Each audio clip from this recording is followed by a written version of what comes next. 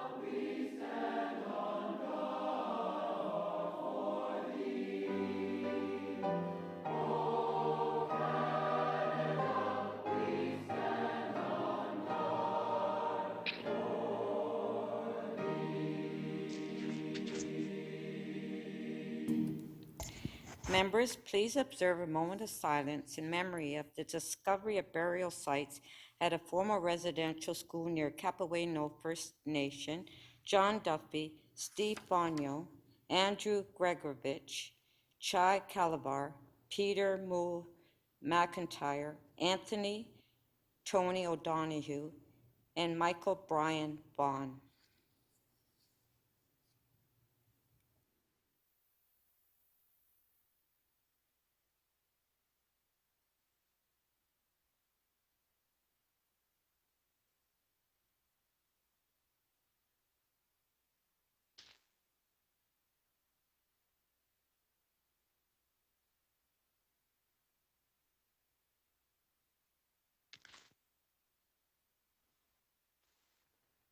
Thank you.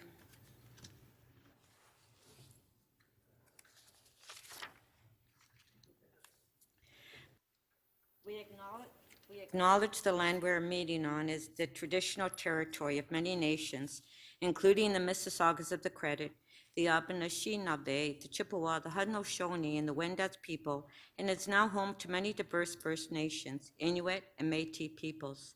We also acknowledge that Toronto is covered by Treaty 13 with the Mississaugas of the Credit. Members, before we begin our opening routines, I would like to call upon Mayor Tory to address City Council.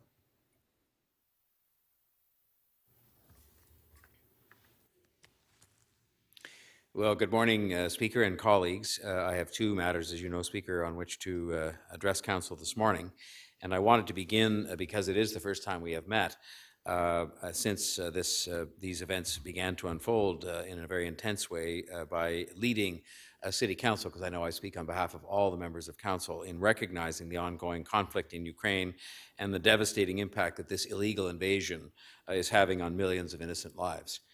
The City of Toronto joins the Government of Canada in continuing to condemn the attack on Ukraine, on its sovereignty, on freedom, and on its own people. I've tried to express many times on your behalf, because I'm often called upon to do so, and on behalf of the people of the City of Toronto, how much we stand in solidarity with the people of Ukraine and with our Ukrainian Canadian community here in Toronto, which, as you know, is one of the largest outside of Ukraine in the entire world. And we will continue to support, as a city, I'm sure, any and all action taken by the Government of Canada in support of Ukraine. What Russia is doing is completely wrong and totally beyond any justification whatsoever. But this has a deeper meaning for us as well. Toronto and Kyiv have a 30-year-long special relationship. I've had the honor of meeting Kyiv Mayor Vitaly Klitschko in person in 2017. I welcomed him right here at our City Hall with Deputy Mayor Holiday, and I spoke with him virtually early last year. And now he is on the front lines in a circumstance where you can hardly imagine somebody that you had in your office having a meeting talking about matters of mutual interest in terms of our cities, now being on the front lines fighting for his country and for his people.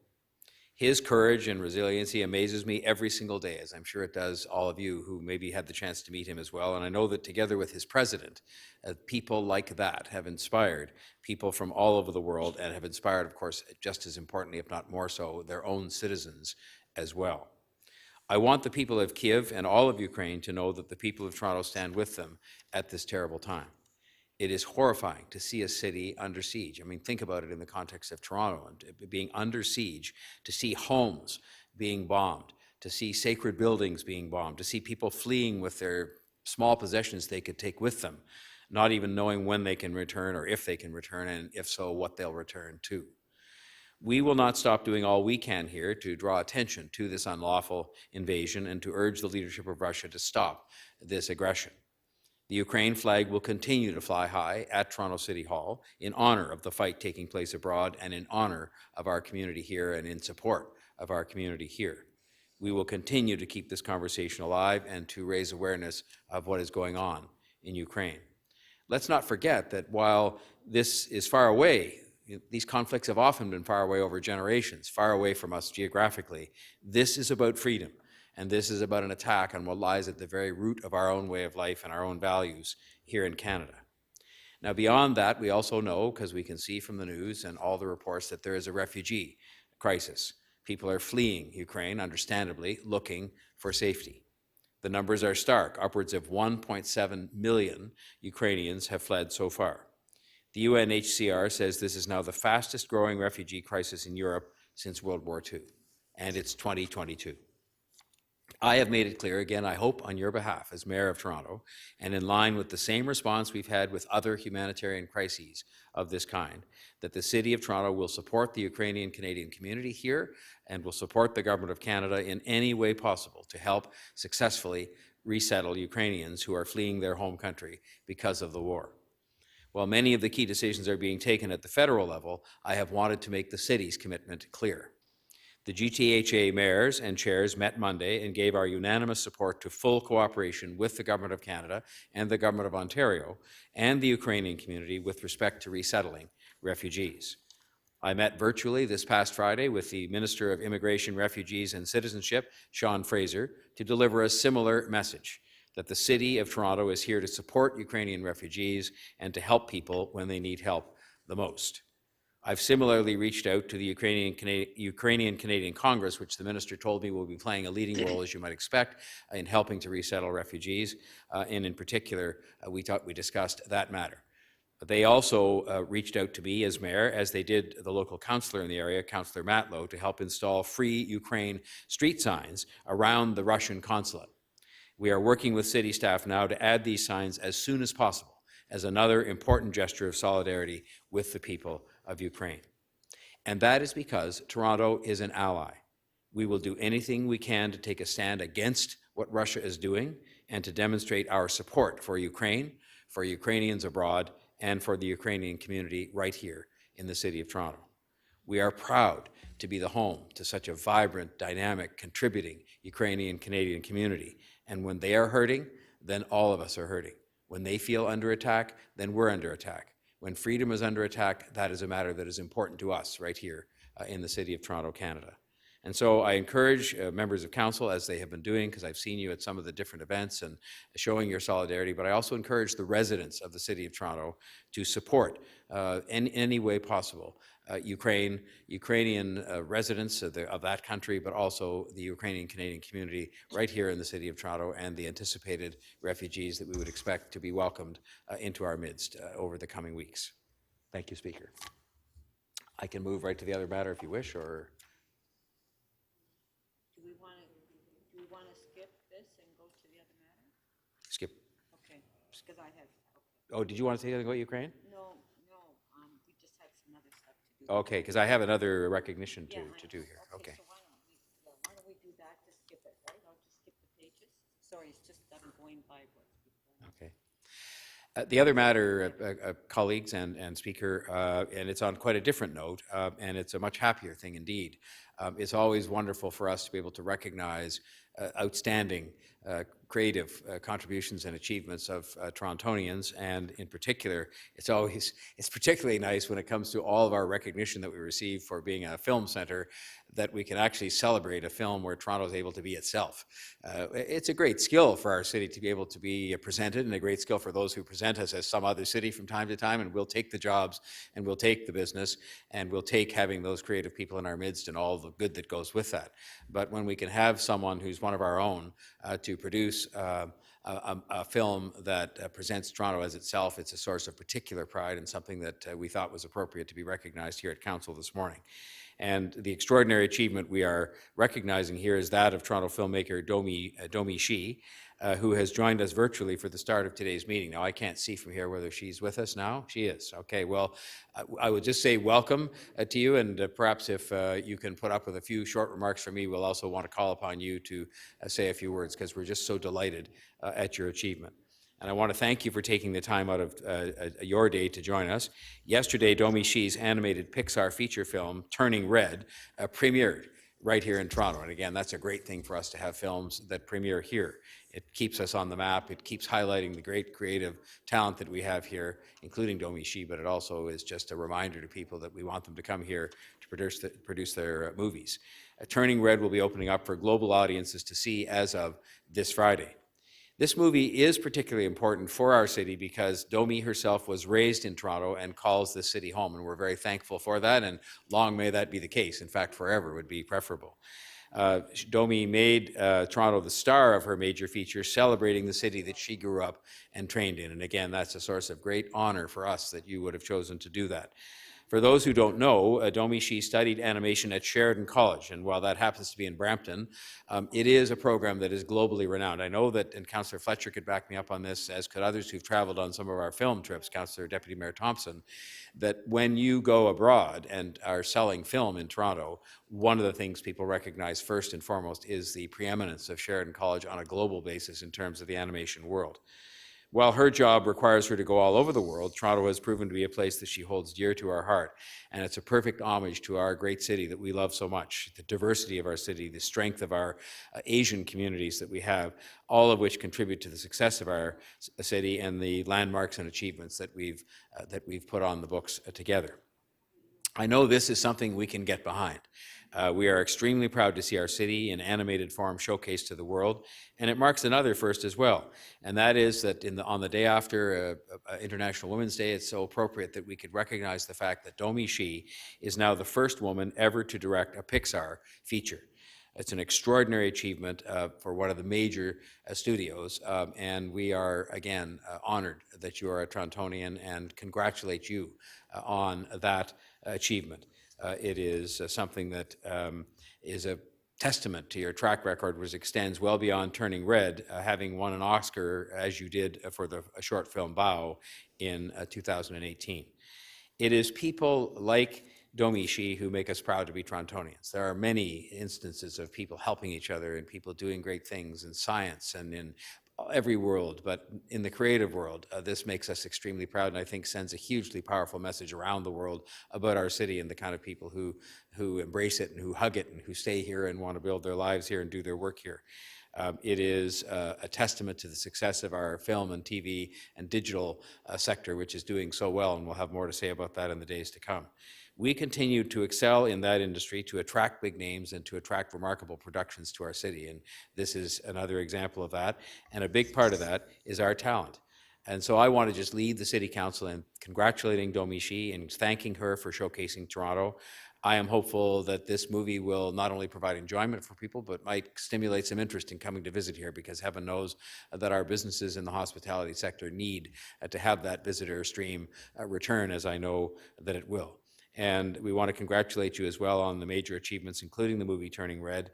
We have already provided her, because of the circumstances in which we exist for a while yet, with a scroll and a recognition of her achievement coming from the City Council and from myself as Mayor and from the City of Toronto. the artist, Janie Howe, used art as a method of communication growing up in this city as well. And a piece of art was conveyed as part of what we sent to Domi Shi in recognition of what she has done for us and for herself and for our city. I hope that you enjoy these tokens of our esteem and of our recognition of your achievement and our appreciation for your contributions. And I would now, on that note, like to invite you to say a few words to the council, if you would. Thank you again and congratulations. Wow, thank you so much. Thank you everyone for the honor. My family and I immigrated to Toronto from China 30 years ago, and I'm so grateful that this city has always welcomed me and other immigrant families with open arms and will continue to do so. From its parks to its public schools to its diverse neighborhoods, it has raised me into the filmmaker that I am today. And so of course I had to set the movie Turning Red here. This is a universal story about growing up for all Canadians, but I'm especially proud to be part of an all-woman filmmaking team and hope to inspire other women filmmakers and immigrants to embrace their inner beasts. Thank you again, and hope you all enjoy this love letter to Toronto coming out March 11th on Disney+. Thank you so much for this. This is awesome. I'm putting this in my office. And this too. Thank you, everybody. Bye. Thank you.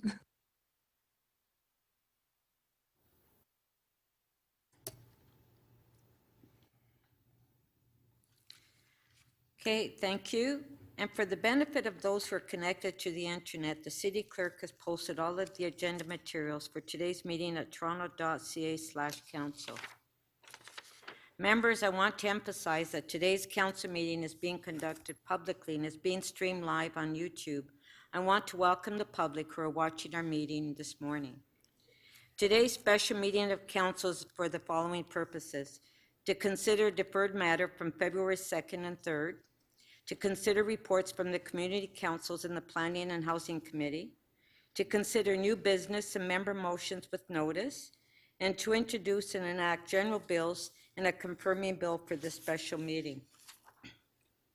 Members of council, this is a special meeting, and under council's procedures, no new business items such as motions without notice may be introduced.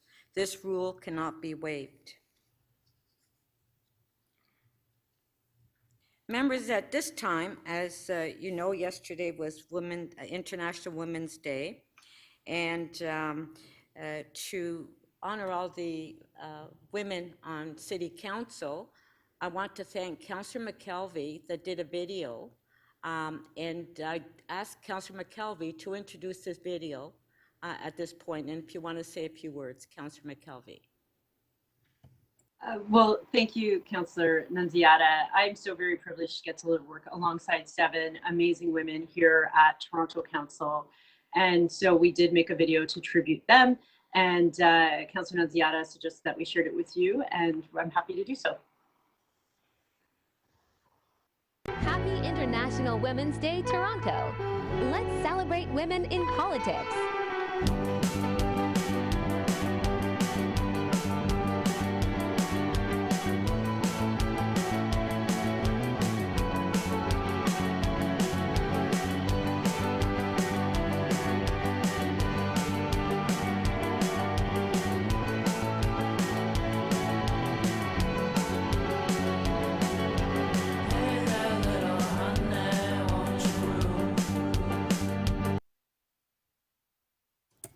Thank you.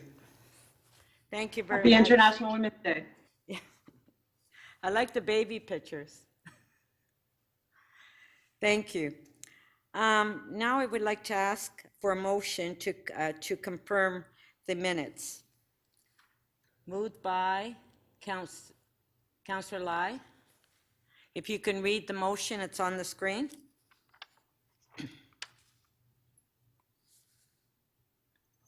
As City Council confirmed the minutes of council from the regular meeting held on February 2nd and 3rd, 2022, and the special meeting held on February 17, 2022, in the form supplied to the members. All in favor? Show of hands, carried. I will now call upon the committee chairs to introduce the reports. The chairs can speak about the reports for up to 5 minutes.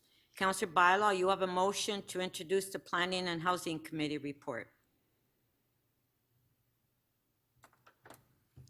Yes, Madam Speaker, that the report from meeting 31 of the Planning and Housing Committee listed on the agenda of council be presented for consideration. Thank you. Councillor Grimes, you have a motion to introduce the Etobicoke York Community Council report.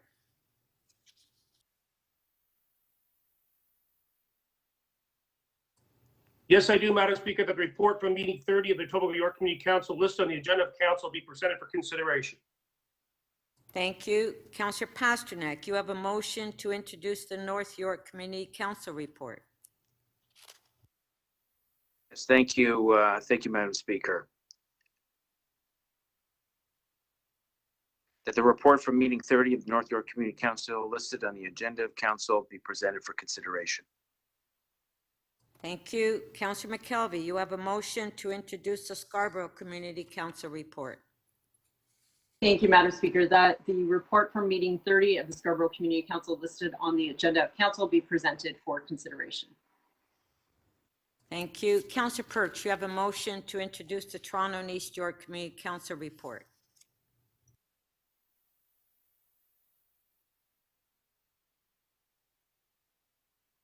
Madam Speaker, I move that the report from meeting 31 of the Toronto East York Community Council listed on the agenda of council be presented for consideration.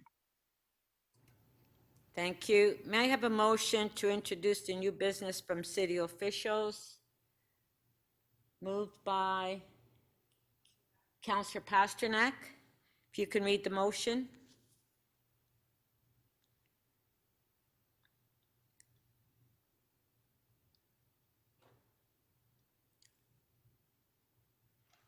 New business from city officials listed on the agenda of council be presented for consideration. Thank you. All those in favor of the motions, please raise your hands. Opposed, if any, carried.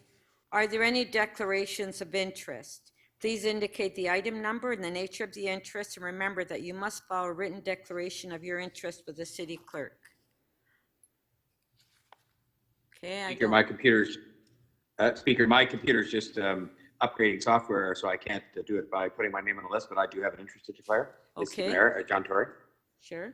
It is in respect of, excuse me, item 2022 TE 31.8, 2128 Yonge Street zoning amendment application final report. And I'm declaring the interest because I have a financial interest in the property known as 2131 Yonge Street that I've declared before. And I have the papers to submit here. Thank you. Are there any petitions at this time? Yes, Madam Speaker, it's Councillor Wong Tam. Okay.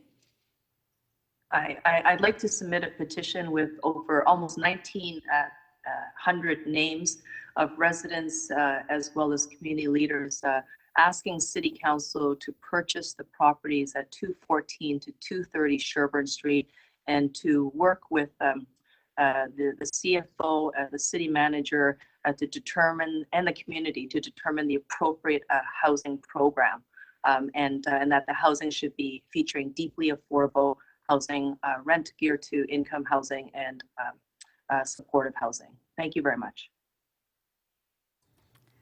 All those in favor of receiving the petitions, please raise your hands. All in favor, opposed, if any, carried. We will now review and confirm the order paper. Once the order paper has been approved by council, any change will need a 2/3 vote. We have deferred item EX 29.12 before us today.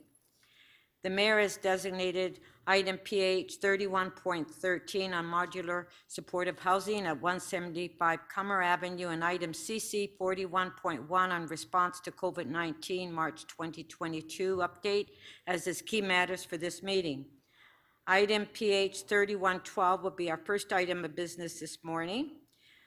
Item CC 41.1 will be considered as the first item after members' motion, and staff will be submitting a supplementary report on item CC 41.1 as soon as it is available.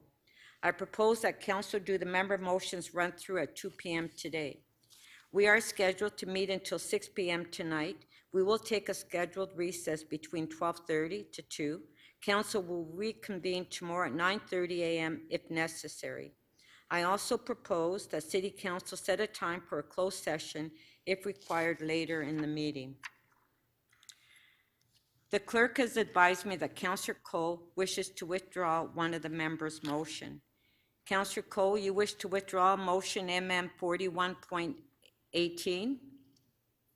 Yes, thank you, Madam Speaker. I withdraw MM 41.18. All those in favor of withdrawing members' motion MM 41.18, show of hands. Opposed, if any, carried. I will not go through the items to take additional member holds. I will review the order paper one section at a time. The clerk will open the speakers list in CMP and you can place your name on the list. When I recognize you, unmute your mic and state the item or items you wish to hold.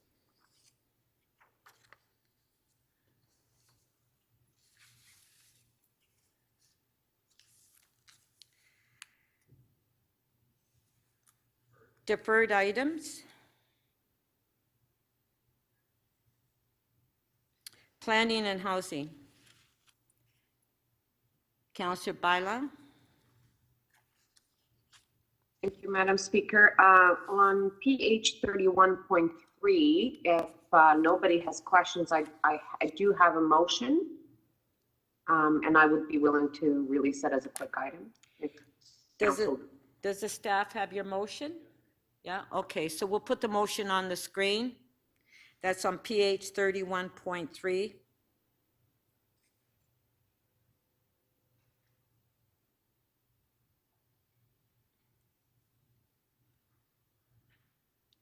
Okay, it's on the screen. All in favor approving the amendment, show of hands. Opposed, if any, carried. Item is amended. All in favor, show of hands, carried. Thank you. And I have another one, Madam Speaker. I can release PH 31.4. Okay, can you just read the item out, please, Councillor? Creating transitional and supportive housing opportunities at 1430 Gerrard Street East. Okay, so Councillor Bylaws releasing PH 31.4. All in favor, show of hands. Opposed, if any, carried. Thank you. Okay. Etobicoke York Community Council. North York Community Council.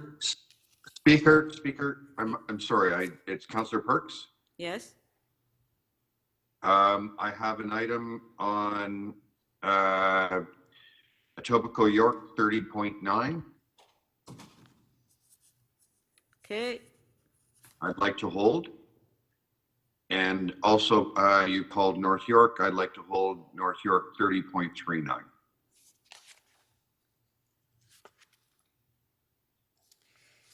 Sorry, members, they're tree items. Okay. Point of order. Councillor Pasek here. If you're going through the agenda in chunks, those who are down the agenda have no opportunity or a limited opportunity to hold items. If you're going through in chunks, I mean, Councillor Perks has held an item of mine, North York 30.39, when you had actually called for Toronto East York. You had not called for North York. No, Councillor Perks, I did call North York. North York was after Etobicoke. Right, but we hadn't finished with Etobicoke. No, Councillor Perks, once I went through Etobicoke, went to North York, he put his name and spoke that he wanted to hold down an item in Etobicoke.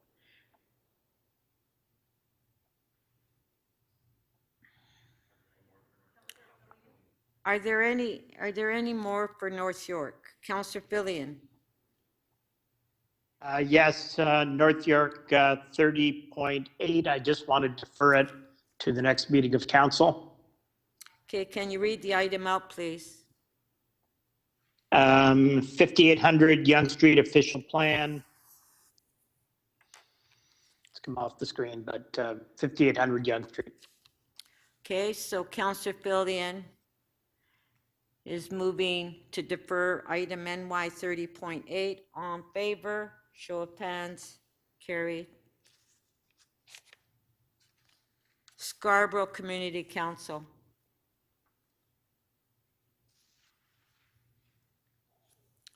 Toronto and East York Community Council. Councillor Fletcher. Thank you, Speaker. I'd like to defer, I believe the clerk has the motion, TE 31.12, which is the Danforth Avenue Planning Study, Segment 2, Don Valley to Coxwell Avenue, city-initiated official plan. And I'm asking for this deferral till April, as in this plan, originally we'd asked to have affordable housing be an important part. Since this is part of a larger Danforth study with the cycle track and the economic study for the BIAs, it's been great, and this is a great planning study, but there's more to do for ensuring we can get affordable housing along this stretch.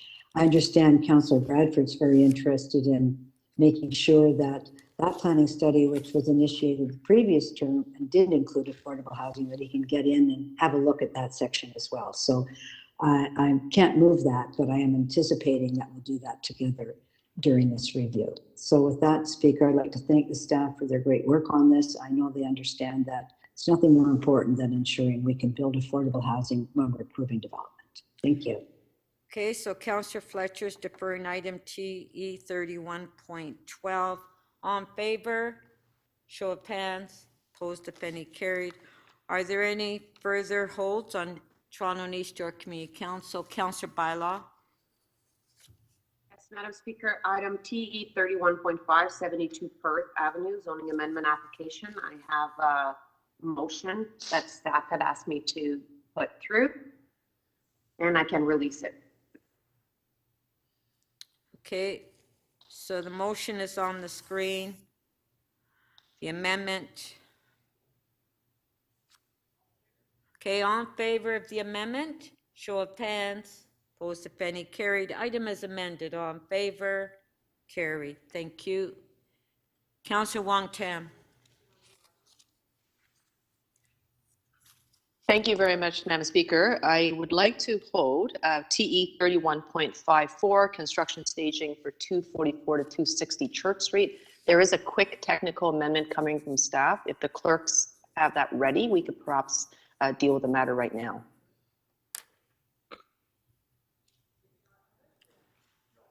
Or I could just hold it. Yeah, we don't have it yet, so you'll have to hold it. Okay. Okay, thank you. Thank you.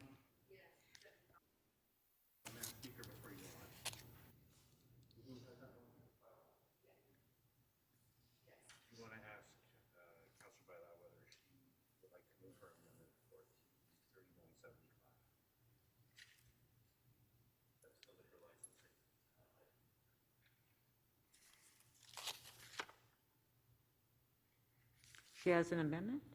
Okay. Councillor Bylaw, it's my understanding that you have an amendment on T 3175, the endorsement events for liquor licenses. Would you like to move that at this time? Absolutely, Madam Speaker. Okay. It's on the screen. It's an amendment for the Due West Fest that we're very excited to have back this year. Okay, so the amendment is on the screen. That's for T 3175. All in favor of the amendment? Show of hands. Opposed, if any, carried. Okay, that's it. All right, so any further holds for, oh, Councillor Grimes, you have your name there? Councillor Grimes? Yes, Madam Speaker, under new business. Okay. Okay, new business is next. Okay, go ahead. CC, bear with me, CC 4114, 3100, 3200 Bloor Street West and 4-8 Montgomery Road. Like to hold that. And I have one more. Okay, just one sec. Okay, the other one? The other one is CC 4116, 80 30th Street zoning amendment application. Like to Okay. hold that. Okay. Councillor Crawford, under new business. Yeah, thank you, Madam Speaker. I'd like to hold CC 41.15, 2872, 2880, 2880, 82 Kingston Road zoning bylaw amendment application. Okay, thank you. Councillor Layton, under new business. Yes, thank you very much. I just wanted to say 2 words about CC 41.17. This is a settlement, a request for directions report on 625 Church. This is one of those situations that I think frustrates us all, where because a negotiation continued to the wire, there is not even an opportunity for us to say no to this agreement because we wouldn't have time to hire planners and send them to the local appeal tribunal or the Ontario Lands Tribunal. The process is incredibly frustrating, I know, for staff, for all of you, but most of all for our constituents. There should be a deadline that no negotiations can happen past so that this body can have the ultimate power in responding to settlement offers. Otherwise, we just don't have a choice, and that choice is being taken away not only from the local councillor, but from City Council and from the City of Toronto. So I'll vote in support of it, but I don't like it. Okay, thank you. Councillor Fletcher, new business. Yes, Speaker, I just want to confirm with clerks that there's no supplemental at CC 41.8, which is the Portland's official plan modification OLT appeals for the request for direction. I'd understood there might be, but it doesn't appear so. So unless there is a supplemental, I'll simply move that. I just want to give them a second to be able to look. That's all. Thank you. There is no supplementary report, Councillor Fletcher.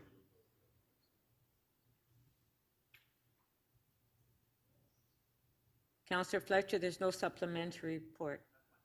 Okay. That's fine then. You just leave it there. Thank you. Okay, thanks. All right. Okay, members, given the size of the agenda, I propose that we dispense with requests to make items urgent and time-specific, and that council consider the agenda in order as revised by the timing of the mayor's key matters and member motion run through. Okay, members, before we adopt the order paper, we will conduct recorded votes on those items where members have declared an interest. Speaker, just on a point of order, Yes? just on the timing, could you just confirm, and I apologize if I missed it, did you indicate that the mayor's second key item, the response to COVID, would be timed for after member motions? Did I hear that correctly, or did I miss that? Yes, that's correct. Okay. Okay, thank you. Okay, so before we adopt the order paper, the mayor has declared a conflict on an item. So if I can ask the mayor to shut off his video till we vote, and we'll have a recorded vote. Okay, that's on T 31.8, recorded vote.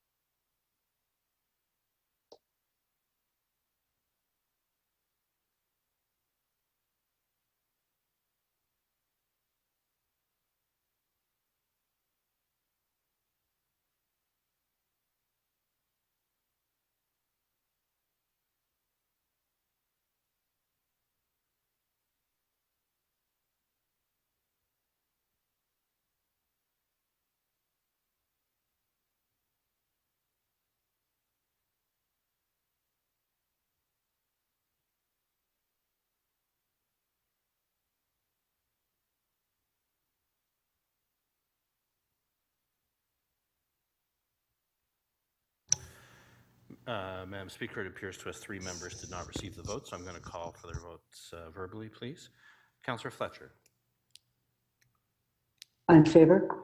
Thank you. Councillor Ford, please. In favor. Thank you. And finally, Councillor Pasternak, please. In favor.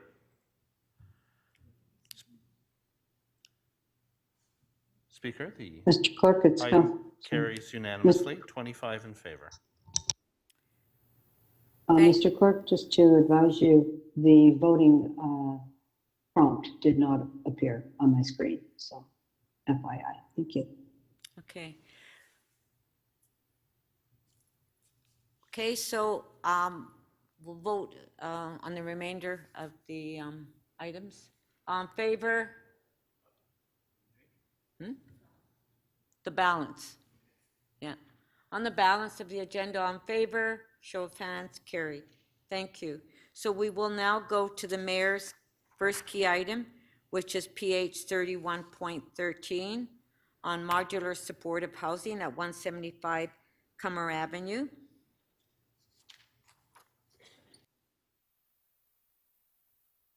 Have any questions? If you can please put your name on the screen. Councillor Bailao. Madam Speaker, through you to staff. Can you describe what's the process that you look at to identify some of the sites for modular housing?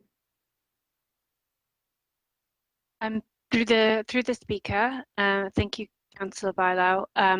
We have been through an extensive process looking at city land with Creatio and our CREM partners.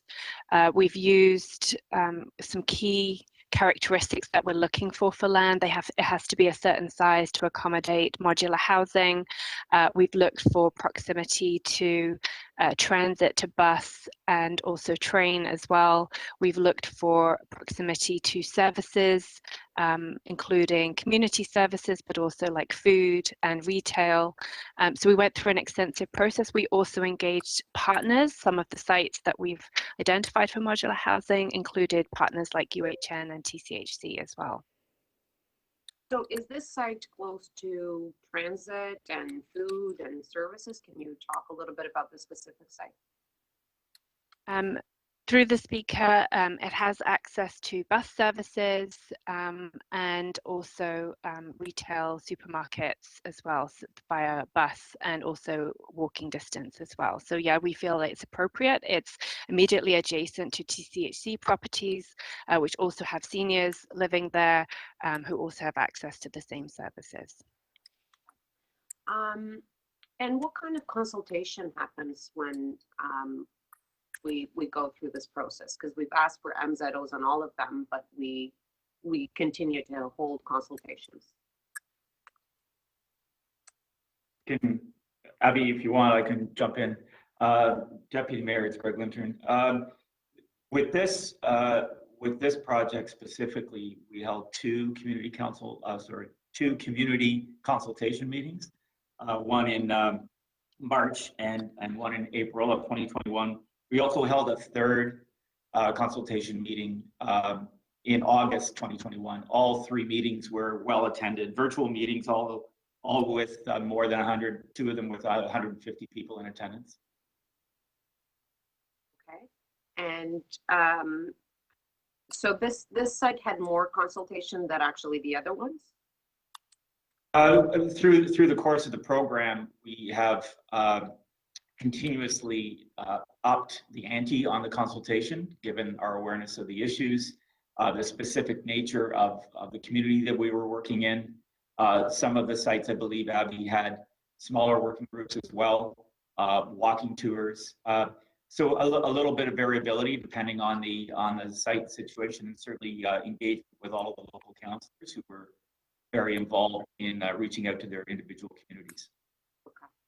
And it's my understanding that the units for this modular housing are ready to be installed. Is that correct? Through the speaker, yes, the modules themselves have been manufactured and are currently in storage in proximity to the site. So as soon as we receive, should we receive the MZO or move through with our own rezoning process, once we have the approvals and process in place that we need, we would be able to install the modules or begin that installation very quickly. Okay. And just to go back to but this is zoned mixed use, residential. It's a This is, residential. this is designated neighborhoods in the official plan, and the proposed use complies and consistent with the official plan designation on the site. The zoning needs to be adjusted for the use and some of the standards, and that is why a zoning bylaw request for an MZO was made, or alternatively, a zoning bylaw amendment. But the land is zoned for neighborhoods to house people. The land is zoned for residential use, and it is designated for resident. Importantly, I think, and Abby answered the question about what sites we look for. We look for sites where we do not need to amend the official plan. I think that's a very important principle here. This land use is anticipated by the official plan and is consistent with the official plan. And how many MZOs have we asked of the province? I believe this is the third, if I'm not mistaken. In general? For the modular, it's the third. There have been other MZOs, one for Sunnybrook, which was going through a process, one for the. Have we been granted all of them? The ones that City Council has requested, I believe so, yes. So this is the only exception. That's correct. Do you understand why? I'll leave that to City Council to make a determination. Okay, that was your last question. Thank you. Thank you. Councillor Holiday, questions? Thanks, Speaker. I think to Mr. Linton, because I heard a word consultations used, and this is really a general process question about these initiatives. I had always used or heard in the reports the language of community information meetings, but Mr. Linton, you used consultation, and I just wondered if something had changed. And maybe I'm remembering it incorrectly. Are they community consultation meetings that are held? That would be what I would call them, Deputy Mayor. I would call them community consultation meetings. There's information provided and there's back and forth. And as a result of these consultation meetings, revisions were made to the proposal. So that's engagement. It's both, really. It's consultation and engagement. Okay, because I know the language in the earlier reports was distinctive, and and perhaps it's because these processes have played out that you've now done a sort of a back and forth. So can you tell me how the community's information gets back before City Council? Because if you think about it like a typical consultation on a development proposal, there's that back and forth, and then it finds its way into the final report to Council. Is that the same thing here? Generally speaking, I'd say so. We reported twice to, I believe, twice to Council on this item, and the first report proposed the initiative as a municipal initiative and identified the proposal. The second report came back with the results of the consultation and the revisions that we introduced. Some of them were staff initiated, some came from likely conversations with the councillors, some came from engagement with the community. So not completely atypical. I'll acknowledge it was on a fast track because we were directed to move fast by City Council. Okay, and the consultation process was not unique to this site. It's how you're applying it to these initiatives going forward. Well, again, I indicated that the consultation, we've been learning as we've been going along, and I think given that this is a new initiative on the part of the city, we've been ramping up our consultation approaches all the way through, and the engagement of the local councillors has been very important in that. Thank you, that's helpful. Thank you. Are there any further questions on the item?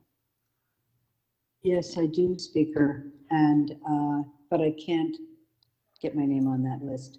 Okay, just one wanted- sec, Councillor Fletcher. Hold on, we'll put your name on the list. Thank you. Okay. Thank you.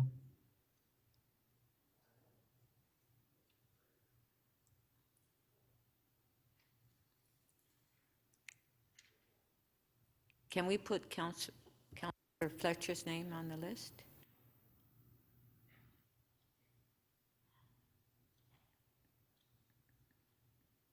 Okay. Councillor Fletcher, go ahead. Thank you. I just wanted to follow up for a second on that question from Councillor Holiday, and this notion about community consultation. For a lot of years, there were consultation meetings that essentially the community felt that they were being consulted as to whether or not they wanted something or didn't want something. Could you clarify that around housing, that it is a consultation about what it's going to look like, who's going to be? It's more of an information session. It's not a session to get approval from the community. I think that's a very important clarification. Through the speaker, Councillor Fletcher, the decision here rests with City Council and or given the MZO request, the province of Ontario. So that's the decision-making authority. Staff are facilitating a conversation together with local councillors in these communities. It's about information sharing. It's about a feedback loop. It is about how we do housing. I think in the context of housing, increasingly, it's not whether we do housing, it's how we do housing. And yes, that very much reflects housing as a human right. So we want to focus the conversation, especially where the official plan currently permits housing, which is the case here. We want to focus the conversation on, okay, how do we do this? Can we do it better? What's the nature of the proposal? Right. What improvements can we make to it? So I'm just trying to clarify, because in the past, until our Deputy City Manager, former DCM, Juliana Carboni, there were a number of changes made. There was originally a required community consultation within a certain number of meters, and the impression was that community did have a right to say, we simply don't want that. And I think I'd like to clarify for everyone, including the deputy, because he seems to think that we're changing back to that model. And perhaps Ms. Bond can be clear that we're not changing back to that model. We're having a community conversation about how well that will fit, what has to happen, entrances, etc. There's a number of issues that can be discussed, but it's not a kind of a community vote about we don't want this, so it's not going to go there. I'd just like to clarify that once and for all, please. Through the speaker, thank you, Councillor Fletcher.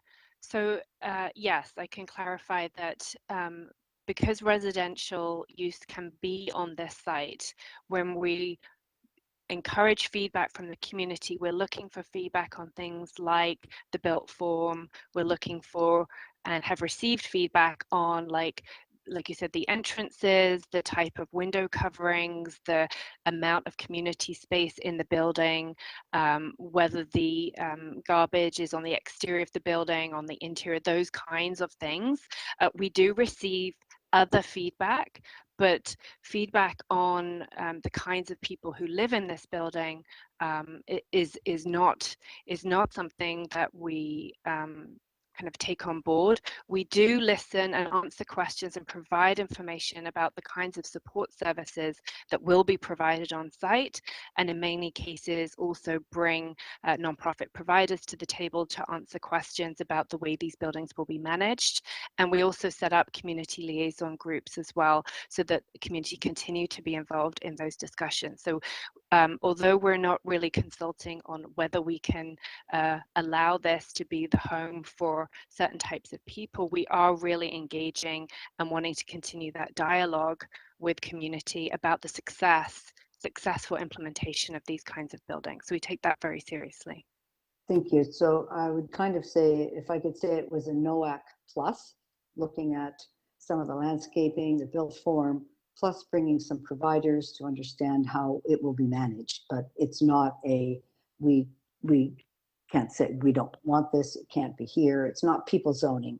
It's basically a site plan with more information about how it will operate. Could I call it that, Mr. Lintern? Just in that way, not, you know, not in the legal sense, but just in the conceptual sense. I think in a conceptual sense, it's very much about those types of issues. Great, thank you so much. Thank you. Deputy Mayor Min Wong, questions? Yeah, thank you, Madam Chair. I'm sorry to parse this out, but I was a little bit troubled by the questions and the answers from the previous person who was speaking. This is a rezoning application, correct? we're amending the zoning bylaw to permit the use. It is now because council's asking us to bring forward the zoning bylaw amendment. It was an MZO request. And so there's a consultation, correct? Yes, there has been a consultation. We talked about the MZO request. Oh, in the previous- I'm just confirming that there's a consultation. Yes, there has been, yes. And the public are free to take any point of view that they want, are they not? Absolutely. You're trying to focus, I think you're trying to focus the conversation on something that they may not be interested in focusing on that, but it's still their right to disagree with you. Is that fair? That's fair. And this idea that they can't have a vote, and they can't have their point of view. The law allows them in a consultation process to have their point of view, even though staff may disagree with it. Am I correct in that analysis? Yes, I think our answers were framing the context of the conversation is the land use in an official plan is permitted. That was the context of a conversation, but certainly the public is entitled to come to a public meeting and say whatever they want within in a respectful manner, of course. No one's saying that the conversation shouldn't be respectful, but this idea that you're guiding them in a certain direction, that housing should be this, and that they can't have a point of view, that is simply nonsense. Would you agree with that? I think, again, we're trying to provide the context that the use is permitted by the official plan. And in terms of managing the expectations of the public, I think it's appropriate for staff to talk about the parameters of the consultation. And as Abby and I have outlined, the various matters that from a staff perspective, we wanted to gather feedback on. But they're allowed to have a point of view on this particular project, and we should respect that point of view and not sort of sneer and look down on that point of view. I don't think anyone's suggesting that we would do that. We certainly listen to the public and take everything we hear. Just a That's good, Madam Chair. Point of order. Thank Point of you. order, Madam Chair. Point of order. I was Point not of order, assuming that Councillor anyone would- Fletcher, point of order. It certainly wasn't about sneering, but I've been in so many situations where the public say, I don't want those people here, and think somehow that through the city's process, they can stop it. That's all. That's it. Thank you. Thank you. Are there any further questions on this item?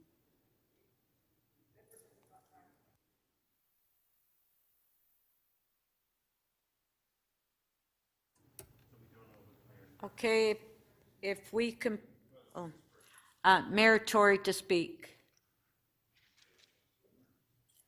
Thank you, Speaker. I hope all members of council will support this.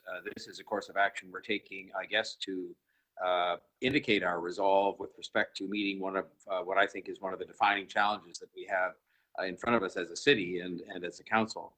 And I say it's one of the this route we're going down is only because there has been a difficult to understand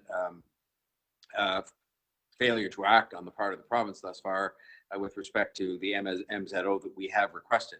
I'm the first one to line up and say that I'm not happy when they use the MZO when we don't request it, but when we do request it, and it's not something I would see us doing all that often, but in this case, we're doing it to meet a very urgent problem that we have in the city, which I think they understand. And they've been very cooperative, I should say, in granting the other MZOs we've asked for in respect of this kind of housing. And that is, the reason why I see it as such a defining challenge, because it's the best answer we have. These modular housing, projects built on city land are the best answer we have at the moment, among others, but it's one of the best ones we have that can be implemented quickly to address the needs of people experiencing homelessness. I think the urgency is understood because the issue itself is urgent when you have people that are living on the streets or living in encampments, that we know we are in a position where we can begin, as we've done so successfully this year, to provide a better answer than that. They are, the most important part of this isn't whether they're living in an encampment or a shelter or on the streets, but rather that they're not getting the supports that they need, which these housing projects can provide for them to make their life better. Thirdly, there's a significant financial contribution involved here, which is time limited, issued by the federal government.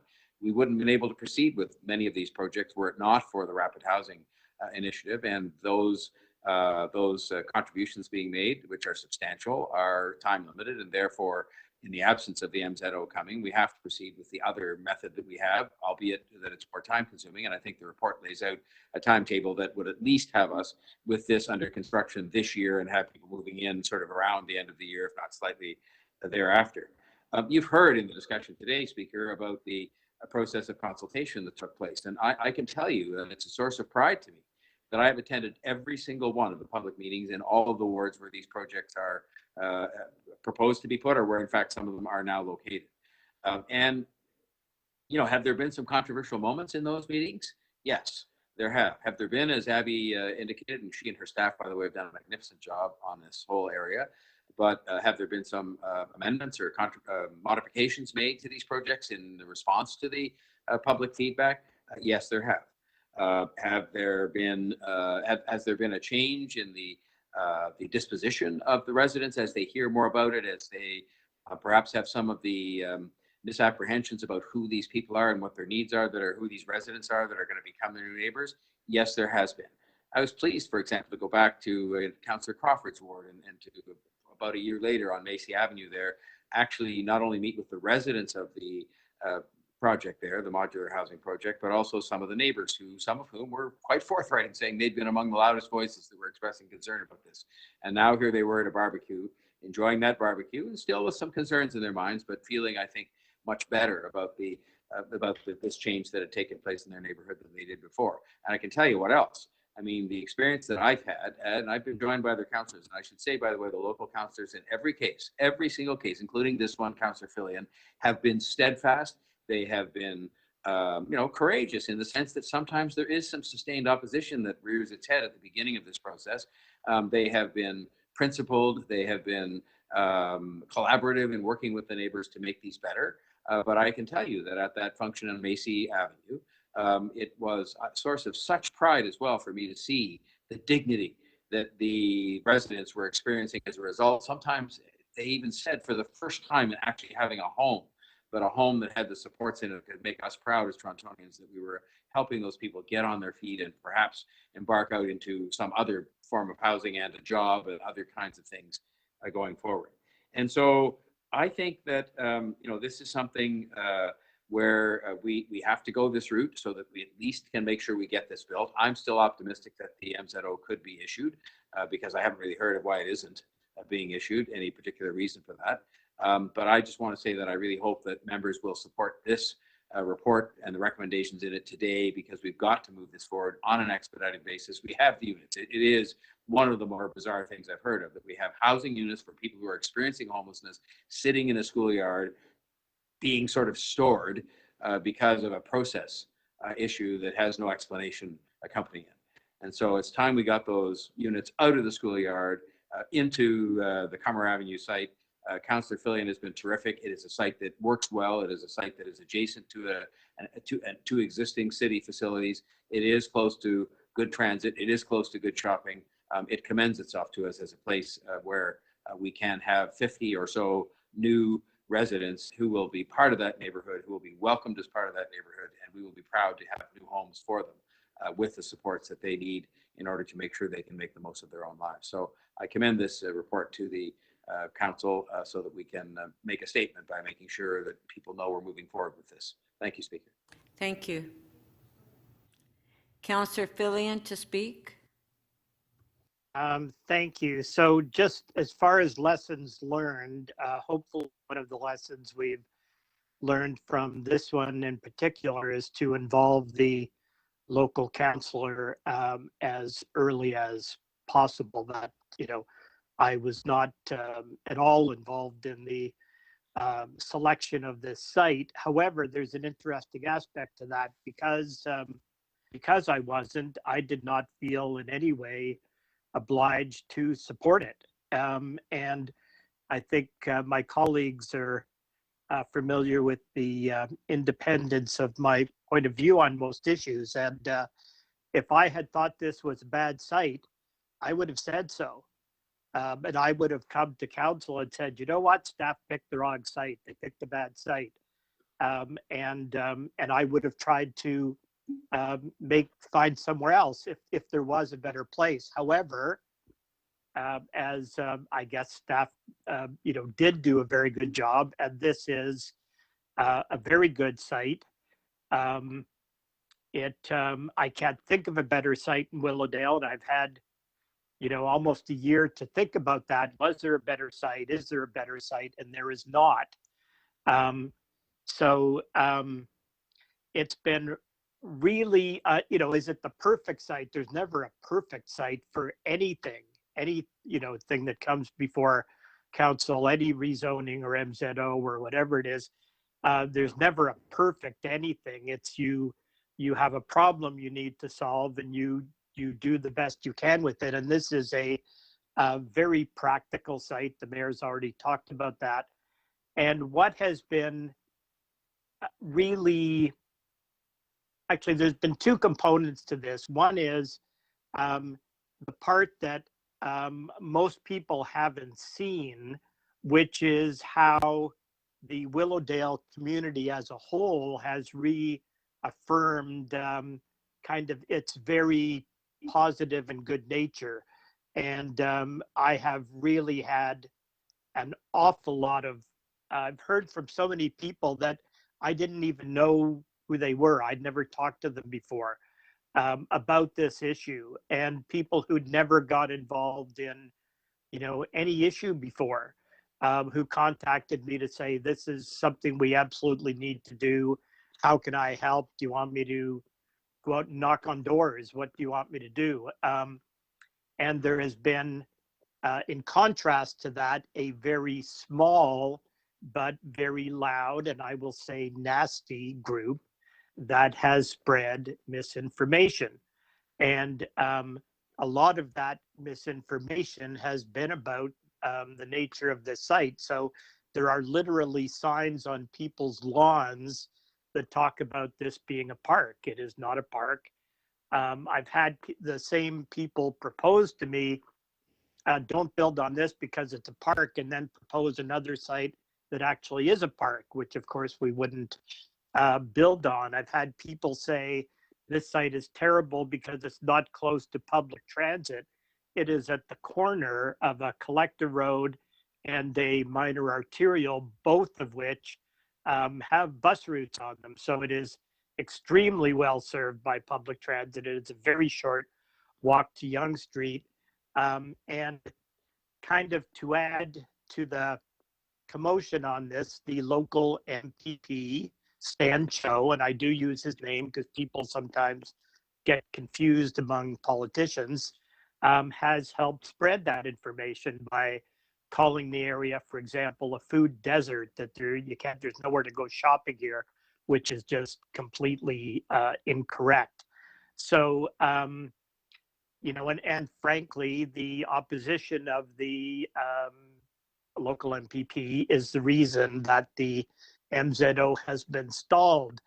And I've often thought, I wish we could have chosen the 59 people who were going to live here in advance, because I would have liked to assemble them and then bring Stan Cho or Minister Clark or the Premier to meet with them and explain to them why this is a bad site 10 for them. seconds.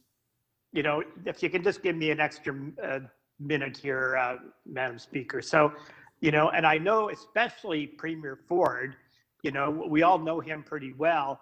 He's actually a real softie. If he met even one of those people who are now living out in the cold because their units that they could be living in are stored in a TTC parking lot, if he met even one of those real people, I know he would say, you know what, this is not okay. I'm going to intervene. I'm going to get this done.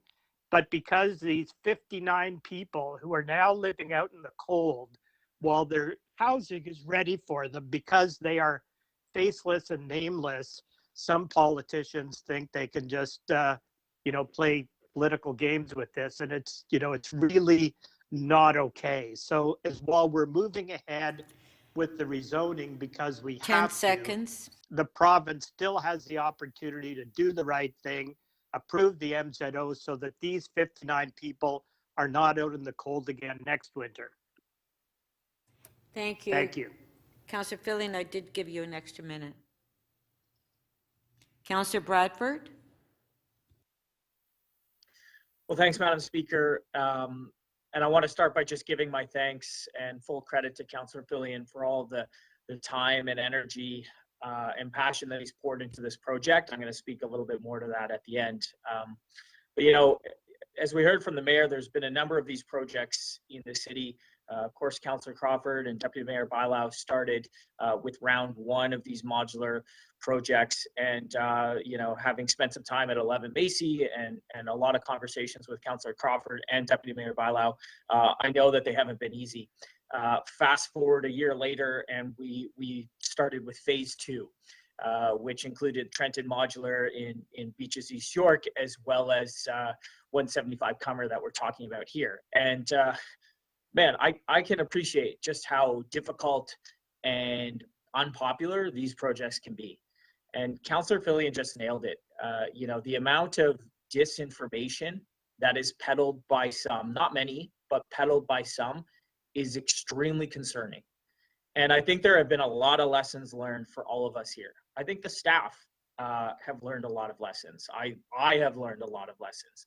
And we simply cannot stand by without calling out the disinformation. We cannot stand by without correcting the record, without being proactive, without weighing in when we see it, often online. This stuff gets out of control.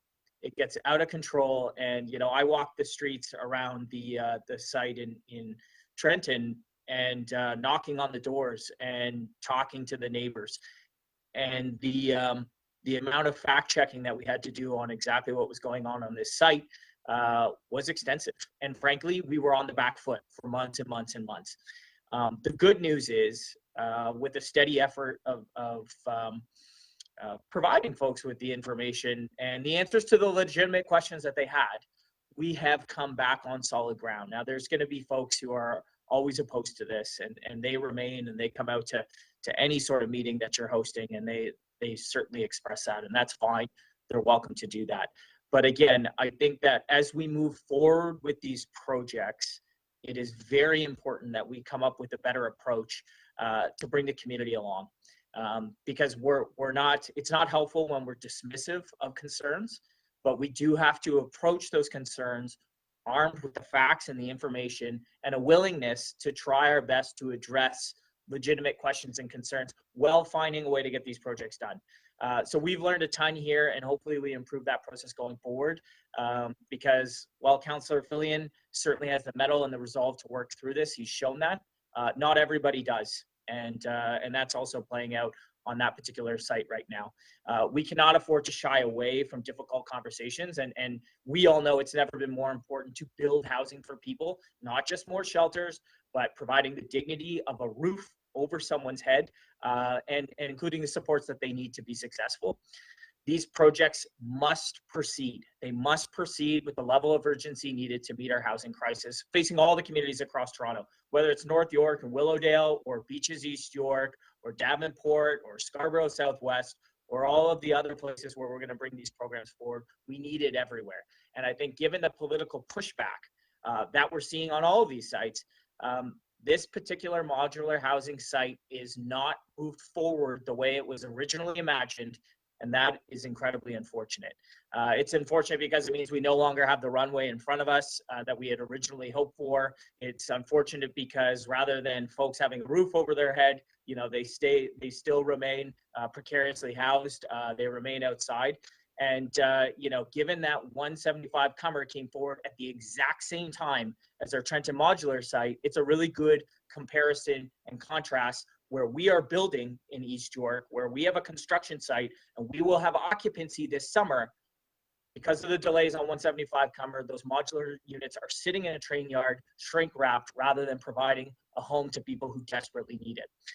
So the homes are going to get built, and that's why we're starting the process today. It's the right thing for all of us to do. I'm glad to see the city stepping up and getting it done.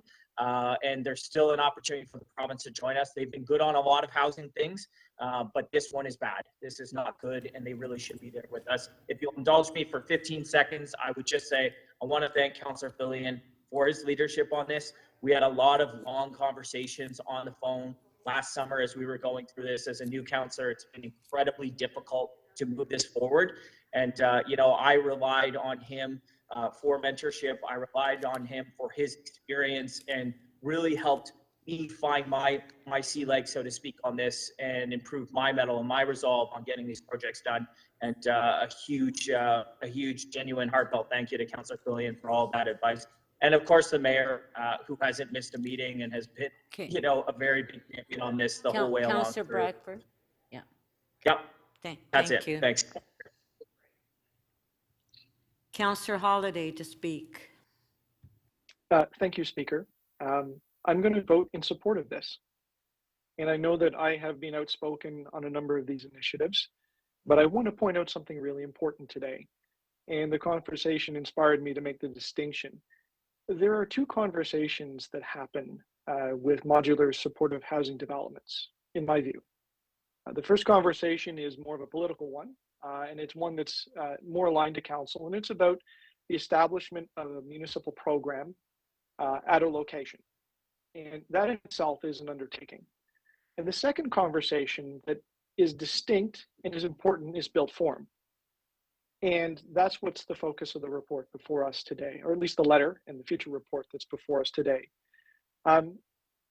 I experienced a bit of this recently on a recent development proposal where there was some affordable housing proposed for it. And I heard horrible comments come from people about it, about the future tenants or the future residents. I kept telling them, what does this have anything to do with the built form before us? You can have opinions on affordable housing, on the program, on how the government is involved in that. I mean, that's a whole political conversation. But what's before us is, the height of the building, the size of the building, the number of units, that kind of stuff. And I realized that each of those conversations has its place, but when you mix them together, you create quite a stew. And I think about real issues concerning built form, like shadow, like massing impact, like selections of the type of finishes, parking, all those kinds of things that are really important to people that live next to this location that need their appropriate form to be discussed.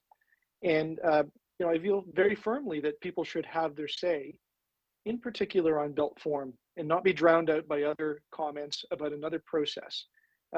People will come and go, programs will come and go, but the buildings are permanent fixtures. And to me, it's important that people have the forum and the process and the laws around that to have their say about the built form. And that's why I'm going to support this process going forward.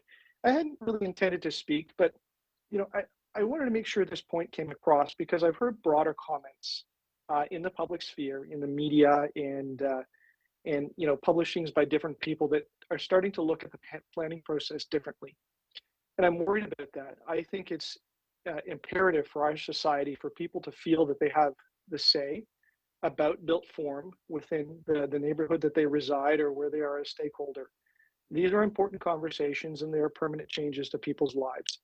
And if we want people to be confident in government and in the process with government, they should feel that at least their comments, whether we agree with them or not, or take them and apply them or not, that they've had those chance to raise it and be documented.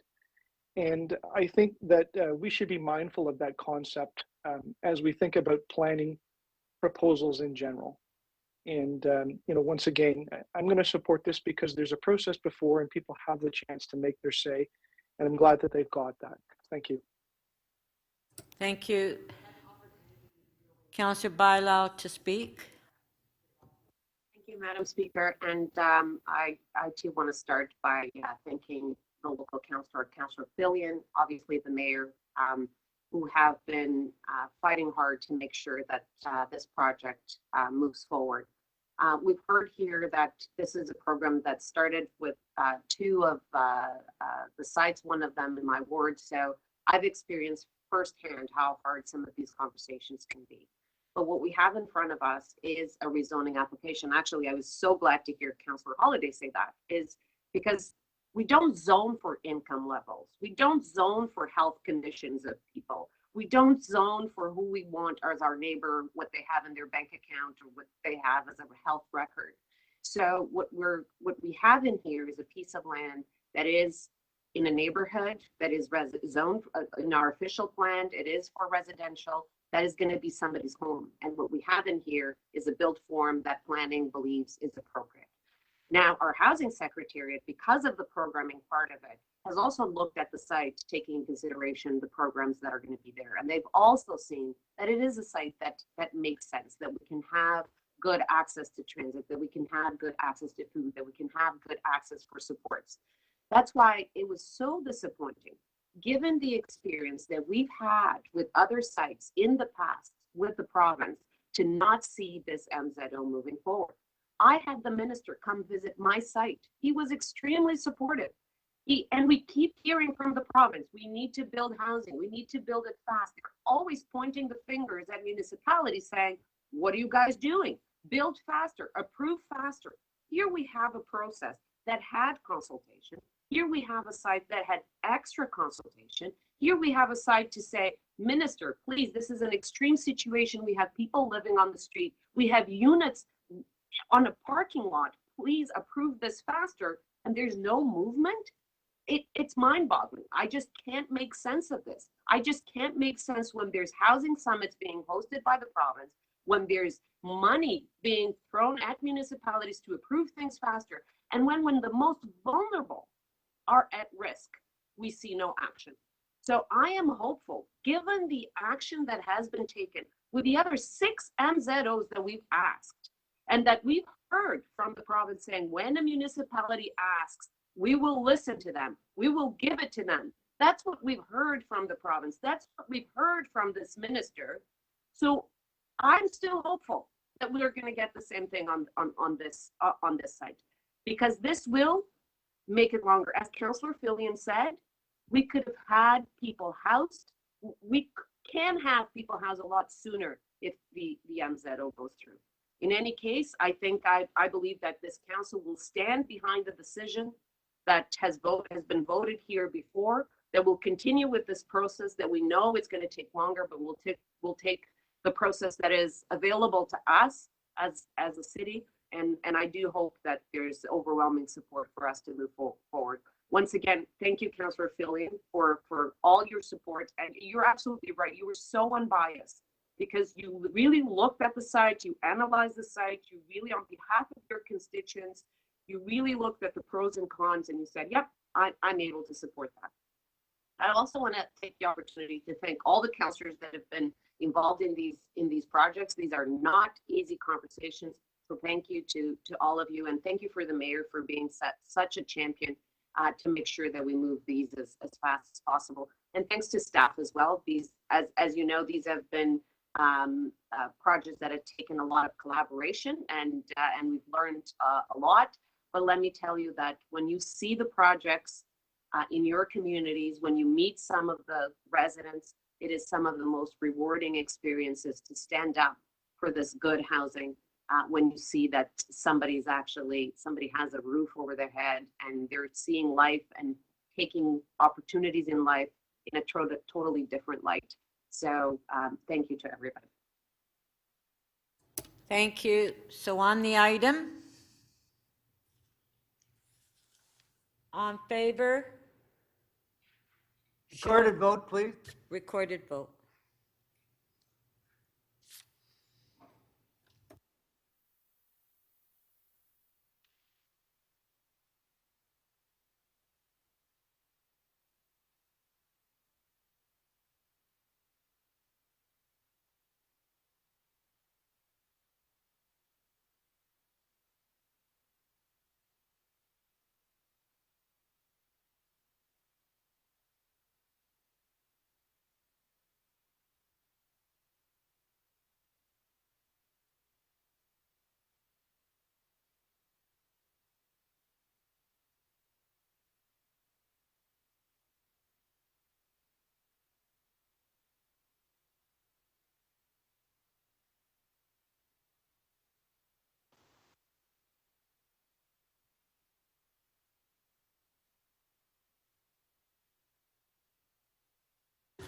Councillor Thompson, are you able to use the system to vote, sir? Now, I'm actually fighting with it, but I'm in the affirmative. Thank you. And Councillor Pasternak. Thank you. How do you vote, please? It's in the affirmative. And Mayor Tory. Mayor Tory, I'm sorry, we've closed the vote. If you could state your vote verbally, please. Okay, bye-bye. In favor. Thank you.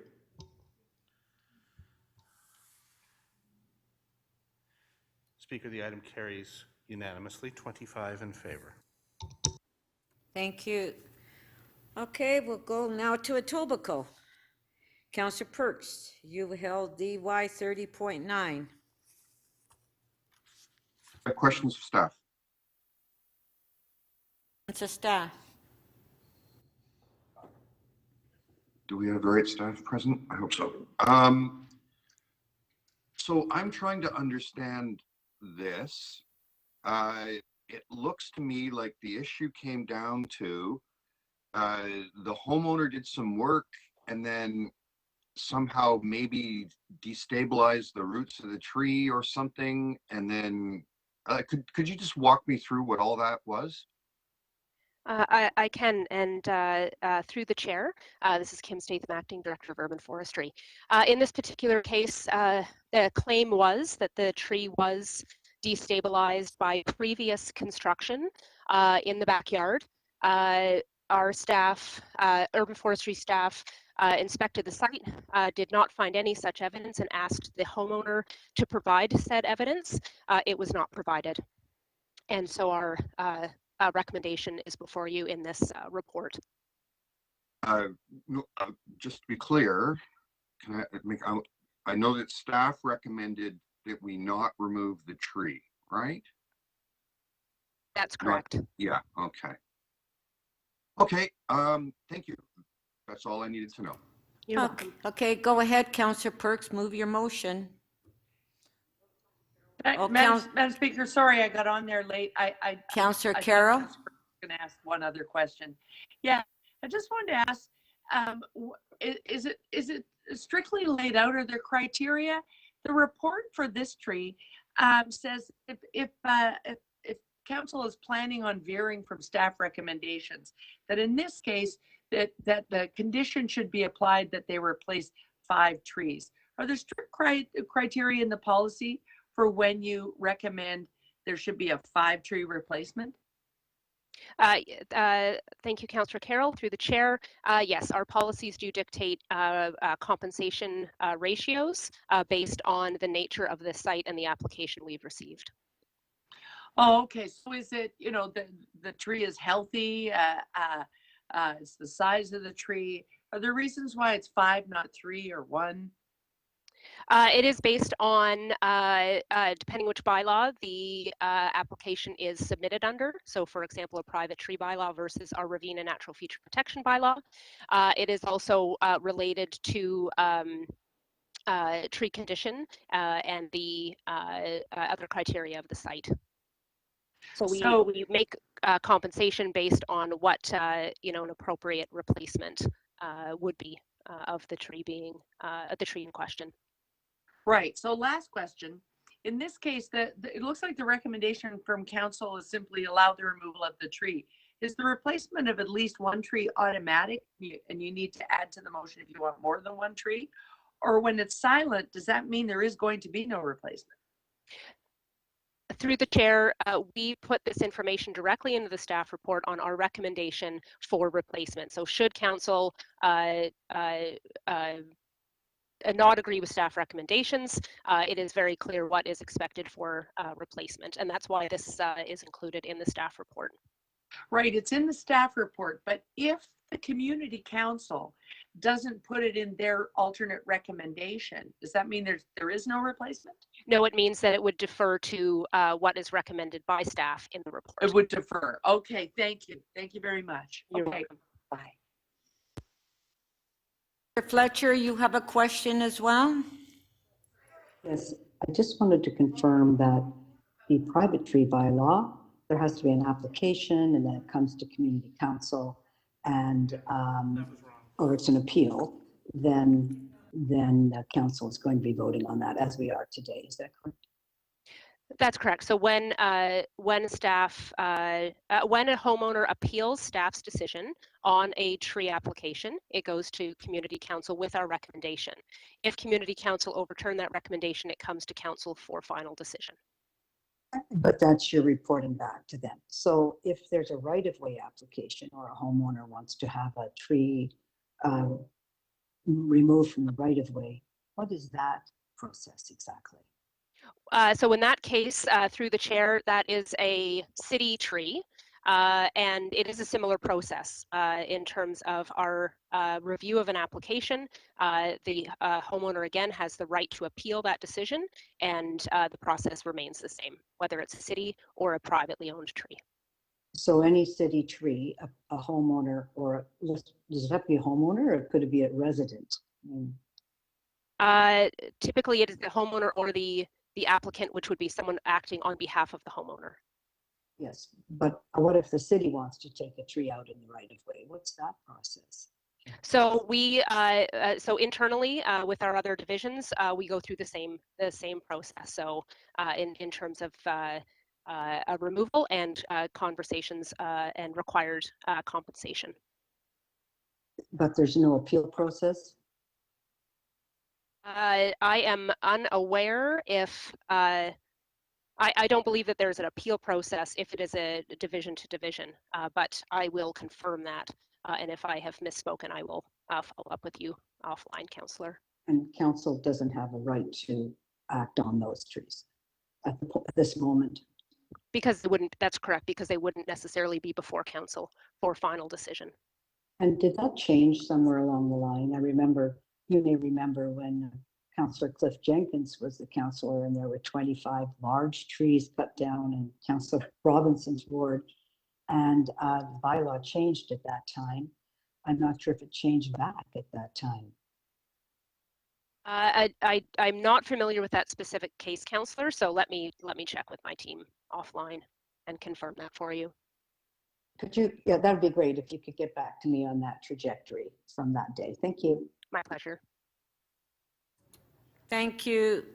Okay, Councillor Perks, just, oh, sorry. The clerk just wanted a comment on the response that staff gave.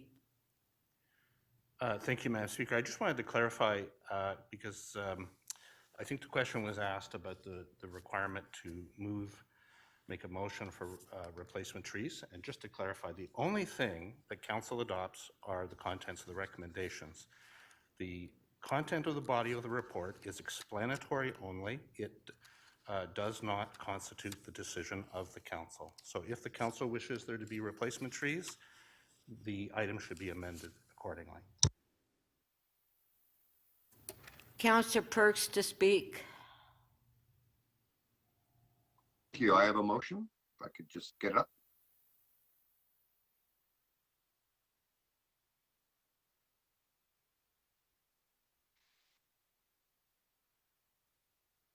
Okay, if we can put the motion on the screen, please.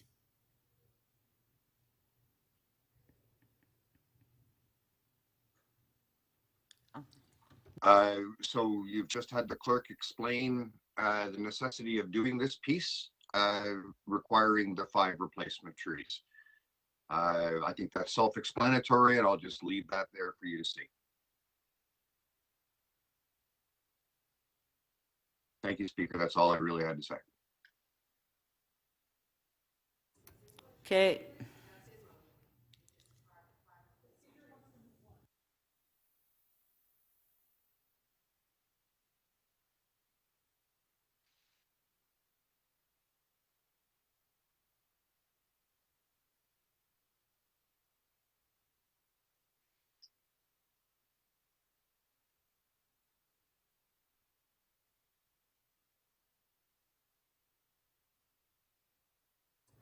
Okay, so being that this is in my ward, I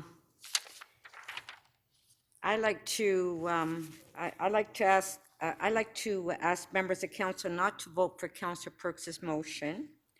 I will be amending and recommending only 1 tree be replanted. The yard isn't big enough for 5 trees. There was damage done to the property owner's property. It wasn't work that this owner did. It was the previous owner, and it did a lot of damage in the walkway in the backyard. So I ask you not to support Councillor Perks' motion, to vote for my amendment and also the recommendation from Community Council.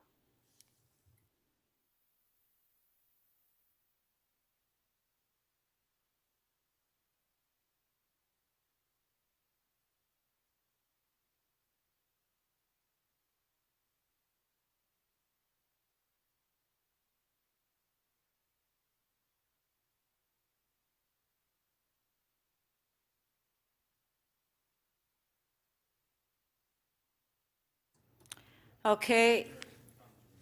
The motion is on the screen, moved by Sorry, Madam Councillor. Speaker, are we not, was the speakers list cut off? Because I'm on the speakers. I'm just showing my motion. Oh, okay, sorry. I thought you were going to the vote on the item. Sorry.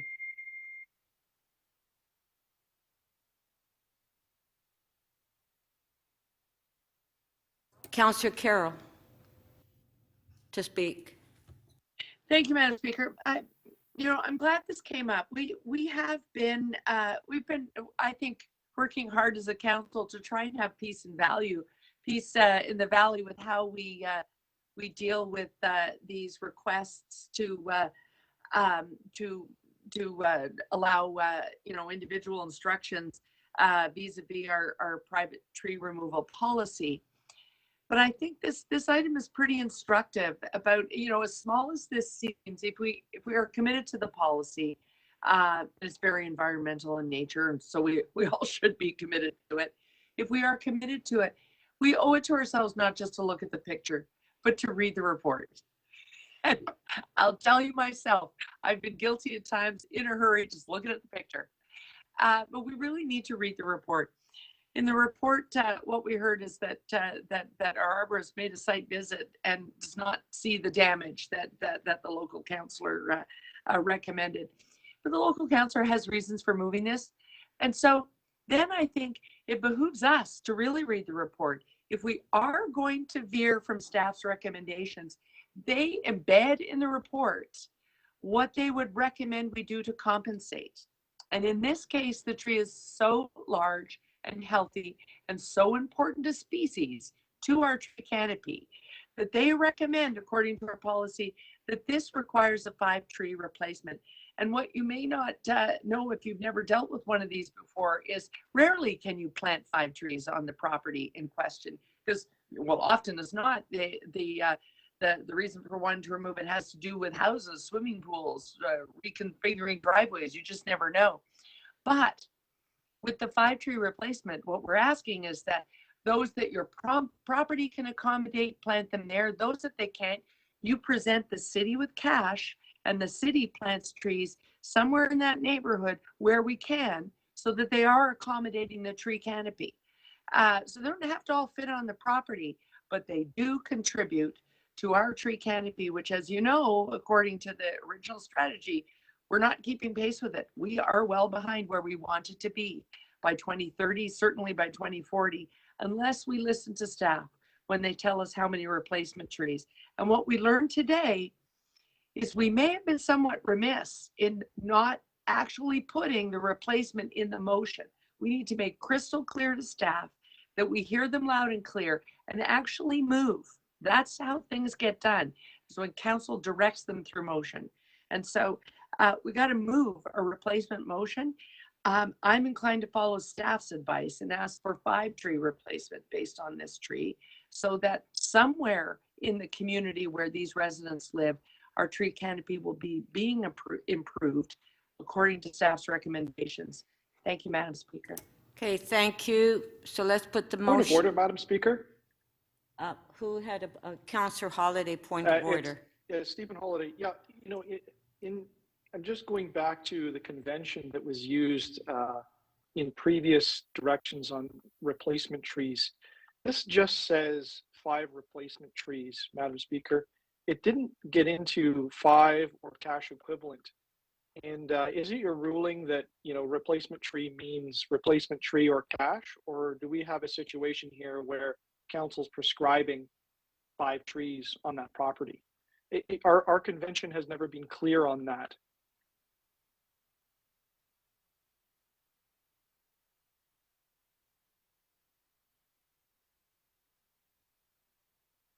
Yeah. So, Councillor Holiday, are you asking a question or is it a point of order? Because Well, it's a we're, point of order, Madam Speaker, because our convention and how these motions have been placed in the past have never been completely clear. So I don't know that we've got clear direction here. okay. Yeah, I don't know, Councillor Holiday. We'll take the votes. Okay, let's put the motion on the screen and let's take a vote, recorded vote. Okay. Motion by Councillor Nunziata, it's on the screen, recorded vote. Recorded, yep.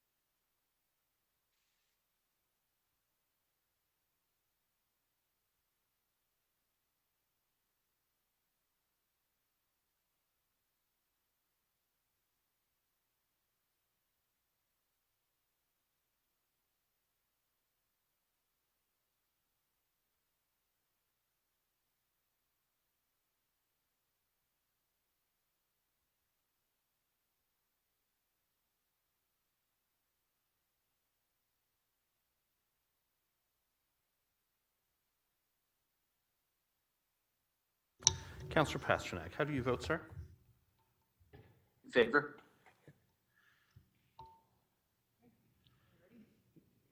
Yeah. The amendment does not carry. It loses on a tie. 12 votes for each side.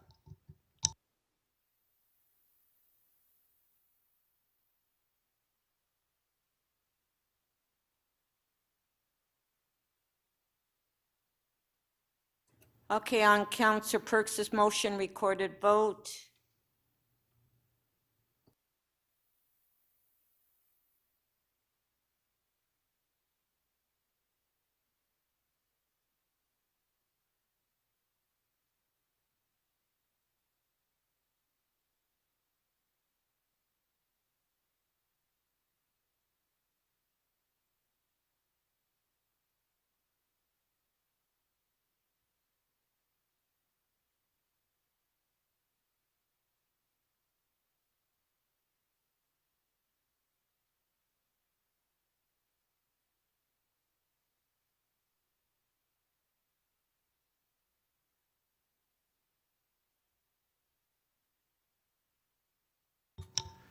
Councillor Pasternak, how do you vote, sir?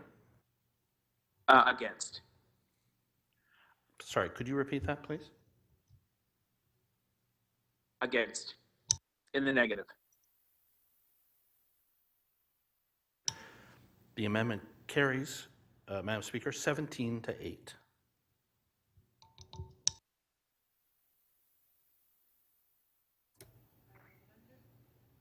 Madam Speaker, on a point of order. Item as Sorry. amended, like, just, we just don't want to get into, okay, item Yeah, as carry on. amended.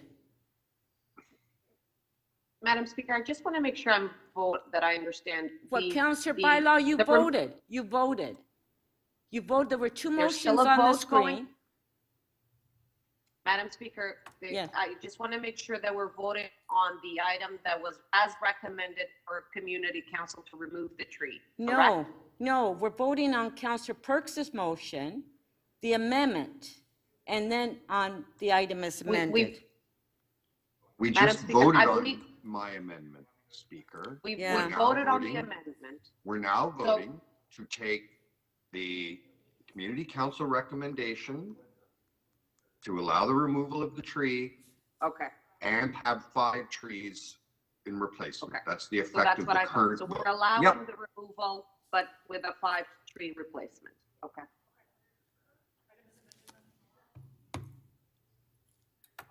Item is amended. On favor? Whatever. Okay. Next item, Councillor Perks. Private tree, North York, NY 3039. On a point of order, Madam Speaker, could we just get some clarity from staff to the question that Deputy Mayor Holliday asked? Like, is it 5 trees planted on the same site, or is it just Yes, 5? I just want to make it clear. This was my ward.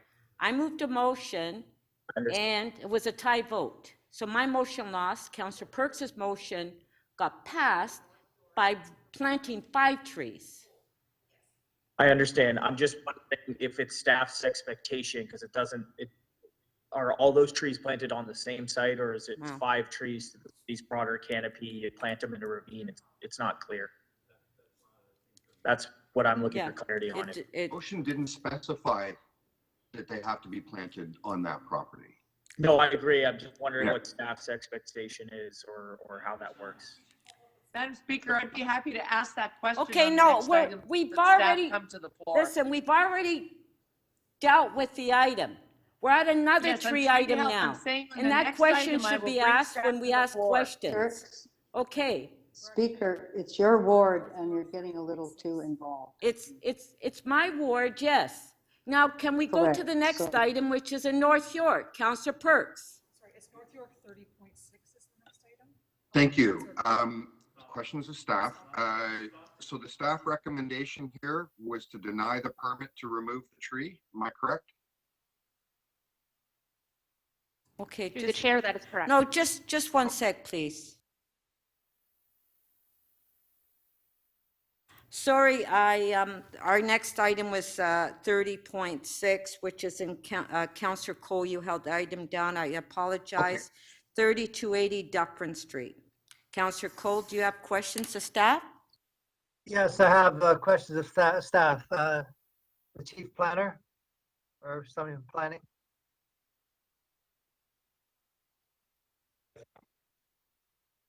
Councillor Cole, questions of staff?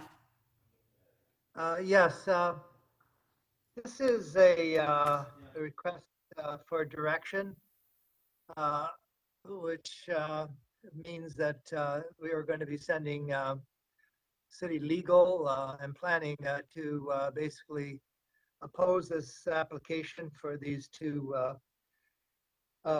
residential buildings on Dufferin and Orphis. The question I have is, this seems to be a trend of developers bypassing city planning, the community, and going directly to the Ontario Land Tribunal. Is that just happening in my ward, or is that happening across the city? Through the speaker, Councillor, I don't know that there's a pattern that's associated with your ward. It does occasionally happen across the city. I think staff and certainly local councillors encourage applicants to work with local communities and staff and bring forward recommendations that we can actually approve. So that's our best practice, and time again that happens. But there are occasions where applicants choose to avail themselves of their right to go and appeal to the board, and unfortunately the process becomes litigious, and we often go into settlement discussions that become fruitful. But these are the dynamics of the land use planning system that we have in Ontario. But hasn't there been a change by the provincial government and the number of days before they can, the developer can appeal an application? Yes, in the amendments to the act that were adopted a year and a half ago or 2 years ago, it's 90 days for a rezoning, which we publicly stated in the past is not a realistic amount of time to process even a supportable application. So developers can avail themselves of that right, and many of them do. But again, our best practice is not to do that and to work with us. I think the dynamic as well that we've seen, especially in the last year, is a ramp up in the number of applications and an attempt to have decisions made prior to new legislation coming into force, including such matters as inclusionary zone. So I think that dynamic has been something that has confronted us in the last 12 months or so. Now, developers are saying that the city's too slow. They can't wait for the public consultation processes, and they're going directly to the Ontario Land Tribunal. Don't we have enough staff to deal with these within 90 days? The city, on average, in the last 5 years, has been approving about 28,000 residential units a year, and about 15,000 are under construction every year, on average. The city is, in my view, approving a considerable amount of new development, and looking as well at new areas for significant change. Examples of that include Downsview, North York, Golden Mile, and Christie's and Etobicoke. So a lot of change is happening and working its way through the system, but we want to do it carefully and thoughtfully and engage both existing and new Torontonians who want to live here to get the best possible outcomes. So I think we're doing a big heavy lift here in Toronto to contribute to the growth of the region, and we are always looking for new ways to innovate and bring new policy forward for council's consideration. But the thing is, do you have enough staff to do? I mean, I've got 70 applications for significant developments in my ward alone, 70. From 4-story townhouses to the big Godzilla project at Yonge and Eglinton for 65 stories. Do we have enough staff to deal with not only the 70 in my ward, but I mean, what are there, 1,500 in the city right now?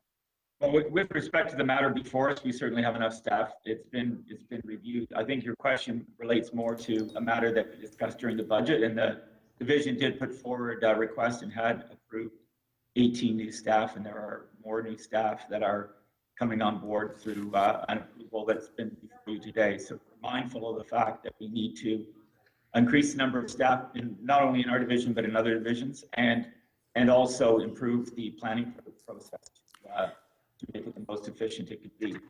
But the fact remains that we are getting a lot of development applications. We can continue to add staff, but the number of development applications in the last 4 months has really spiked because of reasons that I know. Thank you. That was your last question. Thank you. Councillor Cole, would you like to speak? Yes, I have a motion. I have my name on the list, Speaker. My name is on the list to question. It's Councillor Fletcher. Yeah, unfortunately, I'm not getting your name. So can we put Oh, it's up there on my screen. No, Sorry. It's not on my screen. Oh, it's on mine. So can I do that request? It's just a question, please. Yes, Not to yes, speak. you can do that. Thank you. Okay, thank you very much. I just want to follow up on a couple of questions that Councillor Cole had. Let's say once there's a development application and it's been to community council and now it's being acted on by staff, and the developer then decides to appeal it.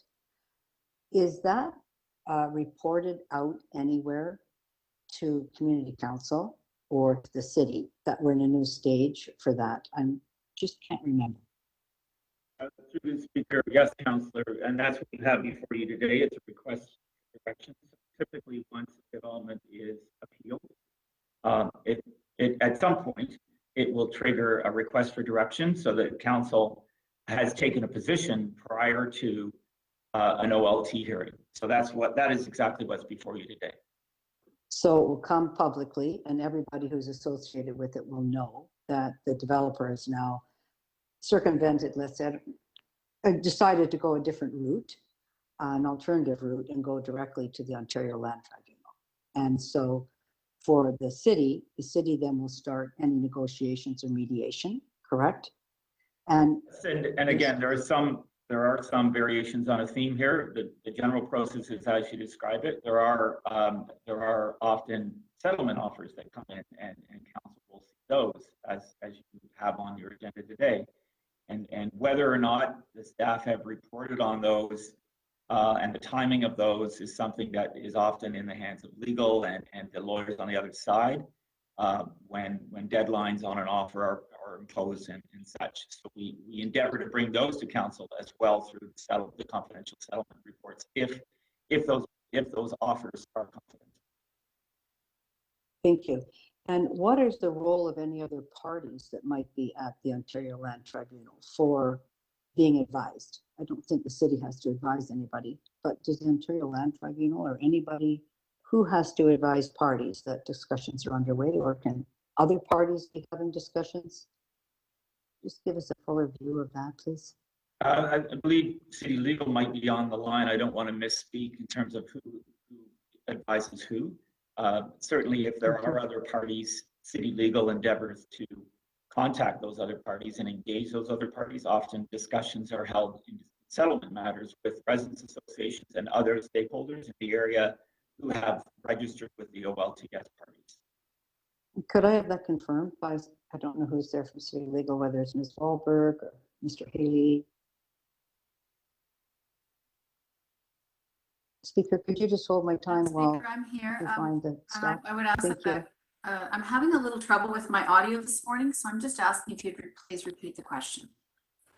Part of it Well, cut it out, was based, okay, thank you. It was just based on what Mr. Lintern said, was that once the City Legal, once your team starts those negotiations with an applicant, that at what point are the other parties drawn into that discussion or advised that that's underway? So that's going to be, Madam Speaker, that's going to be fairly specific to the case. So in some cases, there will be conversations between two parties to settle issues that are between those two parties, and others might not be involved. If there's a conversation to settle issues that involve more than one party, then they would all be involved. So it's very specific to the issue, and there are efforts made to share what can be shared with participants to the hearing. If you have Sorry, more not specific participants, to parties. So parties, if there's formal parties at a hearing and the city is in negotiations with an applicant, at what point does the applicant, would you suggest an applicant to be involved with the other parties? Or at what point would City Legal feel that they had to advise the other parties that there were discussions underway? Or is that doesn't happen? Is that not something that's typical? It's very difficult to answer that question in the abstract, but what I can say is that it depends on the issue, because often there are parties who have only one issue, and there might be several issues that are between the city and the applicant, for example. If there's a more specific question, I could ask the lawyer who's involved in the matter to respond. Would that be helpful? If I could add to the city solicitor's comments, that the board will give notice. Typically, a case management conference will be scheduled, and the parties and the participants are identified and given status, and a procedure for the hearing is then agreed upon by all of the parties that are there. Understood. If it's the city's involved in a mediation rather than to do a settlement, is that the same thing that happens? There'll be a case management called or a case management meeting? That was your last question. I think it's a practice that a mediation would arise out of case management. If the parties are agreeable to sit down and start talking, that is something that happens at a case management conference. Yes. Thank you. Thank you very much. Thank you. Okay, we'll go to the speakers. Councillor Cole to speak.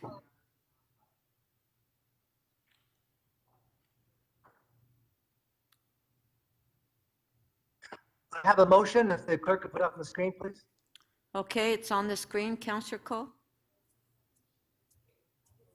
Yes, I'm asking that the City Council requests the Chief Planner, Executive Director, City Planner to take a public education campaign to clearly explain to residents the changes implemented by the province of Ontario to the development appeals process and the ability of developers to bypass the established planning and community engagement process and appeal directly to Ontario Land Tribunal, and also to explain what the Ontario Land Tribunal is.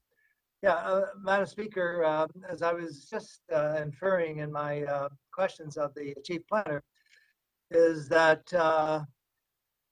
this is a direction report asking the city to support sending legal and planning staff to this mysterious Ontario Land Tribunal that nobody knows what the heck it is. But it's the Supreme Court of Planning that was secretly established, and the public has no idea what its powers are, what it does.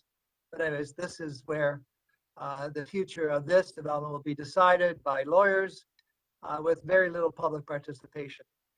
As I inferred in my questions to the Chief Planner, and he certainly agrees that Toronto is punching way above its weight in terms of development applications. I don't know about the rest, but I know a number of my fellow councillors, like Councillor Robinson, Councillor Matlow. We are basically seeing an avalanche of development taking place. Again, in my ward alone, I have more development applications than 6 or 7 provinces combined in one ward in Toronto.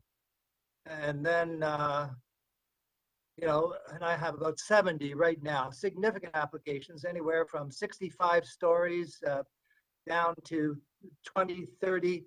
And they're not just at Yonge and Eglinton. That's a quiet area for me now. The hyper development is now coming into the Marley area, this Dufferin area, Little Jamaica. Just they've gone mad with the development app. There's a frenzy going out there, and I don't know what's causing the frenzy, but everybody, I guess, wants to jump on the development bandwagon here, and certainly, and we support the development. We've approved many of them. Many of them are probably going to be approved. We've got a wonderful new development at Elmridge, a 19-story affordable housing application that we're trying to get through. So there's some good development, but again, it's just a haste.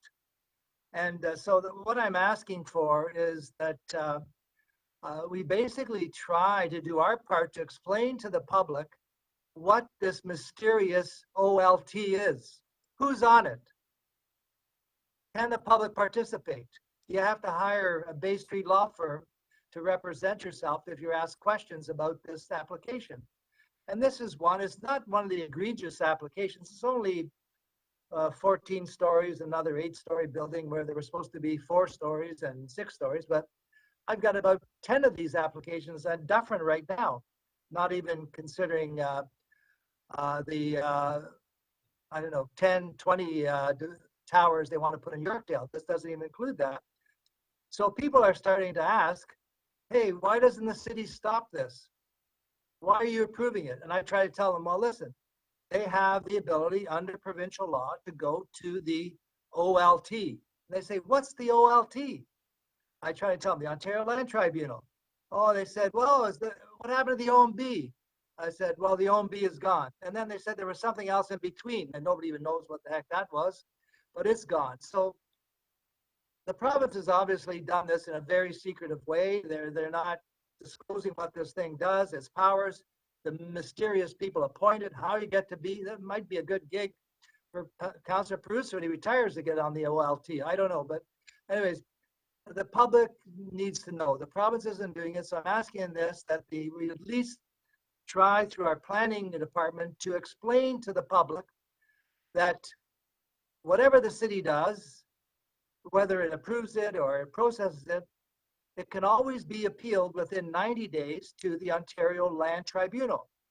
So we have to explain to the public, especially when there's an application before a community, what this process is. 10 Because seconds. right now, they do not know what this mysterious Supreme Court of Planning is called the OLT. Thank you very much. Thank you. Councillor Carroll to speak. Madam Speaker. I'm compelled to speak. I am fully in support of Councillor Cole's motion. I think he may have been sort of overstating the mystery of it in order to make a point. And you really need, because I think the reason for the education program, actually, if you're in an area that's had growth for a long time, I represent most of the Shepherd subway, people do know that there was an OMP, then there was an LPAT, then there was an LPAT Mach 2, now there's an OLT, and probably a couple of years from now there'll be an OLT Mach 2. They know that. The education program, I think the reason it is needed is something that we're living in our neighborhood right now.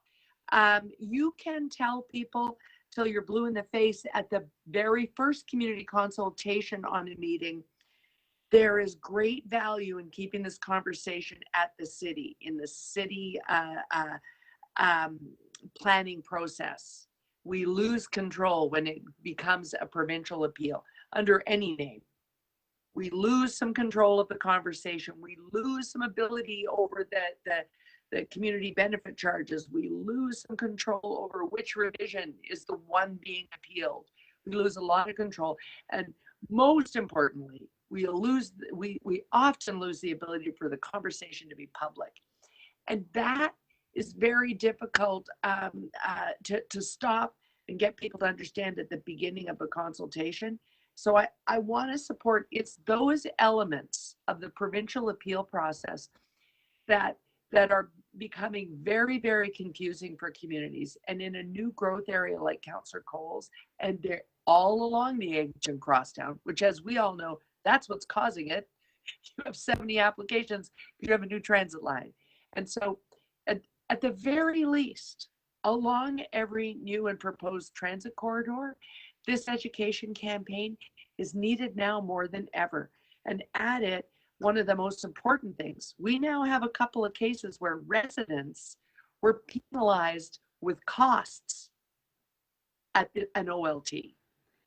So at the very least, that education campaign should include the risks vis-a-vis participant status or party status, because the emotion of having to explain that at the end of a planning consultation process, at the very same meeting you're telling them this conversation isn't going to be public anymore, now it's an appeal.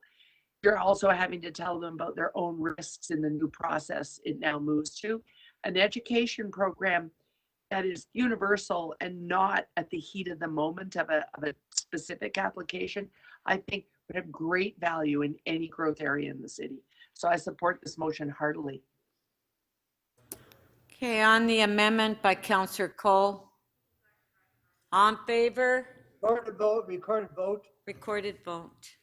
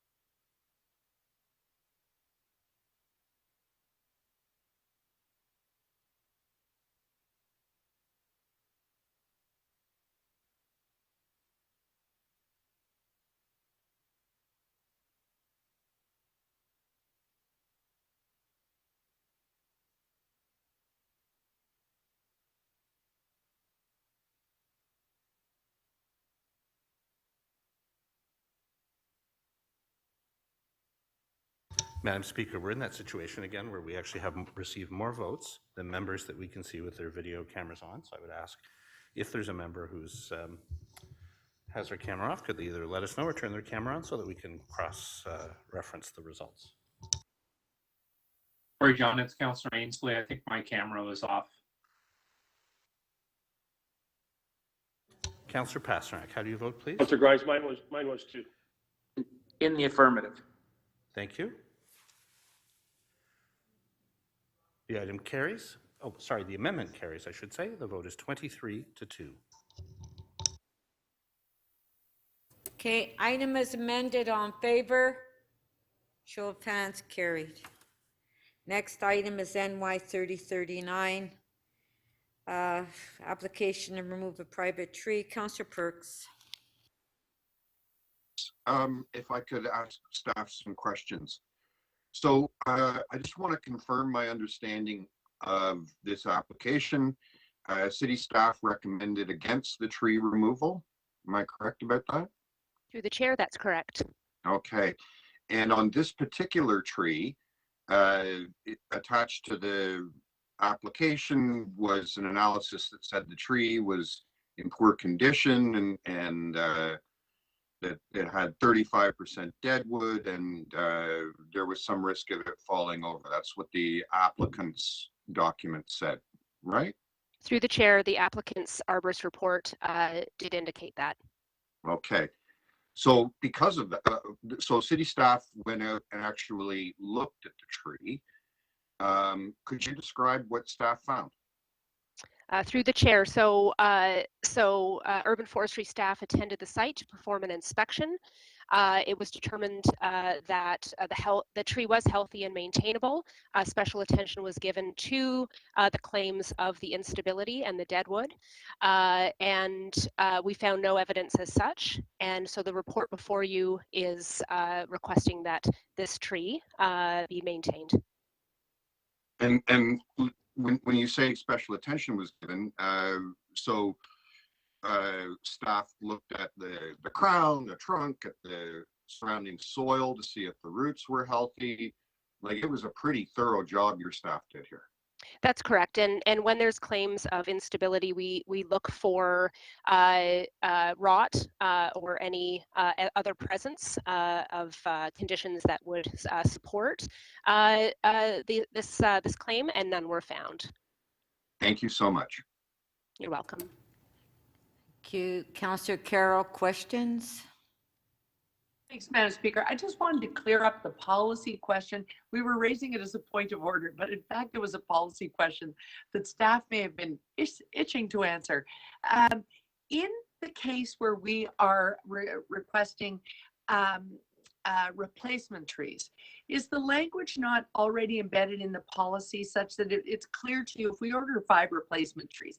That, for instance, I'll be supporting the staff recommendation to deny the removal, but here you do say that if staff were to allow the removal, that you would recommend 5 trees. Is the language clear in the policy such that if council moves a motion saying require the replacement of 5 trees, that the policy guides you that that's any combination of on the property plus cash in lieu for those that don't fit on the property, such that we don't have to put all of that wording into the motion? Thank you for the question, Councillor, and the opportunity to clarify. Through the chair, the policy is clear that the compensation is a combination of trees planted on site or cash in lieu, and that would be determined, through the merits of the application and the site. So it is clear that when we say the number required for replacement, it is clear that that is intended to be between on-site planting and cash in lieu. Right. So we just have to name the number really in the motion. The policy guides you the rest of the way. And correct me if I'm wrong. I know this has been my experience where that happened. Forestry ended up making a site visit to discuss with the owner. Okay, how many fit on your property? Let's make sure that they are accommodatable, that we're putting them in the right place, and then beyond that, it's clear between the city's forestry department and the owner that how many are going to be cash in lieu. That's all part of your process, is it not? So my team attends each site, and so that we make good arboricultural decisions based on the condition and criteria factors of the site. And so we would discuss with the homeowner, of course, ways to mitigate to begin with, tree removal, and then as well as compensation. And so that's a discussion with the homeowner. And while we always look for on-site planting to address the impact made by any tree removal, we do, as I've said, the policy allows the cash in lieu to be offered instead. And as we know, that is contributed to our overall citywide tree planting programs. Right, but the most advisable course of action is to take your recommendation in the first place to leave the mature tree in place. In the case of this report, you're recommending that mature tree needs to remain. Right, okay, Through thank the you. chair, Those that's are correct. questions. Thank you. Councillor McKelvey, questions? Thank you. Just continuing on that line of questioning from Councillor Carroll, which was very helpful. If we have a motion that just says to allow the removal of a tree, do we need to add on there to specify replacement or location or any of that, or do you do that anyway as part of the negotiation with the resident afterwards? Through the chair, so we include language in the staff report concerning compensation, and I appreciate the clerk's clarification from the last tree report, where if there is going to be a motion that does not or changes staff recommendation from that report, that we need that built in. And so happy to be further clarification, but my understanding is that then if desired, the very least the motion needs to have the number of tree, and then if the councillor moving the motion wants to specify a combination, they can do that. Otherwise, it's built into the policy that that combination would is inherent and would be determined through the homeowner and our staff. Now, if a councillor were to want to go against staff recommendations, are they still able to reach out to you to help craft the language for their motion so that it can be clear and can include all of that information that is relevant and needed? Through the chair, councillors are always welcome to reach out to my team to craft the language of a motion if different than the staff recommendation. Okay, thank you. You're welcome. Thank you. Councillor Bradford. Thanks, Madam Speaker, to staff. I'm noticing, I guess my question is, being an arborist is a certified trade and profession, right? You need to have credentials to sign off on these reports as an arborist. Sorry, through the chair, to clarify, is your question?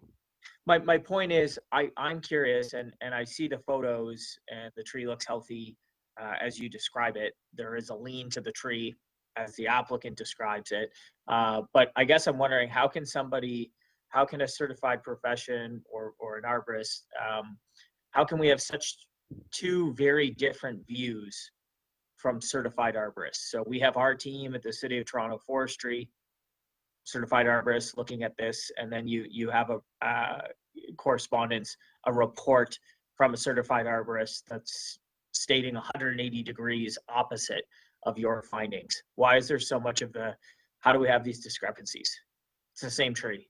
So through the chair, so you're correct that many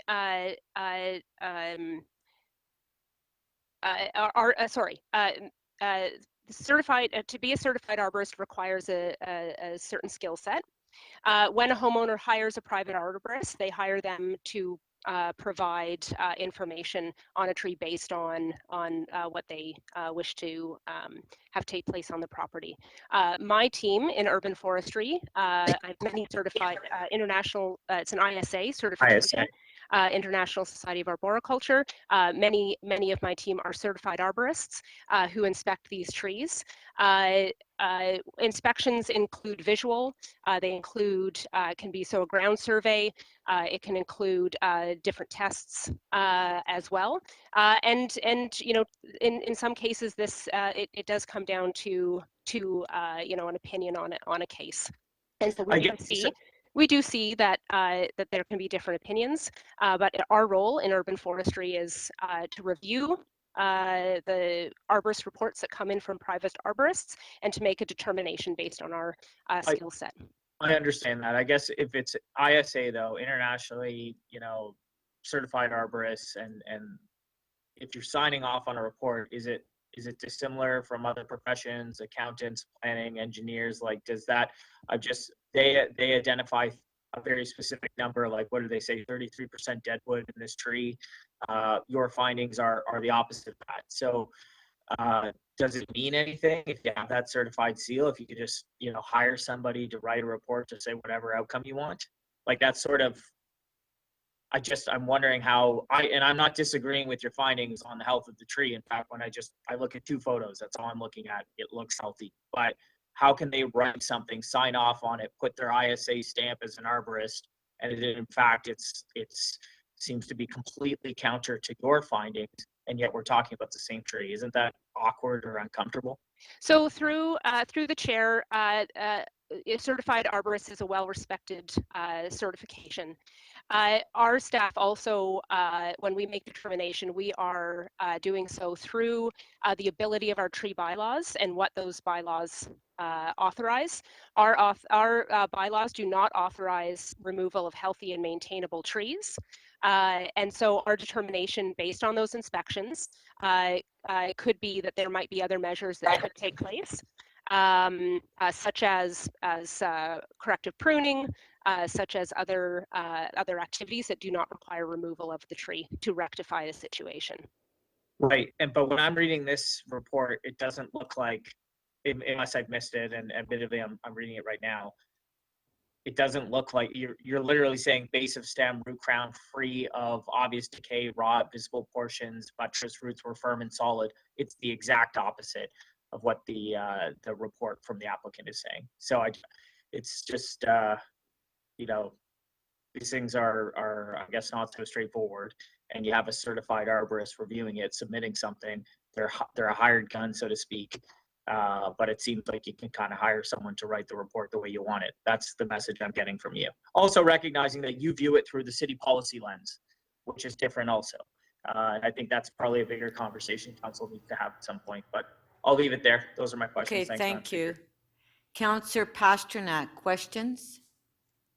Right, thank you very much, Madam Speaker. Through you to staff, the trees in my ward, and I went to visit the household. The homeowner said that this was a 2013 ice storm tree. I'm wondering whether he relayed that information to forestry. Through the chair, I do not have that information in front of me on any claim related to the 2013 ice storm. So in 2013, it seems like a long time ago, I understand that we had leniency for removal of dangerous trees. First of all, can you confirm that there was leniency for removal of the trees? And was there a sunset clause or expiry on that? Through the chair, sorry, to clarify the question, Councillor, sorry, did you say that leniency related to the 2013 ice storm? Yes, I understand there was a leniency given to removal of trees that were damaged, that the processes were streamlined and accelerated. And that if you could confirm such, I just want to make sure that is correct. And then the second part is, was there any expiry with that? Was there a sunset clause on that policy? So through the chair, I'm not aware of any leniency that was given in relation to the bylaws following the ice storm. What I can say is that there were cases where if there was a dangerous private tree, we still required all of the documentation, but to confirm. But there was no leniency related to our bylaws nor sunset clause as such. So in the report, you say that the homeowner did not agree to a replacement plan. And I visited him and he pointed out this. I took the report and I showed him. I said, this will never fly. He said, I never agreed to that. I said, oh, he's okay with the 5 trees or cash and lieu combination. Did he ever, was there confusion over what his commitment would be if this tree was removed? Through the chair, I don't have information in front of me if there was miscommunication or confusion between the homeowner and my staff, other than what is in the staff report concerning that compensation. So he would have been aware of that.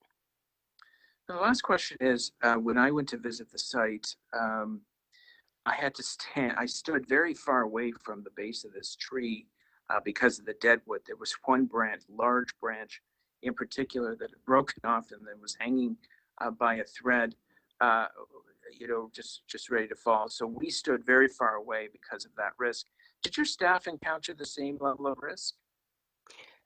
So through the chair, on inspection of the tree, the lien was noted, but not to such a degree that would have defined this as dangerous. I do not have information in terms of a limb that was hanging precariously, but if that was noted by my staff, then our dangerous private tree staff would have been involved, and that would have been handled immediately. So otherwise, what we saw of this tree when it was investigated is that there were other mitigation measures such as pruning that could have addressed deadwood, and that removal of the tree was not warranted. Okay, thank you. Thank you. Thank you. I just have a question.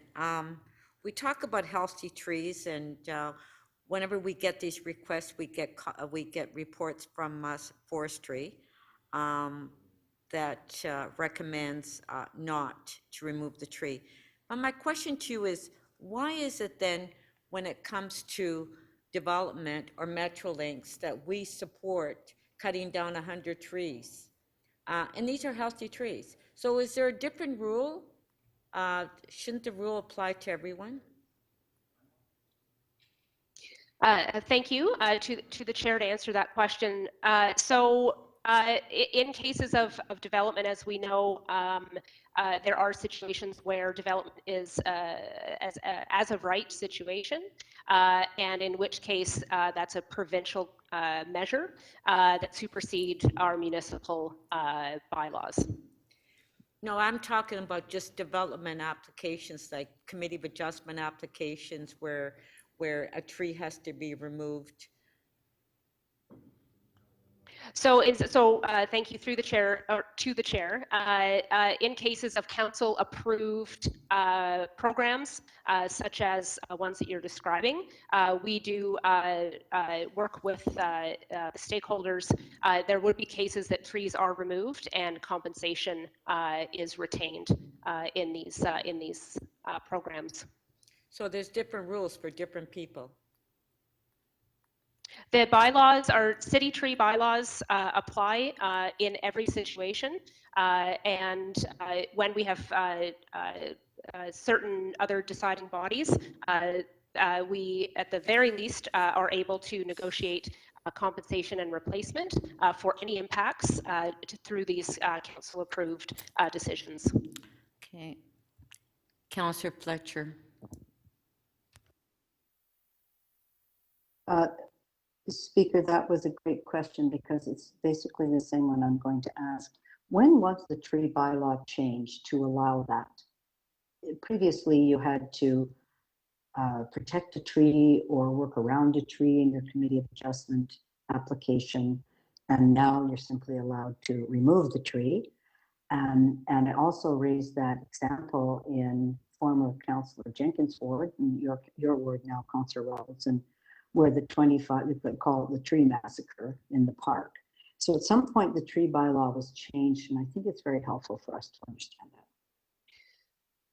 Through the chair, in 2015, the bylaws were amended to reflect cases where the tree bylaws were, and I believe the language that was used was frustrating, planning processes. So we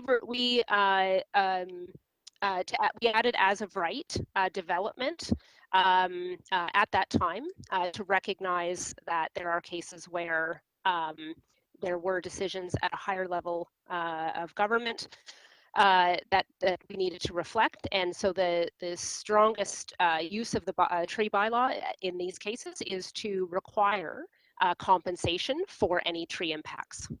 I guess, is the Committee of Adjustment not a local process and it's an application? When was that changed? I'd like to know the exact year that that was changed. And you're acknowledging there was a major change in the tree bylaw to facilitate development and the removal of trees on private property and somewhere along the line on city property. So could you expand on that or perhaps send that to us? I think I'll be asking more questions about this later.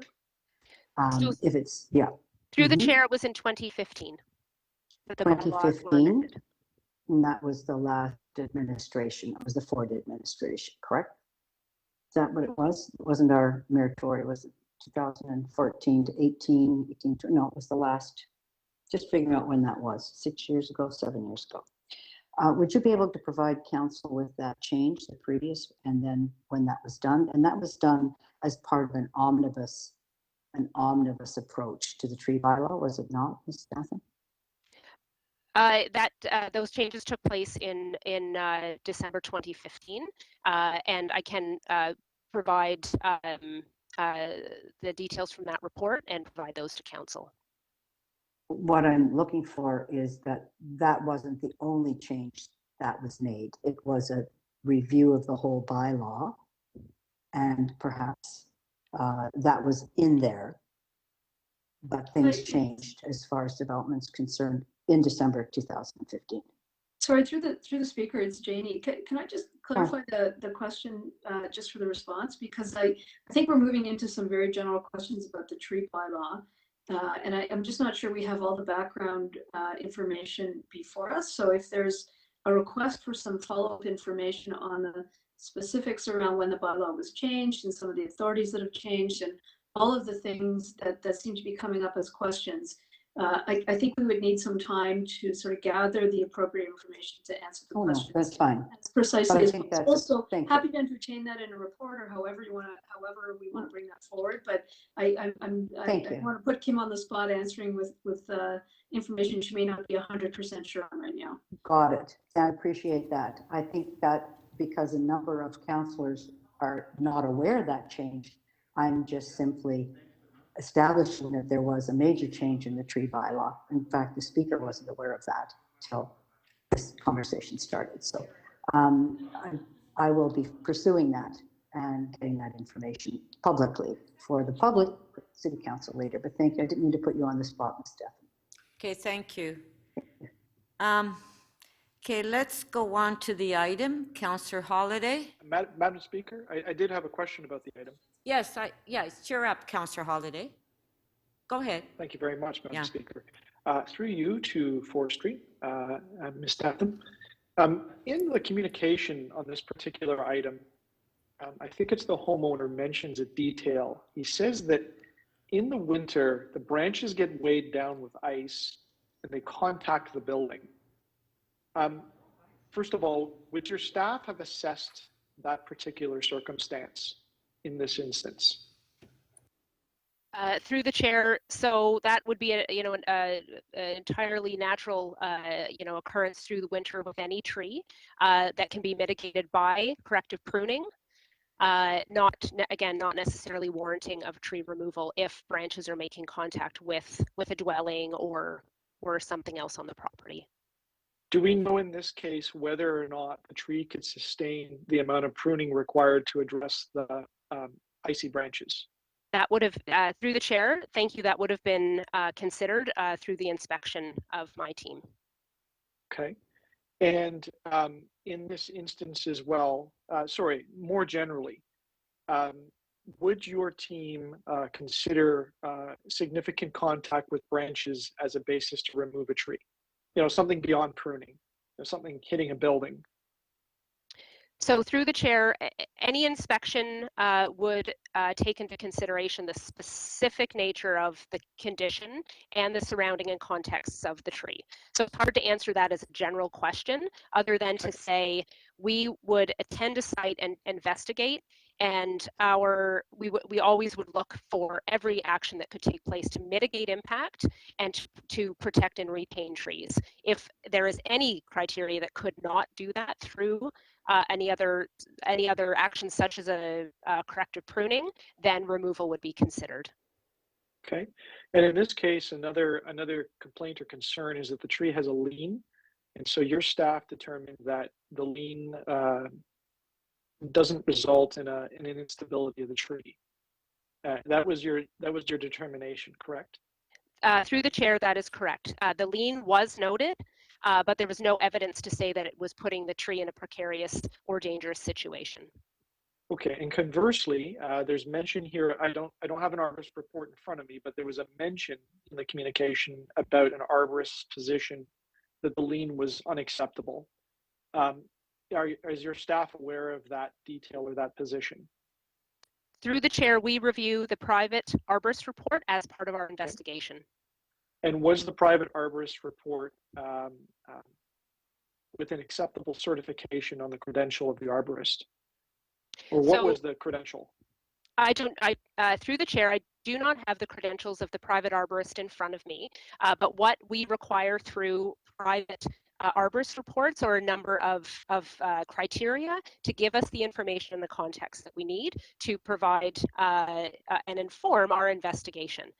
We do not, many private arborists are not certified ISA arborists, and we do not require them to be so, to submit or act on homeowners' behalf in providing arborist reports. Okay, so we're not clear on the certification of the arborists. Can you advise council whether or not adequate documentation was provided to either support or not support the lien, or is there missing documentation? So we had enough information to accept the arborist report in support of the application. We did not, to clarify, we did not have enough evidence to show otherwise, that the lien or the deadwood was constituting a tree that could be removed under the tree bylaw. Okay, and my final question, sorry, forgive me, I don't remember the species of the tree, but is it one that has a substantive root structure, or one with a less substantive root structure? I know they're all, like the species are different, right? Some are more stable than others. Through the chair, in this case, the subject tree is a Siberian elm, and it has a root structure that would normally support the tree in any situation. Thank you. You're welcome. Thank you. Okay, we'll go to speakers. Councillor Perks, you held the item down. Yes, thank you, Speaker. So I'm going to be moving the staff recommendation, which is to deny the permit to remove the tree. And just so that people are clear about where we are in terms of motions and stuff, this came to council without any recommendations. So I think we got all the facts that we need in the questioning, so that's all I really need to say. Thank you, Speaker.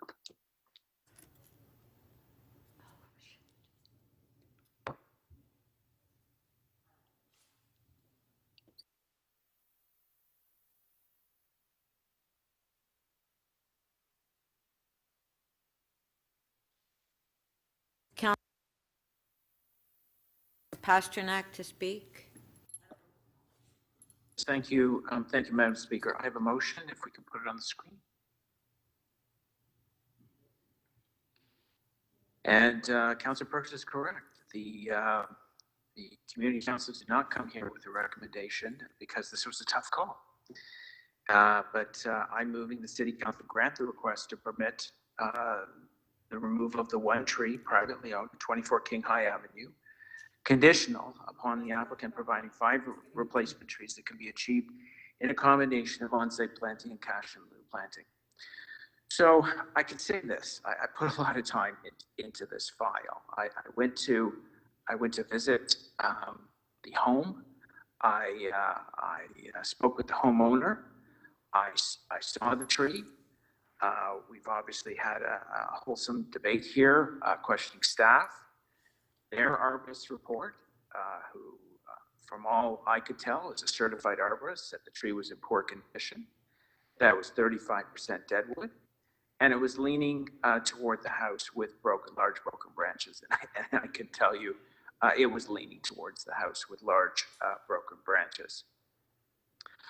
In fact, I was so concerned about there was one branch that was a large branch that was broken off, and somehow it didn't fall to the ground. It was just sort of teetering and tottering off two other branches. I was so concerned about the safety of myself and the homeowner that we stayed well away from this tree because of the risk that it provided. The report said that the homeowner did not want to come buy into our replacement tree policy. He said that is not correct. He's willing to plant trees or work out a cash and lieu combination. I appreciate what staff has said, and I don't always support the removal policy. Tree planting is a big part of life in York Centre. We have planted tens of thousands of trees. We rarely deny, I don't think we've ever denied an opportunity from forestry to go on massive tree plantings. When we go into G. Ross Lord or Downsview Park or Earl Bales, we plant 1,000 trees, sometimes seedlings, in a day with dozens of volunteers, with the corporate sponsors, with our various neighborhood associations. So we're very committed to the tree planting, and it's affirmed by this motion, which requests that 5 trees be planted or a cash and lieu agreement take place. This was an ice storm tree, a 2013 tree. That it's my understanding from the conversation there and looking over various press reports at the time that it could have been removed back then, but for various reasons the homeowner did not, and it's deteriorated over time. This is the leaning tree of King High, and if allowed to lean any further, it is my opinion that it'll create property damage. It could be risk to person, and I think our window and opportunity for removing it now is a viable solution here. The other thing I would say is we're losing one, but we're gaining 4 more trees. That's exactly what we want in our city policy. That aligns with our tree planting policy, to plant more than we're removing, and to build our urban forest. And that's what my motion does. So as I said, I think the safest rational thing to do is to allow for the removal with tree replacement, and I appreciate your support. Thank you. Thank you. We do have a question for you. 3 minutes, clarification, Councillor Fletcher. Thank you. I'm sure you understand how worried I am that we have 2 reports that are so completely different. I'm wondering if you would consider deferring this and visiting that tree with city forestry and the arborist and the homeowner, just so I think that would be very helpful, Councillor Pasternak, since you've seen something so different. Is that a consideration that you would? Councillor Fletcher, you're absolutely right. It is the tale of 2 reports. I can't understand why 2 certified arborists are looking at the same tree and come in with quite different reports. It's been deferred once. Did you take the city arborist with you when you visited that home? No, I visited with the homeowner. But you didn't take the city staff on a site visit to have a look at that report and validate that what they'd written wasn't, that the tree was in actually the desperate shape that you're describing? No, city staff did not accompany me, and not that they said they wouldn't, but it was a visit that I arranged with the homeowner, and I went to take a look. Okay. But you didn't invite them. Would you consider doing that? Okay. There's only so many times you can visit a tree. I think I'd like to conduct the business today. I see. I'll speak. Yeah, Thank you. but That's thank you for okay. the I hear you. suggestion. Okay, Yeah. thank you. Thank you. I'll speak, Councillor, Speaker. Hold on, Councillor Fletcher. Councillor Carroll to speak. Thanks, Madam Speaker. It's tough when you buy your first home. It's usually when it comes to light that tree needs pruning that you realize you bought some trees. When you bought the house, you bought everything on the property, and it's tough. This tree, it looks like probably it has a history of not being properly maintained. That's how you get that high crown and that. But I think staff really helps us here. They describe in the report how very healthy the root base of this tree is, and they zero in. There's a second picture here that shows you just how healthy it is. You know, I've had the painful situation where you know, the roots are a bit exposed from the soil due to their maturity, and you can see roots girdled, et cetera, et cetera. Here you see a rock solid base. This tree is well rooted. It's documented in the arborist language. It's documented with a photograph. And it probably does have a loose branch left over from the ice storm of 2013. Man, that was an expensive storm. That's when I found out I owned a whole bunch of trees along the back of my lot. And several $100s later, my property and the hydro wires that ran along my back fence were made safe by the very expensive visit from Davies. It's a pain that happens to us all when we're homeowners, but it does. And I think that's why you see the report from our city arborists. They're not contracted by one person. They serve the whole public good. Our arborist is there for the whole tree canopy and the air quality of every Torontonian. That's his account. The account of the arborist with the submitting report has one customer to satisfy. And I'm often fascinated. I often think we should do a follow-up study when you get a report that is the polar opposite of what the city's arborist ultimately says. I wonder if when people realize, no, you're keeping your tree, you've been denied removal, and now you have to properly maintain it, do they return to that arborist who gave them a report that wasn't really accurate, it just satisfied the account?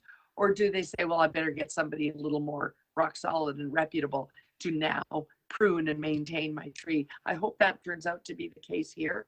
I'll be supporting staff recommendations because trees can lean, trees can touch our properties, and we can maintain our trees.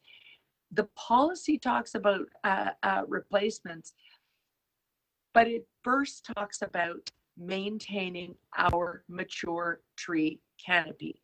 That is our best action going forward.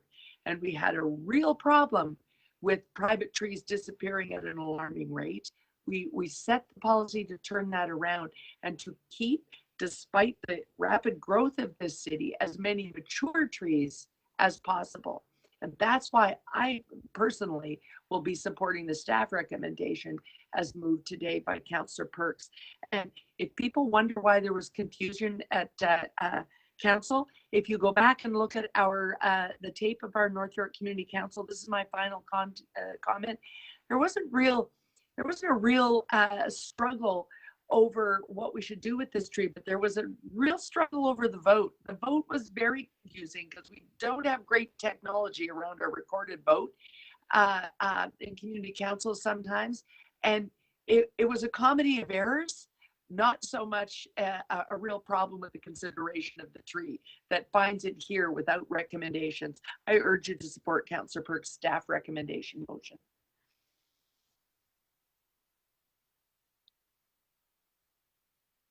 Thank you.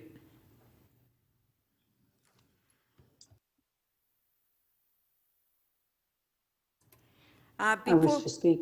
Before we break for I wish lunch. to speak.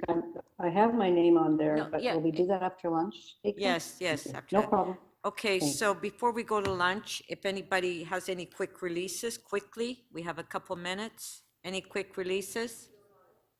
Madam Speaker, it's Councillor Crawford. I do. Okay, Councillor Crawford. Yeah, I have a CC 41.15, 2872, 2880 Kingston Road. I wanted to move the confidential attachment. But I do have a small public motion amendment. Okay, do we have the amendment? Staff Okay, we'll staff put do, it yeah. on, we'll put it on the screen.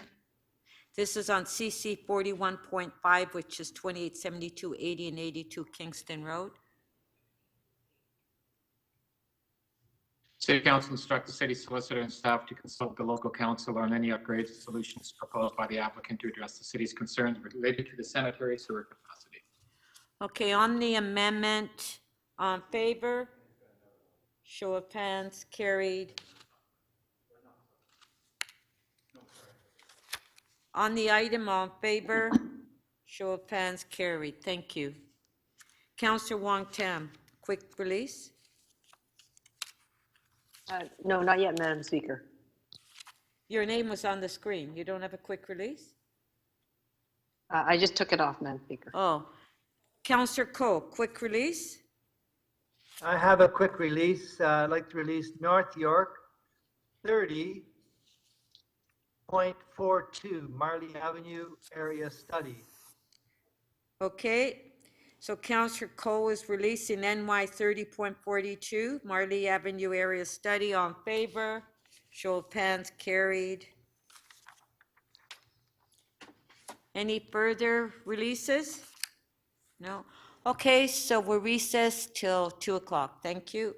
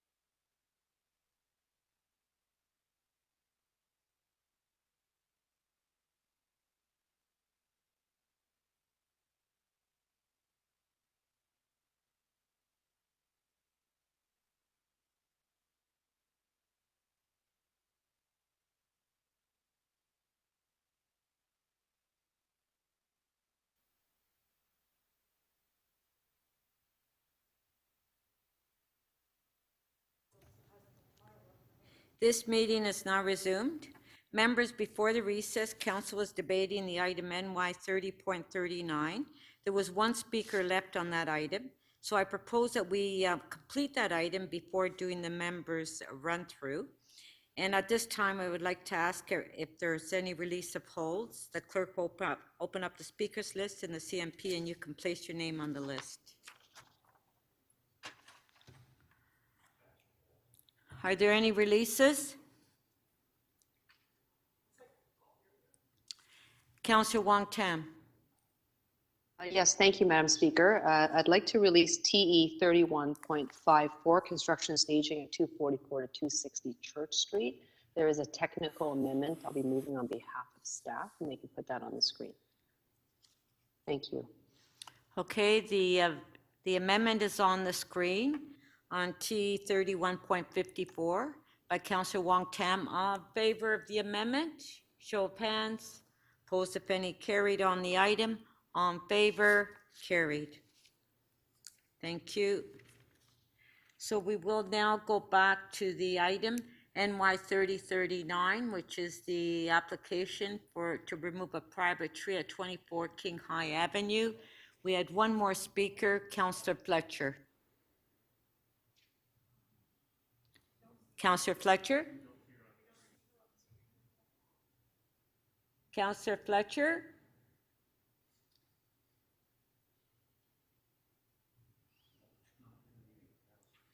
Okay, so then we'll go for the vote.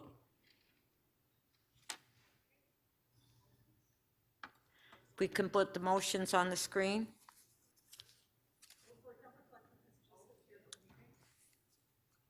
Councillor Fletcher, are you here? Oh, there you are. Okay, Councillor Fletcher, to Yes, I speak. am. To speak. Oh, I think that moment's missed, although I would just say that I think it would be very helpful when we find ourselves in these situations where we have a report by staff saying the tree is fine and great, and a report from a private arborist saying the tree is almost dead, that it's helpful. That's why I asked Councillor Pasternak, would you consider taking staff out to have a look at that with you? That is actually how I do that when I get into these situations. I want to have that professional advice there. There have been times when they've said the tree is in fair condition, and then actually when we really look at it, maybe it isn't as great. And then there's simply times when they stand by that report. And I think it's very unfair to get into that with our staff. So we need to find a better way forward in validating the professional advice of our staff around trees, which are, of course, so important to our neighborhoods and so important to our tree canopy. So I would be happy to support you, Councillor Pasternak, had you taken the staff and they witnessed what you'd seen and went through that and then said, you know, I think that there's merit to that, but I don't have that. I just have the staff report. And councillors that say, how come city staff says this and the others don't? I'll just remind you that every development application that we get, the developer's transportation consultant always says there'll never be a problem.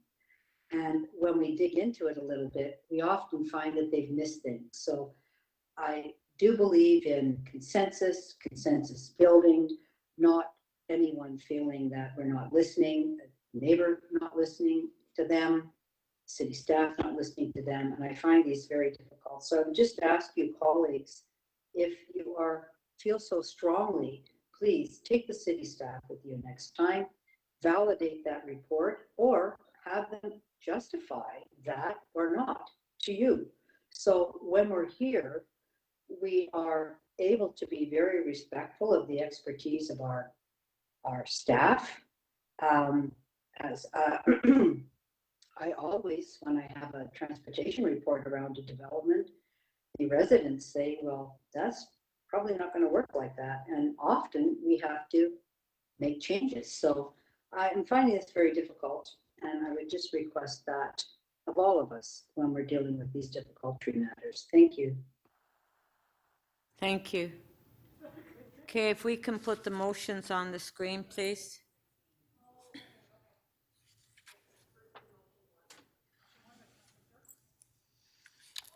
Okay, motion by Counselor Perks.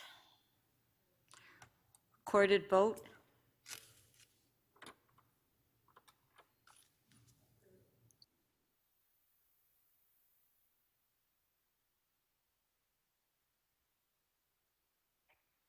One second. I'm unmuted, one second.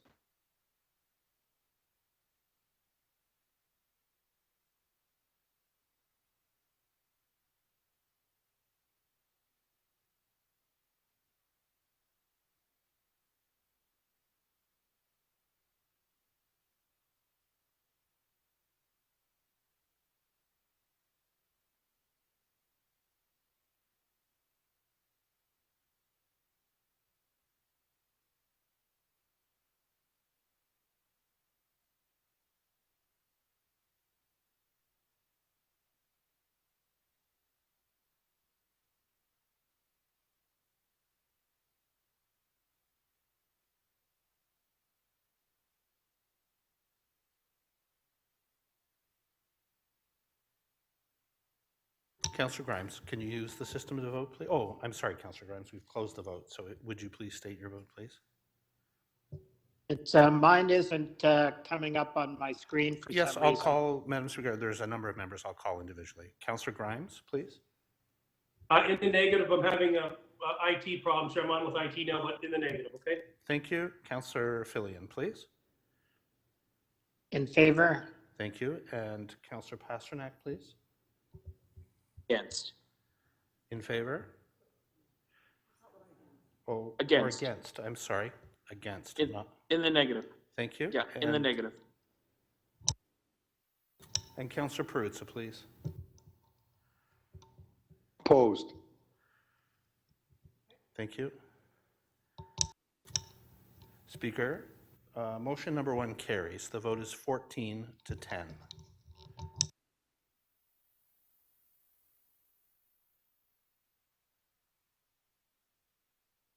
Yes, so motion 2 is redundant, so that's the item. Okay, members, we'll now go to members' motions.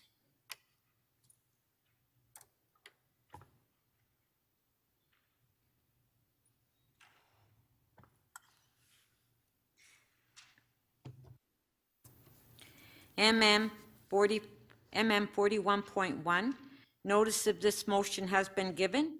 This motion is subject to referral to the Executive Committee. A 2/3 vote is required to waive referral. All in favor of waiving referral? Show of hands. Opposed, if any, carried. On the item, on favor, carried. MM 41.2, notice of this motion has been given. This motion is subject to referral to the North York Community Council. A 2/3 vote is required to waive referral. All in favor of waiving referral? Show of hands. Carried. On the item, all in favor? We Carried. have a recorded vote, please. Recorded vote.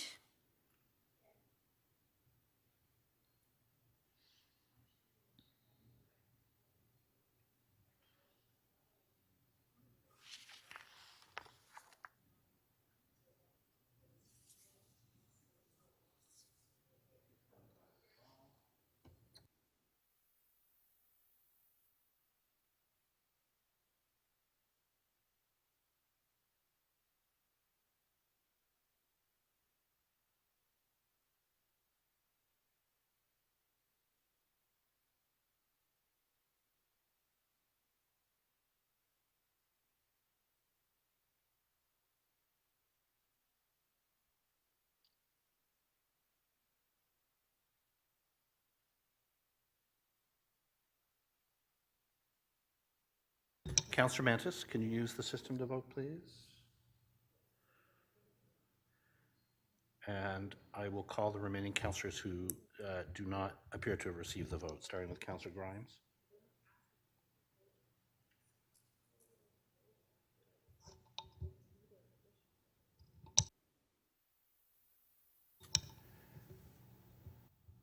Councillor Grimes, please.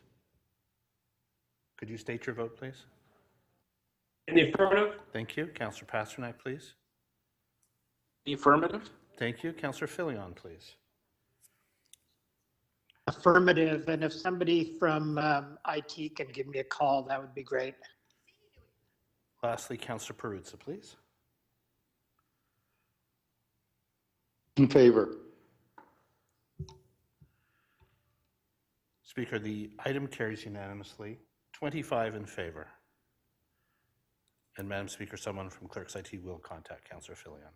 Okay, Councillor Filion, IT will contact you. MM 41.3, notice of this motion has been given. This motion is subject to referral to the Economic and Community Development Committee. A 2/3 vote is required to waive referral. All in favor of waiving referral? Show of hands. Carried. On the item, all in favor? Carried. MM 41.4. Notice of this motion has been given. This motion is subject to referral to the General Government and Licensing Committee. A 2/3 vote is required to waive referral. All in favor of waiving referral? Carried. On the item, all in favor? Have a is it, 1 second, Madam Speaker, just want to make sure which one this is. MM 41.4, it's your motion? Your loop. It's your loop. You have amendments. It's the loop. Okay, thanks, Councilor Robinson. Yes, it'd be good if you name the name of the author of the motion so we can keep track. Thank you, Madam Speaker, as always. Listen, I just have a slight amendment. No, okay, Councillor Cole will have to hold the item down. Okay, no problem. We'll loop it later. Okay. MM 41.5. Notice of this motion has been given. The motions are on the screen for members of council. This motion is subject to referral to the Executive Committee. A 2/3 vote is required to waive referral. All in favor of waiving referral? Carried. On the item, all in favor? Carried. MM 41.6. Notice of this motion has been given. This motion is subject to referral to the Etobicoke York Community Council. A 2/3 vote is required to waive referral. This motion relates to a Toronto local appeal body hearing and has been deemed urgent. All in favor of waiving referral? Carried. On the item, all in favor? Carried. MM 41.7. Notice of this motion has been given. This motion is subject to referral to the Executive Committee. A 2/3 vote is required to waive referral. All in favor of waiving referral? Carried. On the item, all in favor? Carried. MM 41.8. Notice of this motion has been given. This motion is subject to referral to the Toronto and East York Community Council. A 2/3 vote is required to waive referral. This motion relates to a Toronto local appeal body hearing and has been deemed urgent. All in favor of waiving referral? Carried. On the item, all in favor? Carried. MM 41.9. Notice of this motion has been given. This motion is subject to referral to the Executive Committee. A 2/3 vote is required to waive referral. All in favor of waiving referral? Carried. On the item, all in favor? Carried. MM 41.10. Notice of this motion has been given. This motion is subject to referral to the Infrastructure and Environment Committee. A 2/3 vote is required to waive referral. All in favor of waiving referral? Carried. On the item, all in favor? Carried. MM 41.11. Notice of this motion has been given. This motion is subject to referral to the Economic and Community Development Committee. A 2/3 vote is required to waive referral. All in favor of waiving referral? Carried. On the item, all in favor? Carried. MM 41.12. Notice of this motion has been given. This motion is subject to referral to the Executive Committee. A 2/3 vote is required to waive referral. All in favor of waiving referral? Carried. on the item? All in favor? Carried.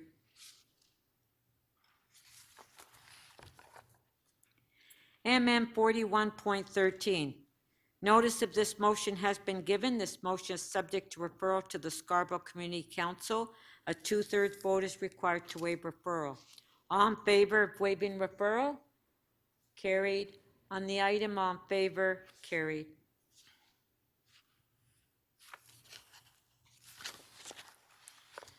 MM 41.14. Notice of this motion has been given. This motion is subject to referral to the Executive Committee. A 2/3 vote is required to waive referral. All in favor of waiving referral? Carried. On the item, all in favor? Carried. MM 4115. Notice of this motion has been given. This motion is subject to referral to the North York Community Council. A 2/3 vote is required to waive referral. This motion relates to a Toronto local appeal body hearing and has been deemed urgent. All in favor of waiving referral? Carried. On the item, all in favor? Carried. MM 4116. Notice of this motion has been given. This motion is subject to referral to the Executive Committee. A 2/3 vote is required to waive referral. All in favor of waiving referral? Carried. On the item, all in favor?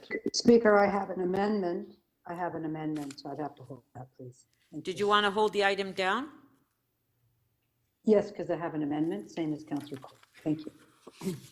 Okay, so we'll hold the item down. Thank you. MM 4117. Notice of this motion has been given. This motion is subject to referral to the General Government and Licensing Committee. A 2/3 vote is required to waive referral. All in favor of waiving referral? Carried. On the item, all in favor? Carried. MM 4118. Well, that one was withdrawn. That's correct.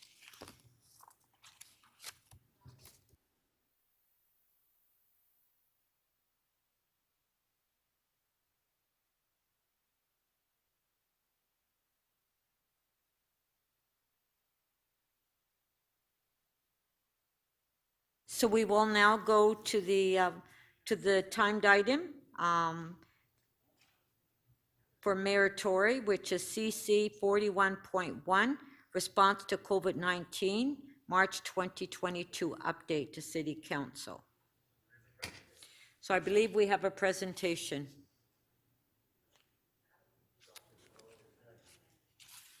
Good afternoon, Madam Speaker. It's Dr. Davila here. Can you hear me? Yes, we can. Thank you. Okay, perfect. Thank you very much, Madam Speaker, and good afternoon, members of council. I will take you through a brief presentation this afternoon in respect of this report, CC 41.1.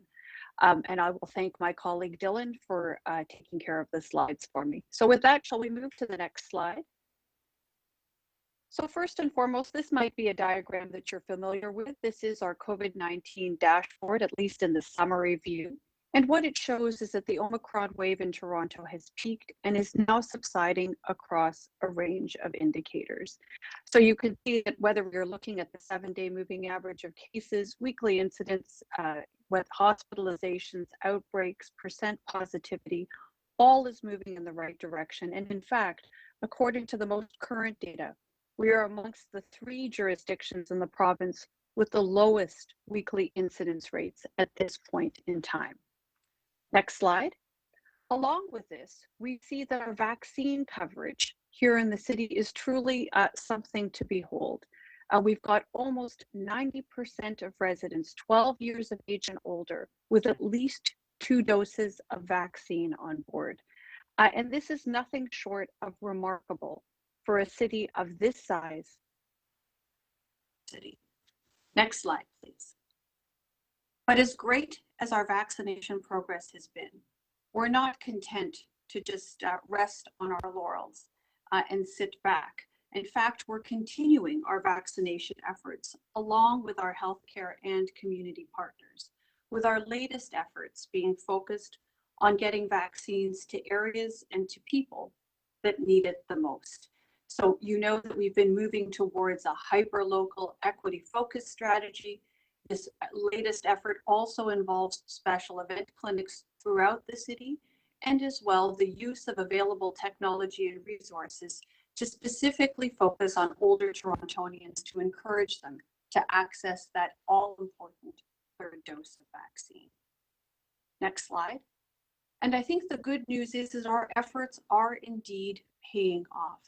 As you saw from that dashboard slide at the outset, we're seeing decreased hospitalizations related to COVID-19 infection, and also seeing decreases in terms of ICU occupancy.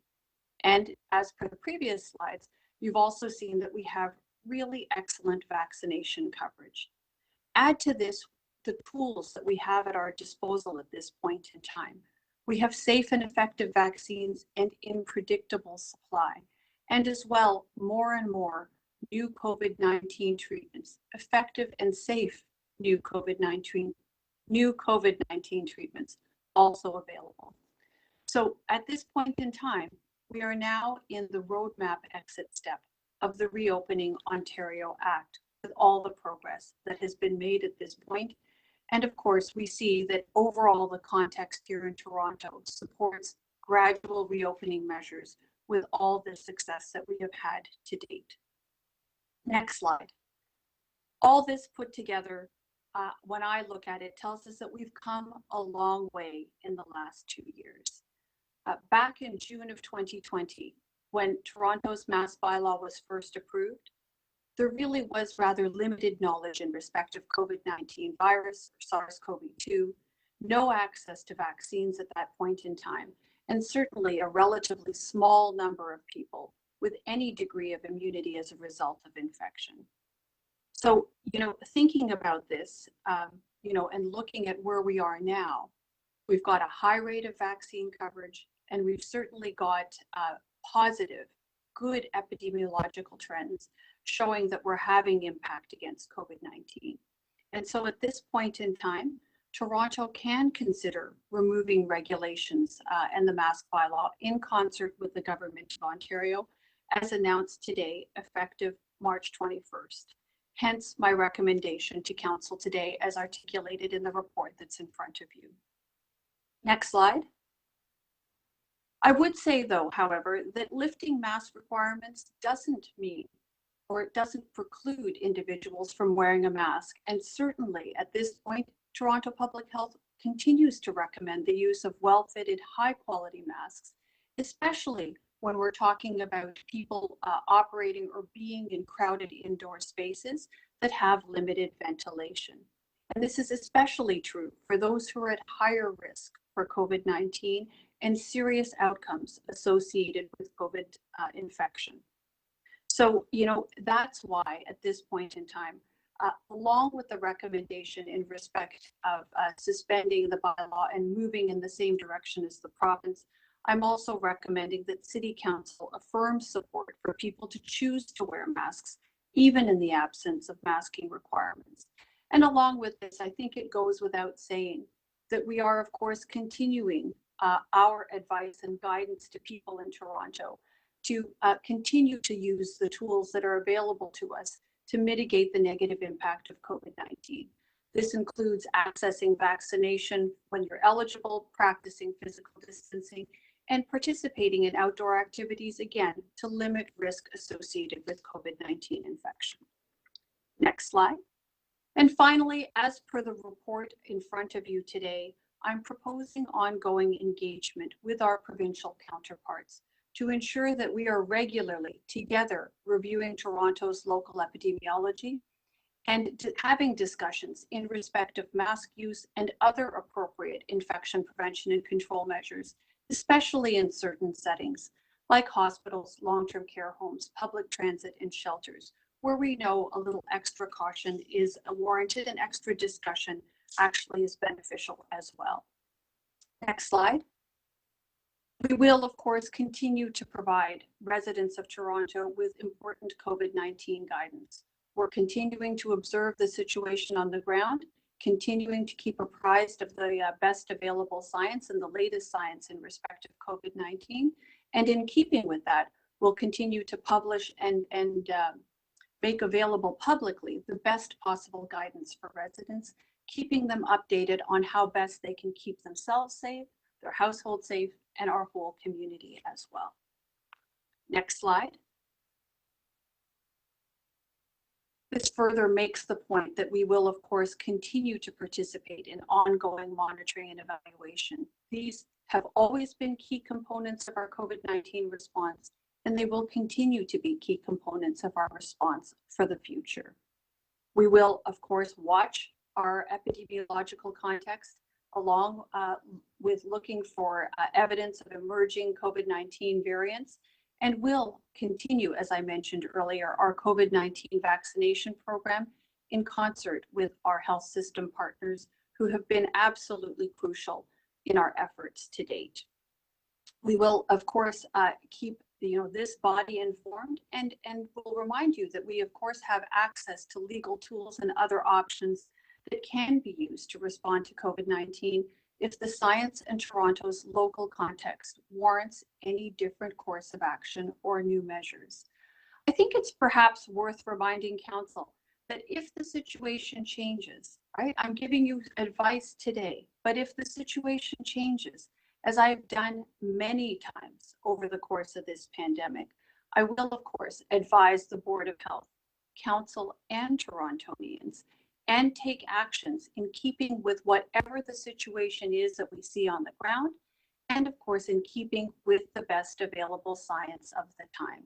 This is an obligation that I have undertaken to the city throughout the entire course of the pandemic, and I have no intention of changing that on a go-forward basis. We will, myself or other city staff, depending on what the situation is, will continue to report to City Council as needed, with recommendations if COVID-19 bylaws are required, or if any other action is required to protect Torontonians and those who work or visit Toronto as well. So I think that takes us to the end of the presentation for today.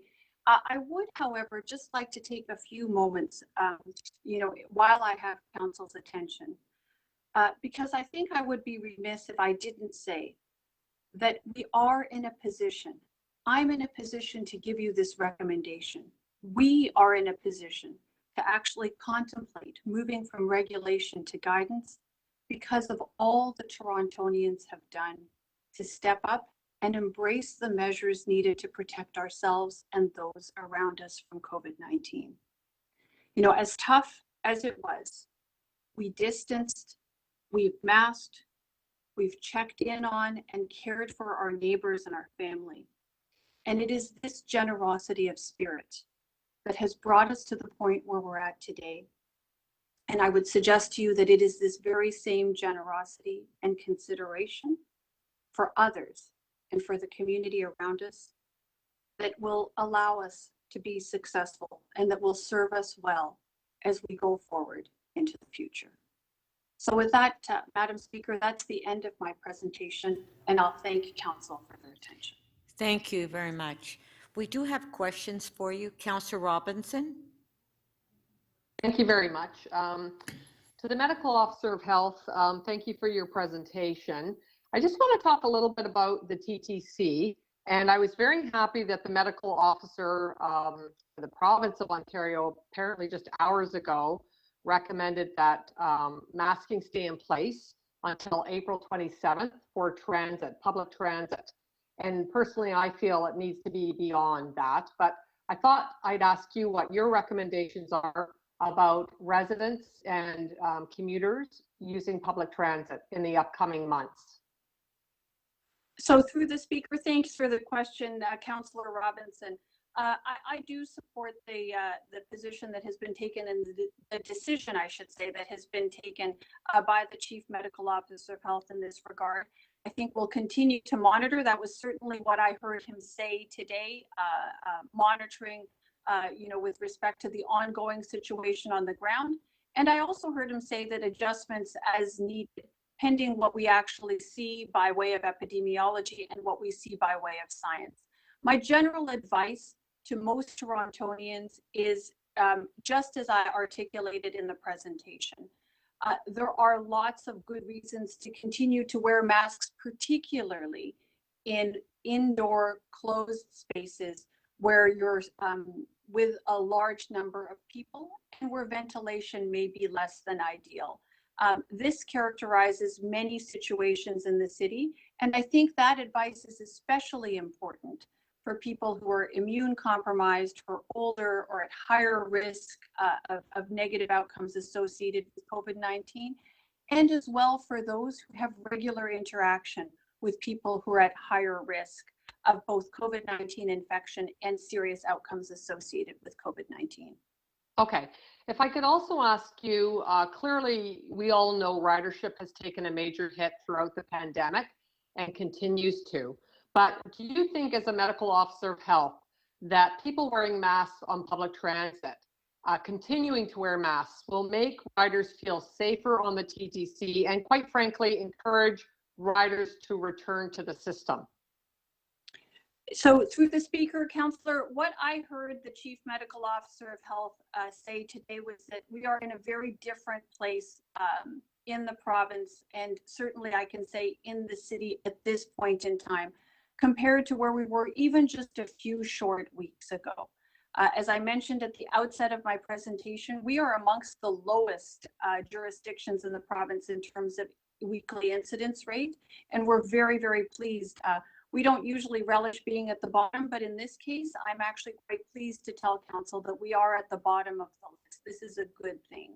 So, you know, as far as I'm concerned, I do think that we are promoting more opportunities for people to make assessments as to the situations they're in and their own personal circumstances, using masks, particularly when you're in indoor spaces and in enclosed spaces with lots of people. As you know, from a public health perspective, we're strong proponents of public transit, and we hope that, you know, while we make this transition, and I know it is a period of anxiety for many people, I do hope that as we're able to continue to be successful in our fight, if you will, against COVID-19, that increasingly the people of Toronto will gain greater and greater comfort in riding public transit once again, and as well in supporting us in our efforts to keep COVID-19 at bay. Thank you very much. And a quick question to the TTC's Chief Safety Officer, I understand is standing by.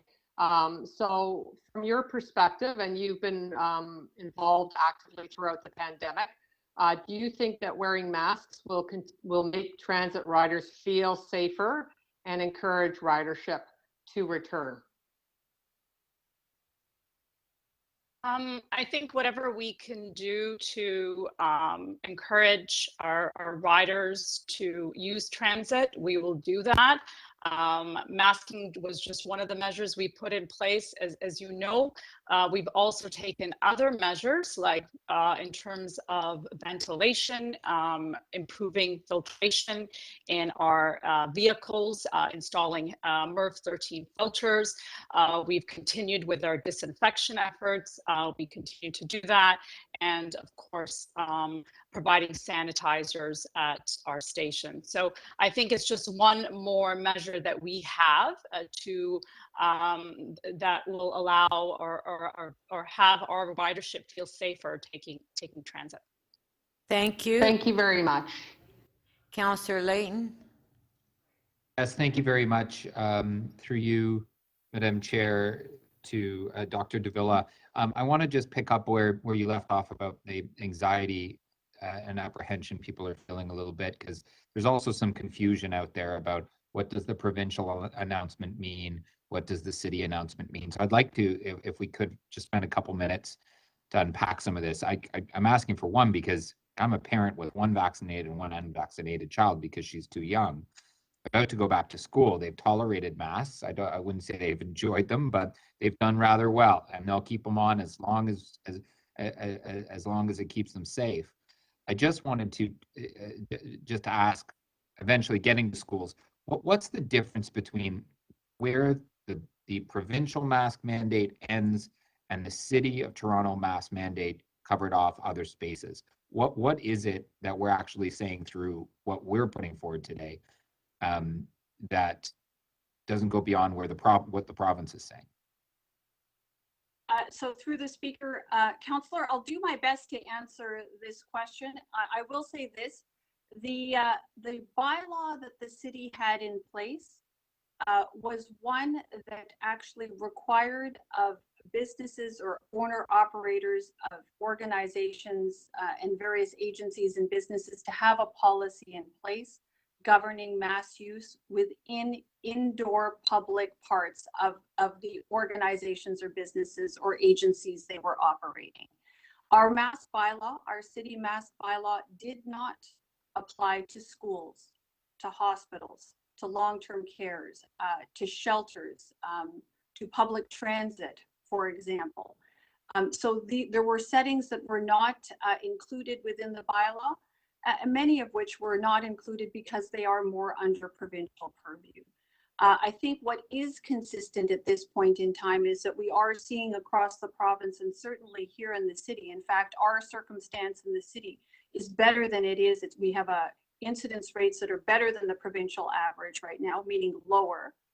So we are seeing overall general improvement, which has put us, I think, in a place where we are able to contemplate this kind of action, moving away from regulation and moving more towards guidance, recognizing that, frankly, the people of Toronto, your family included, as you've just mentioned, have actually been able to take on the measures and have done so in spades over the course of the last couple of years and have brought us to the place where we are now, where we're seeing good outcomes by way of our ability to reduce the impact of COVID-19. So just so we clarify, our mask mandate didn't apply to schools previously. That is We're correct. talking restaurants, office buildings, those types of Indoor public spaces, malls that would have places where the public could easily go into that are enclosed and therefore indoors. Okay, but not including provincially regulated or funded entities like hospitals and schools. Not hospitals, not long-term cares, not schools, not public transit, for example.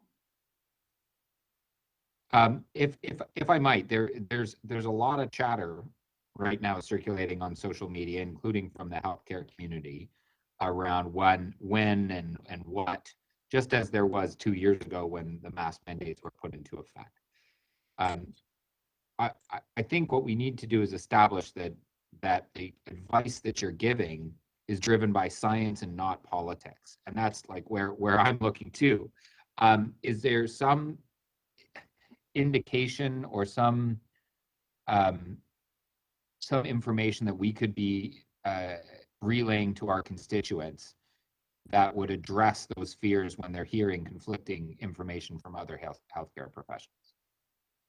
So through the speaker, Councillor, what I can offer you is this. I've shown you the dashboard and shown you how much better we are doing. And certainly we have lots of evidence that the Omicron peak has passed. We are certainly in a better place than we were even just a few short weeks ago. And when you look at our overall epidemiological context, it shows that the trends are absolutely improving. And you add to this the fact that we have these remarkable vaccination rates and, to a certain extent, some immunity that's provided by the infections that many people unfortunately experienced, particularly over the last several weeks. I think the other component that's perhaps of interest is when the Chief Medical Officer offered remarks today, he spoke about the gradual phased opening that the province has undertaken thus far and has noted that there has been to date, and thankfully, no uptick, nothing significant in respect of negative outcomes associated with the reopening steps that have been taken to date and which have been spaced out over time. And then finally, as indicated in the report, if you were to rely on the guidance that's been provided by the Centers for Disease Control and Prevention from the United States, premier public health agency internationally, Toronto itself is in an epidemiologic situation where this, by the CDC's guidance, we would be characterized as a low-risk environment, thereby alleviating the need for a regulatory environment governing mask use at this point in time. So I hope that that helps a little bit, Councillor, in respect of answering your question. Thank you. It does. Thank you. Councillor Billion. Thank you very much. And thank you, Dr. Davila, for all your amazing work. Wanted to follow up on, you'd made a reference to antiviral medications, and I assume that's the product that's come out from several US manufacturers. If you take it within 5 days, I think, of being infected, it can be remarkably effective. My understanding, though, is in order to get that, you first have to be tested. Is that correct? Through the speaker, yes, that's correct.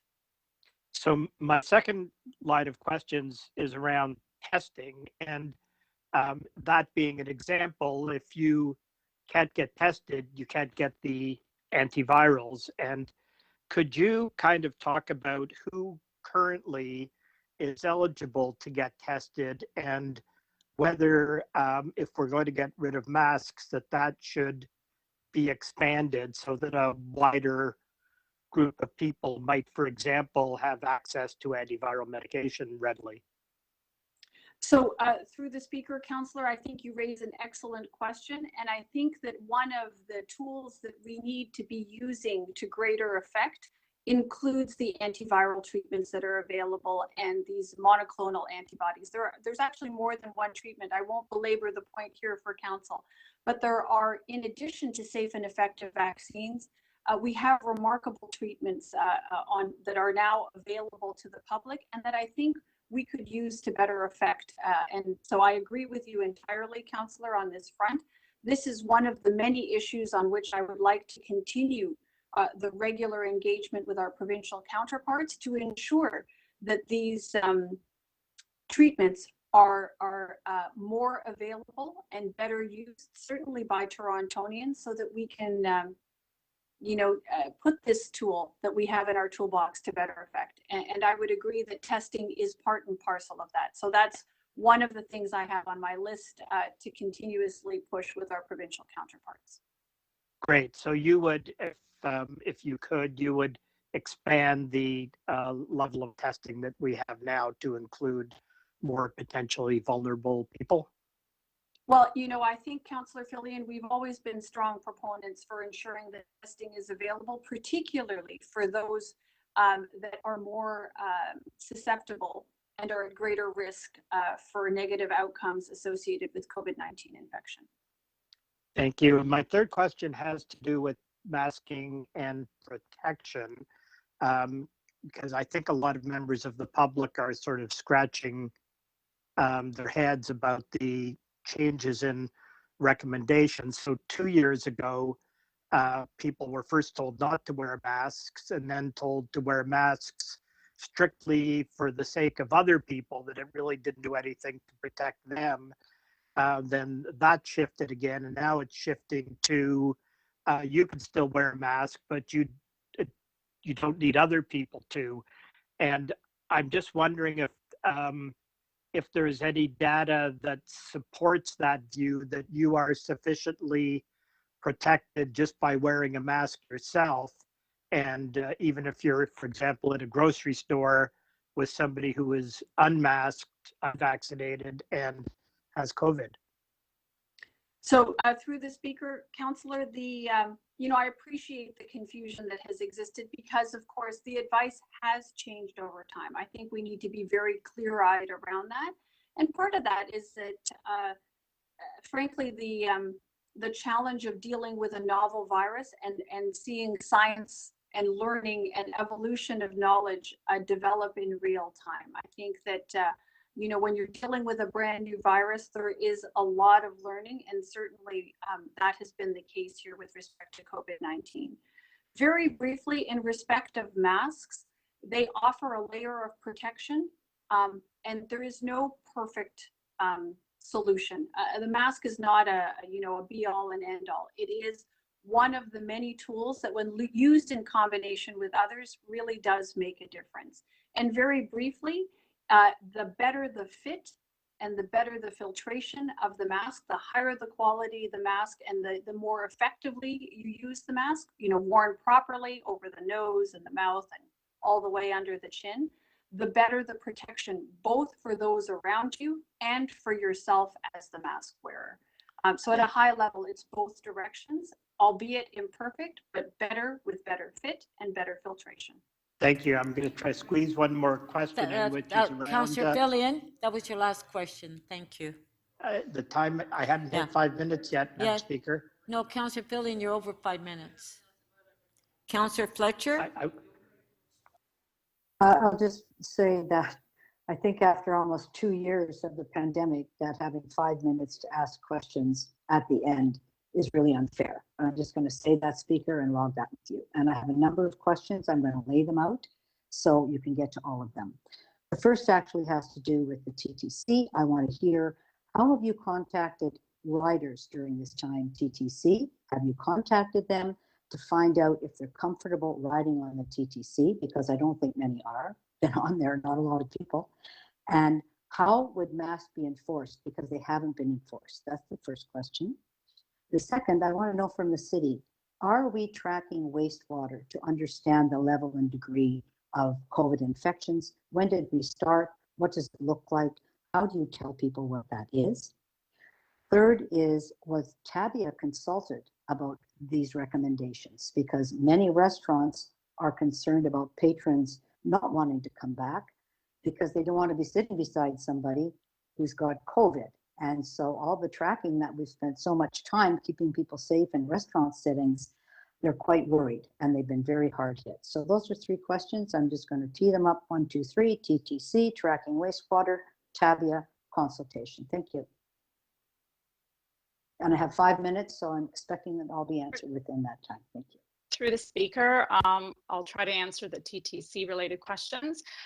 So in terms of customer outreach, we do conduct customer surveys on a frequent basis to gauge how our customers feel about riding the system.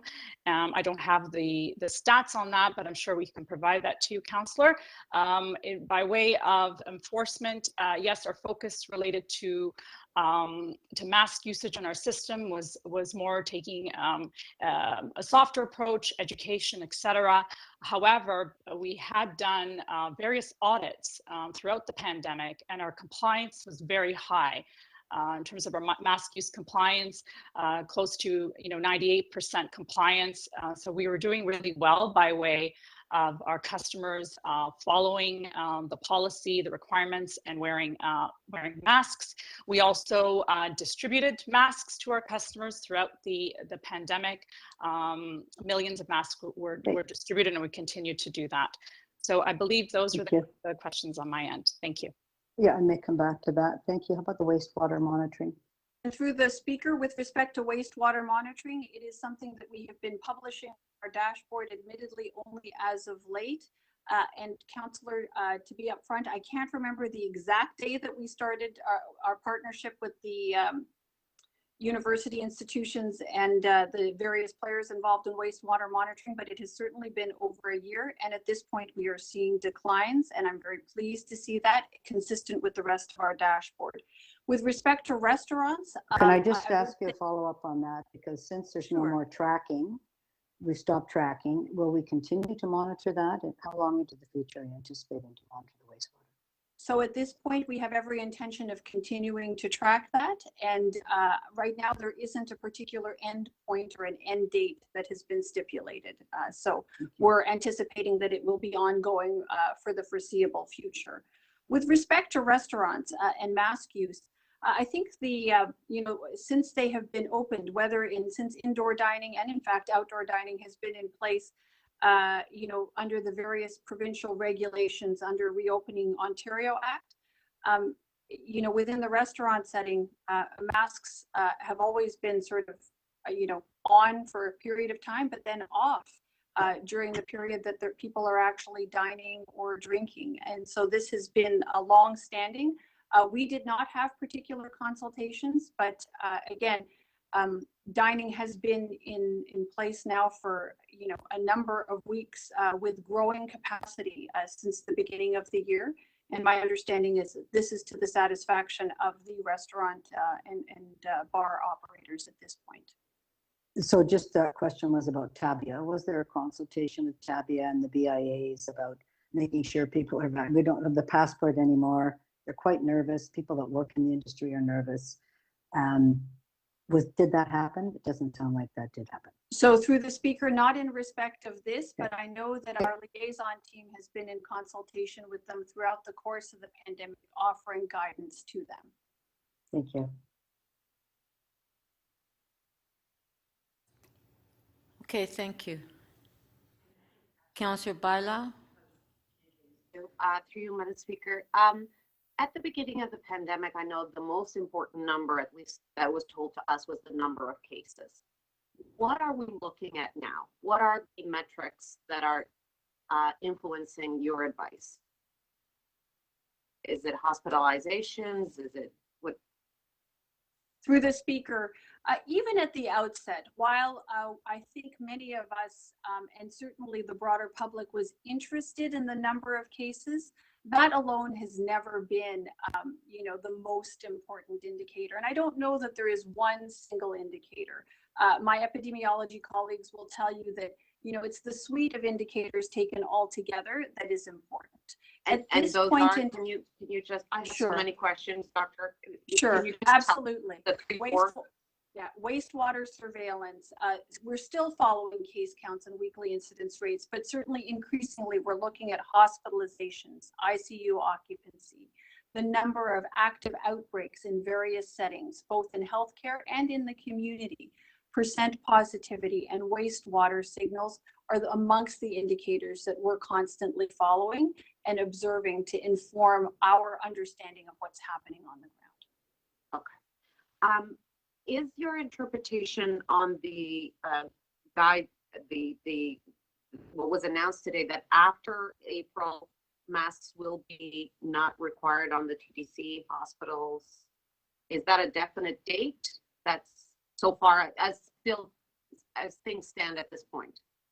So through the speaker, Councillor, we've also received the information today. That's the understanding that we have based on the provincial announcement. But I would imagine, as is the case and has been the case throughout the pandemic, that there is ongoing monitoring. And should the situation change, I would expect that the province would be prepared to change their direction if they had new information that suggested that was what was necessary or what was warranted. Okay. And so what is our advice now, given this new situation, on the physical distance, the 2 meters physical distance? Are we still require that inside offices as people wait to pay for their groceries? Like, what's the advice on that? So through the speaker, at this point in time, you'll note that capacity limits have basically been lifted by the province in every setting, actually, for about a little over a week now. So clearly that is going to be more and more challenging in different environments with no capacity limit at this point. That being said, we're actually suggesting to people that, look, we know how COVID-19 is transmitted from one person to another. So especially for people who are at highest risk, older individuals, unvaccinated individuals, people who are immune compromised or otherwise at high risk, more caution is required in order that they are not exposed and therefore, don't find themselves in a situation where their health is at risk. And the same would be the advice for people who have close contact with high risk individuals. Through you, Madam Speaker, to our city manager, when can we expect some guidance on the public meetings, on public consultations from the city? Can you just repeat that question for me? When can we expect some guidelines around public meetings and public consultations that the city holds? I mean, we're doing everything 100% virtually. Is that gonna change or not change? When do we expect to have some direction on that? I think there's been some communication about resuming those kinds of meetings after the 21st, but let me just verify with Josie and our communications people as to what you've been sent already, and if we haven't addressed I specifically. think we've been to committee meetings, but there has been no communication on public consultations, right? So we do dozens and dozens of public consultations. So the other question I have is, I know that the mandate has been lifted, but are we still going to provide our frontline staff with the PPE if they so wish to use it? The masks, are we still going to provide to them if they feel more comfortable in using it? Are we still going to provide the masks for our frontline staff? It would be my advice that we would, in easing people into this next phase of COVID, if you will, that we would continue to make available for those that are experiencing some anxieties around this. So I would not recommend stopping that. Thank you. Okay, thank you. Councillor Perruzza? Thank you, Speaker. I too have a couple of questions and really related to messaging more than anything else. I went to a soccer tournament past weekend to give us some trophies, and I was wearing my mask. I walk into this gymnasium. I would say 90% of folks maskless, no social distance, felt really nervous. And there's a mixed message. There's also a level of angst. So we've scared a whole lot of folks, including me. Right? I'm scared too. I don't know what to do. And so I'm at this thing and I'm saying, do I stay or do I go now? Right? So I ended up staying because, the public stayed and I stayed. I stayed too, and I handed out these trophies. So if the message now is going forward, we are now going to live with COVID.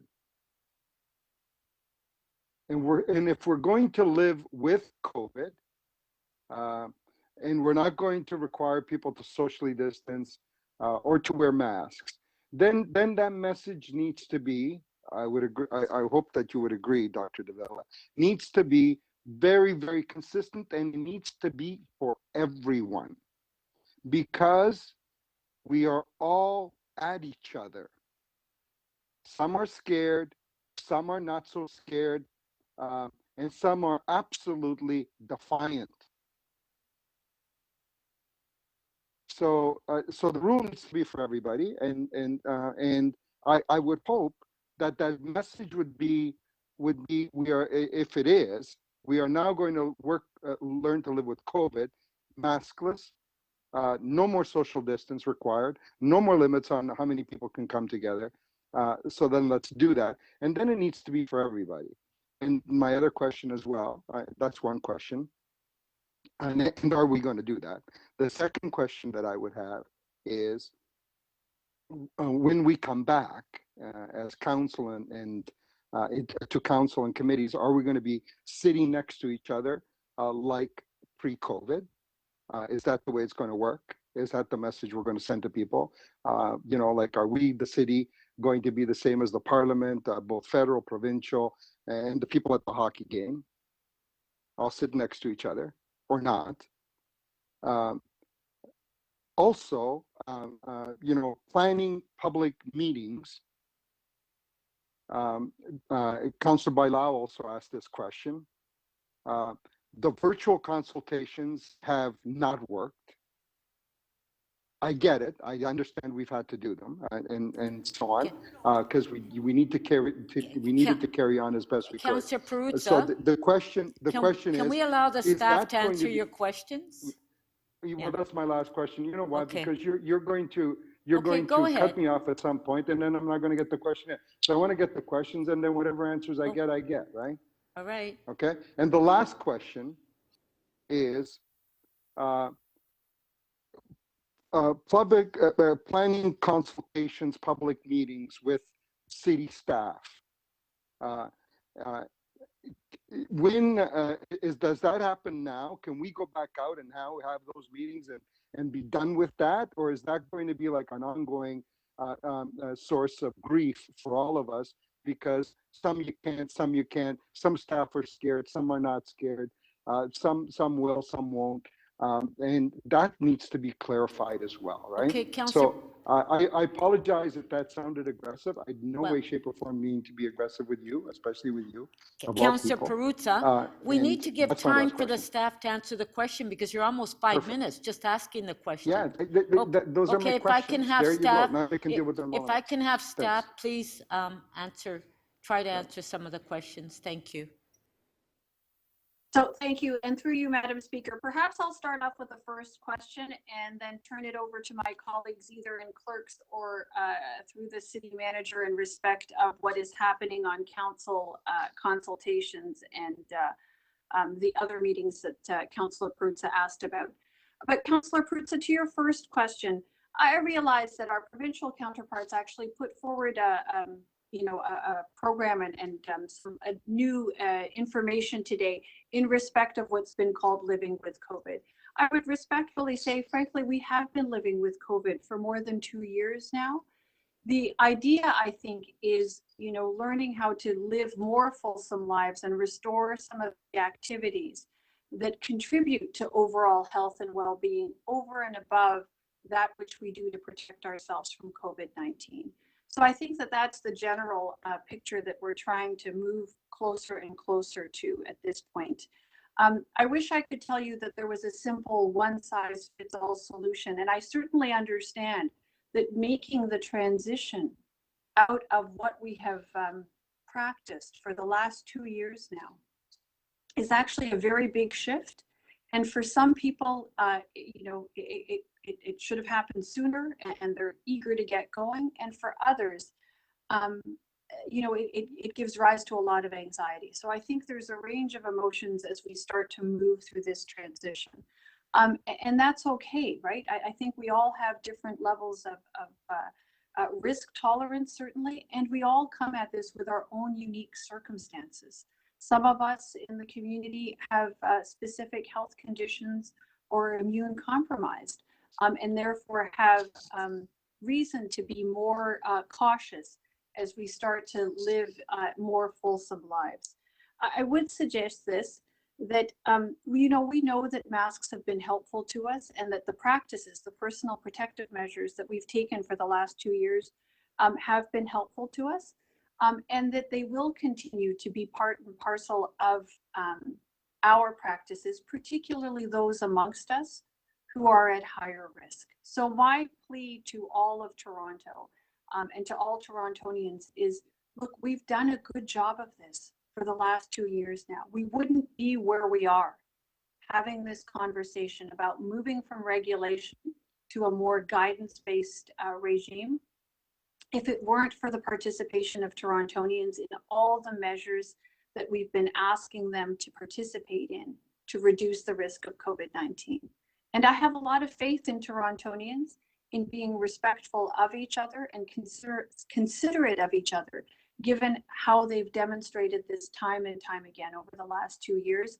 And certainly from our part at Toronto Public Health and for my part personally, I am more than prepared to make sure that we're putting out information as clearly as we can to the public and to you members of council to make sure that you're feeling more and more comfortable recognizing that navigating a transition, navigating this entrance into the new phase of this pandemic is challenging, frankly, for all of us.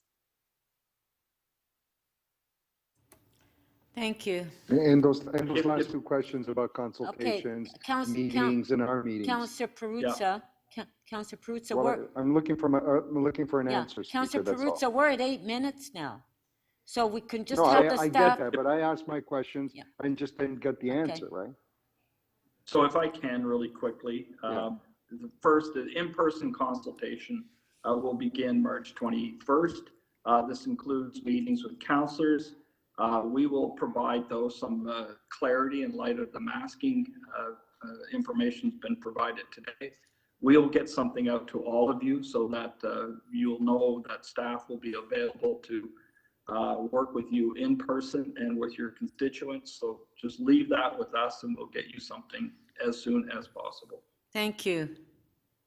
Councillor And with Cressy. our own, and Councillor with our own meetings. Councillor Cressy, questions. Well, thank you, Speaker. Doctor, when it comes to masks, as you've articulated, there are different authorities and different jurisdictions. And as others have already asked, we had a provincial announcement this morning and your recommendations here. So I just want to bring these pieces together so that I understand and we all understand. So under the provincial announcement and your recommendations, higher risk locations such as long-term care, hospitals, public transit, congregate living sites like shelters, mask mandates remain in place. Do I understand that correct? Through the Speaker, yes, and it's a provincial mandate that remains in place. Okay, but they remain in place. That is correct. Okay, and under the city bylaw, and your recommendation here is for the city bylaw to be removed in concert with the provincial bylaws on March 21st. That applies to indoor public settings, not those higher risk settings I just referred to. Is that correct? Through the Speaker, yes. Okay, so masks will continue to be mandatory in long-term care, hospitals, transit, congregate settings like shelters, but not in other indoor public settings like retail and malls, for example. That's correct. Okay.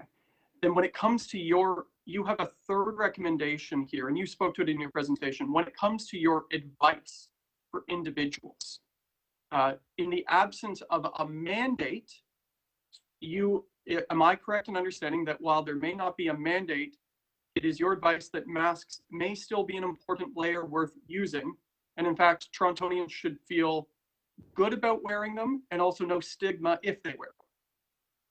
Through the Speaker, that's correct, Councillor. For me, those are my questions. Thank you. Thank you. Councillor Thompson. Yes, thank you very much, Speaker. Through you to Dr. Davila, and Dr. Davila, may I just offer my sincere appreciation for your outstanding work as well. I have 4 specific questions. I'll just ask them and you can answer as you wish. I think these are all for you, quite frankly.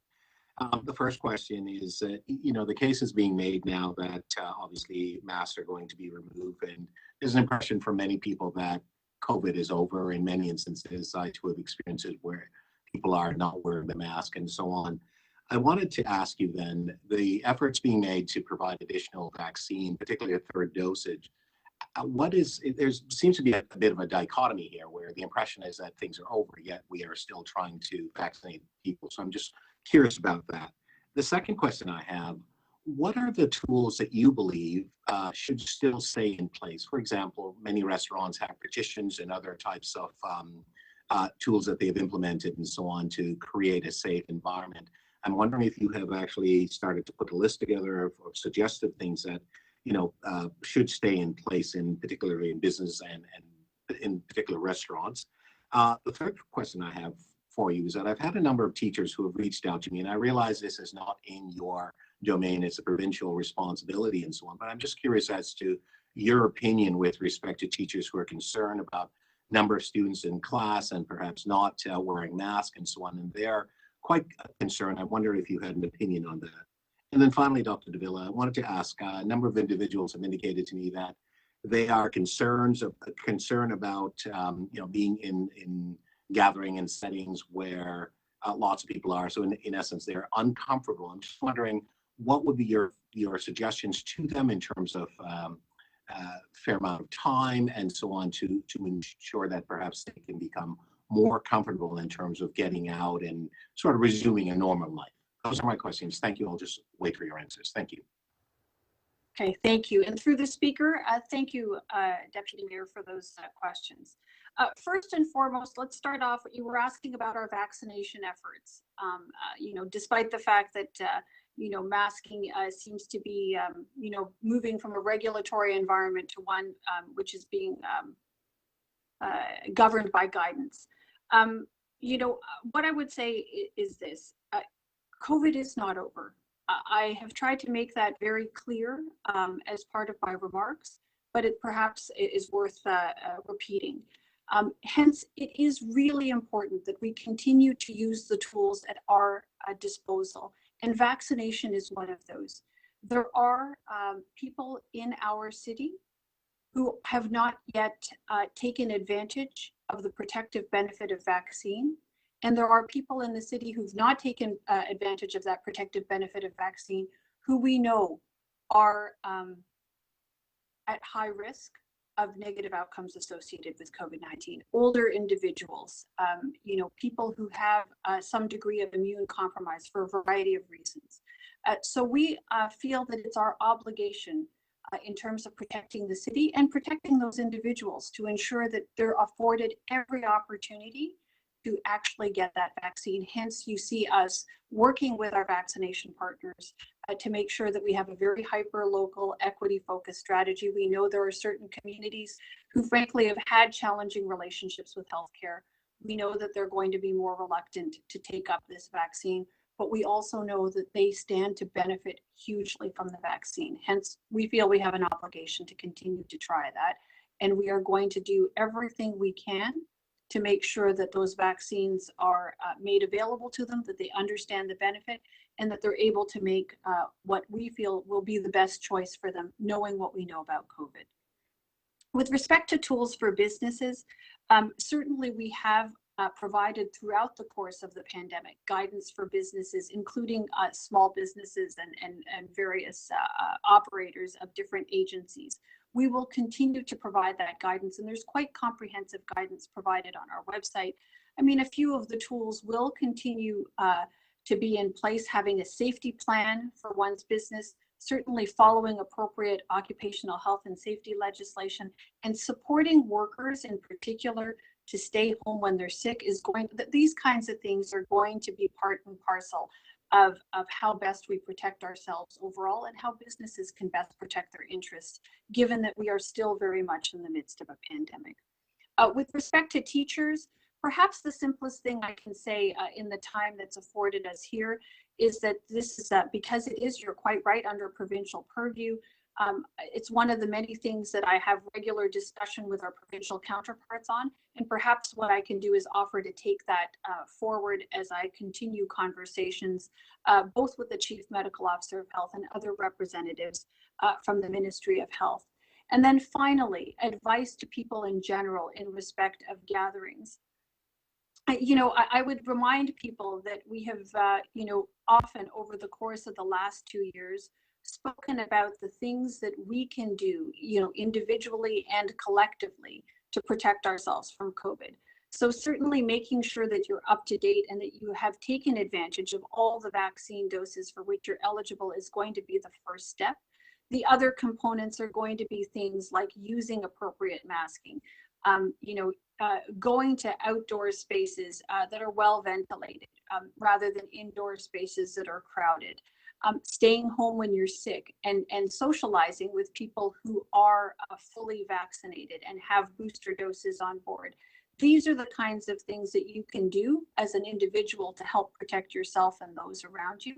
And of course, those protective measures become that much more important when you do your own individual risk assessment. What is your own personal situation from a health perspective, and with whom do you have regular contact? These are the kinds of considerations that need to be managed on an individual basis, but that's the kind of guidance that you'll continue to see us put forth for the public so that they can govern themselves and make choices for themselves and their families accordingly. Thank you. Councillor McKelvey. Thank you, Madam Speaker. And I know you've kind of covered this in different forms, but I was just hoping you could kind of succinctly summarize when different mask mandates are ending, because there are several in different jurisdictions. So I know there's the province, there's the apartments. What else am I missing? So through the speaker, Councillor, I'm actually going to refer to the, I'm also just acclimatizing to the dates myself that the province has put out in respect of the masking guidance.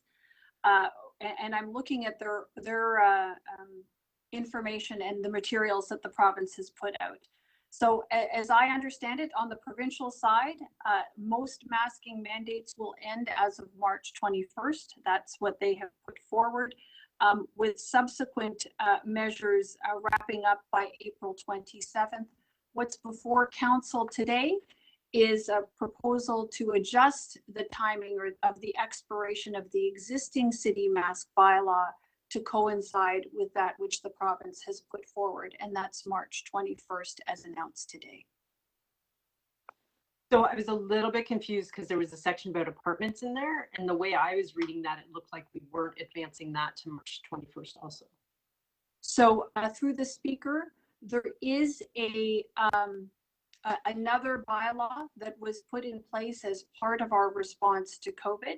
And what it did and what's currently in place right now as a result of that bylaw are provisions or requirements for apartment building operators to provide hand sanitizers at the entrance of common rooms and to have a cleaning schedule in respect of high touch surfaces.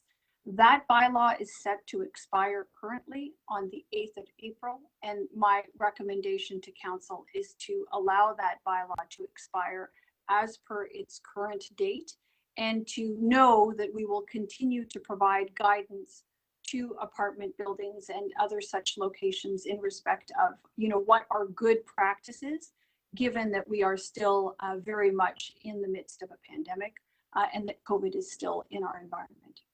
Okay, so that apartment bylaw did not include mask requirements. So what we've got, the mask bylaw through the speaker does include, indoor public spaces where the public has access to. Okay. So in an apartment building as of March 21st, you do not need to wear a mask. So through the speaker, yes, that's correct. Okay.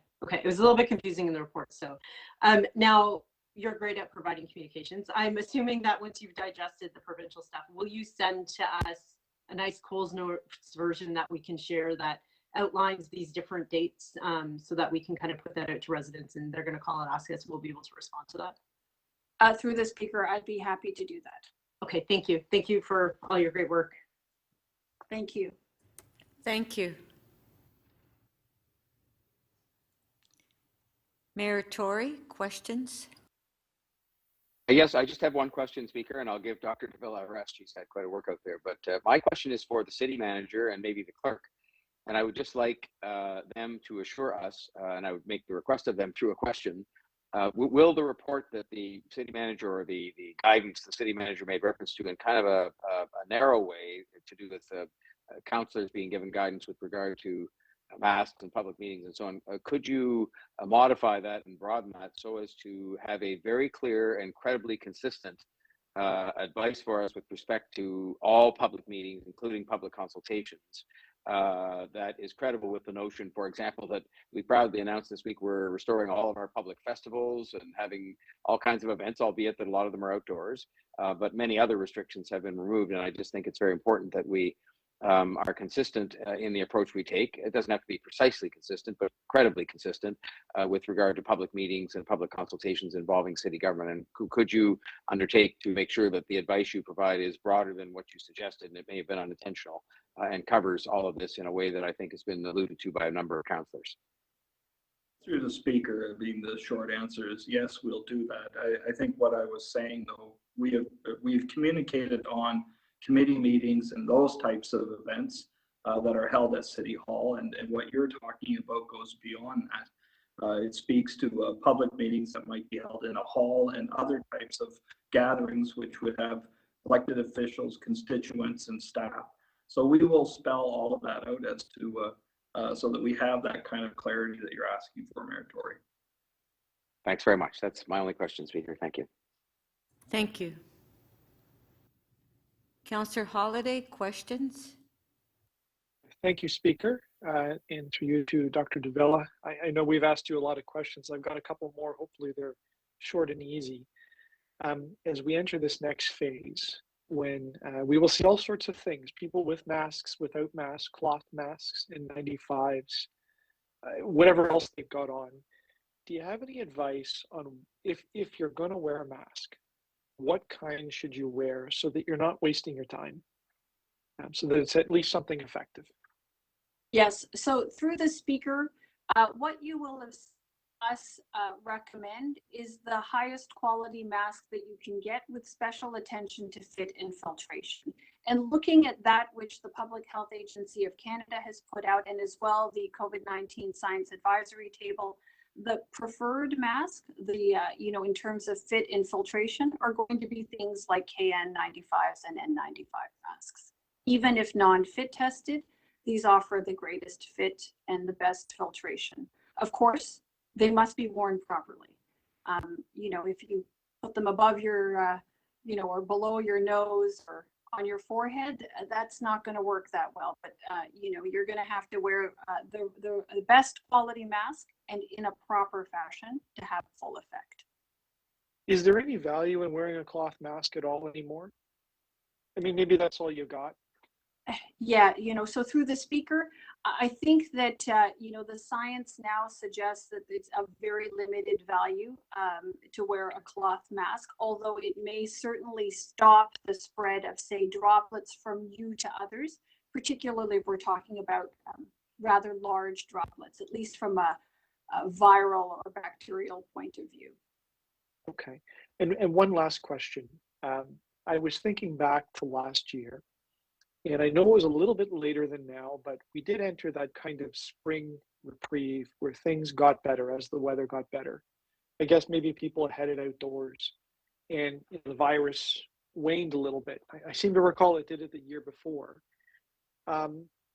Maybe that's what's happening now, along with a whole bunch of culmination of factors. But if things heated up again with the virus towards the fall, what is different this year is that council is going to be out dealing with an election. And my question to you is, do you have all the resources, all the tools, all the delegations you need? And maybe there's other things we can do as a council for a critical meeting, but do you have everything you need to deal with if there is a resurgence or another variant that comes out later in the year, like they did the last couple of years? So through the speaker, what we have done here at Toronto Public Health, we've certainly been quite busy in the last several weeks responding to the Omicron wave, and we're thankful to see the peak behind us. But we recognize that we are very much in the midst of a pandemic. So very briefly, we have planned our operations at Toronto Public Health to ensure that we have an appropriate COVID-19 response organization and infrastructure and some surge capacity as well, recognizing that at the same time, we are increasingly trying to address other public health needs that have had to take a bit of a back burner, frankly, for the last couple of years. But certainly we are actively, looking at our resources and making sure that we're planning with the future in mind, and certainly with the guidance from the province around what we might anticipate in the weeks and months to come. Thank you very much. Thank you. Thank you. Councillor Wong Tam, questions? Yes, thank you very much, Madam Speaker, and through you to our Medical Officer of Health.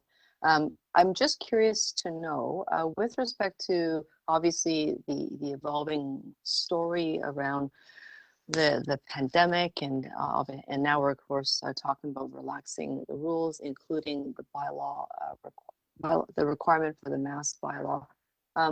Can you explain to us the impacts of masking for those who are specifically living with disabilities, and including those who perhaps are living with speech difficulties, hearing obviously challenges, whether they're deaf or hearing impaired?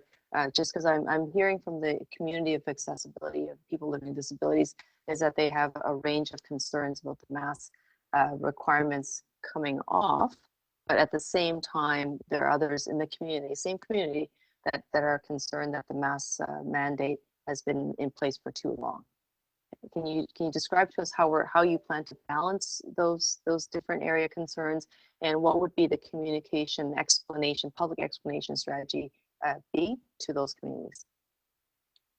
So through the speaker, Councillor, I'll do my best to address the questions. And I think what you're highlighting is what I had raised earlier, that as we transition into this new phase of the pandemic, where we are seeing the relaxation of some regulations and rules that have been in place for quite some time, the public response runs the gamut from very excited and ready to go to reticent and anxious around adopting new changes or different ways of being, given how we've been doing things a certain way for about 2 years now. So I recognize that there are unique challenges, certainly, with the accessibility community, and there will be the range of emotions and perspectives there. I'm pleased to say that I think we've had a very good relationship with key stakeholders within the accessibility community. We have sought to ensure that our response is as inclusive as it can be and takes into consideration their unique circumstances across the different members of the community. And we certainly would have every intention of continuing to engage. As I mentioned earlier, we are very much still in the pandemic. Right? This is not over yet, as tired as so many of us are of COVID-19. So certainly we see the need to continue that engagement and that ongoing conversation with the community. Thank you. And I guess to sort of elaborate on my point and my question is, would you be open to working with that community to, number one, hear them out, solicit some feedback, but also to explain the evolving narrative around the local case counts, the effectiveness of the mask, and why now? Just as I think as other councillors have noted, there's the wide range of opinions, but I cannot help but feel that this community really needs to hear from their doctor, yourself, but also to understand how the situation is evolving. And also to specifically speak to their very physical concerns around masking. And would you be open to that dialogue? So through the speaker, Councillor, briefly, yes. And of course, as I've tried to undertake to council here today, I will continue along with Toronto Public Health to put messaging out to the entire public to help support the transition, a successful transition. Given how well we have done over the course of the pandemic, there's been loss, no question. But I again, pleased to be able to say that we are in the positions that we're in today because of the wide-scale cooperation of Torontonians and the caring that they have shown for themselves and for each other in the face of this pandemic. Okay, thank you. Thank you. Thank you. Okay, we'll go to speakers. Mayor Tory.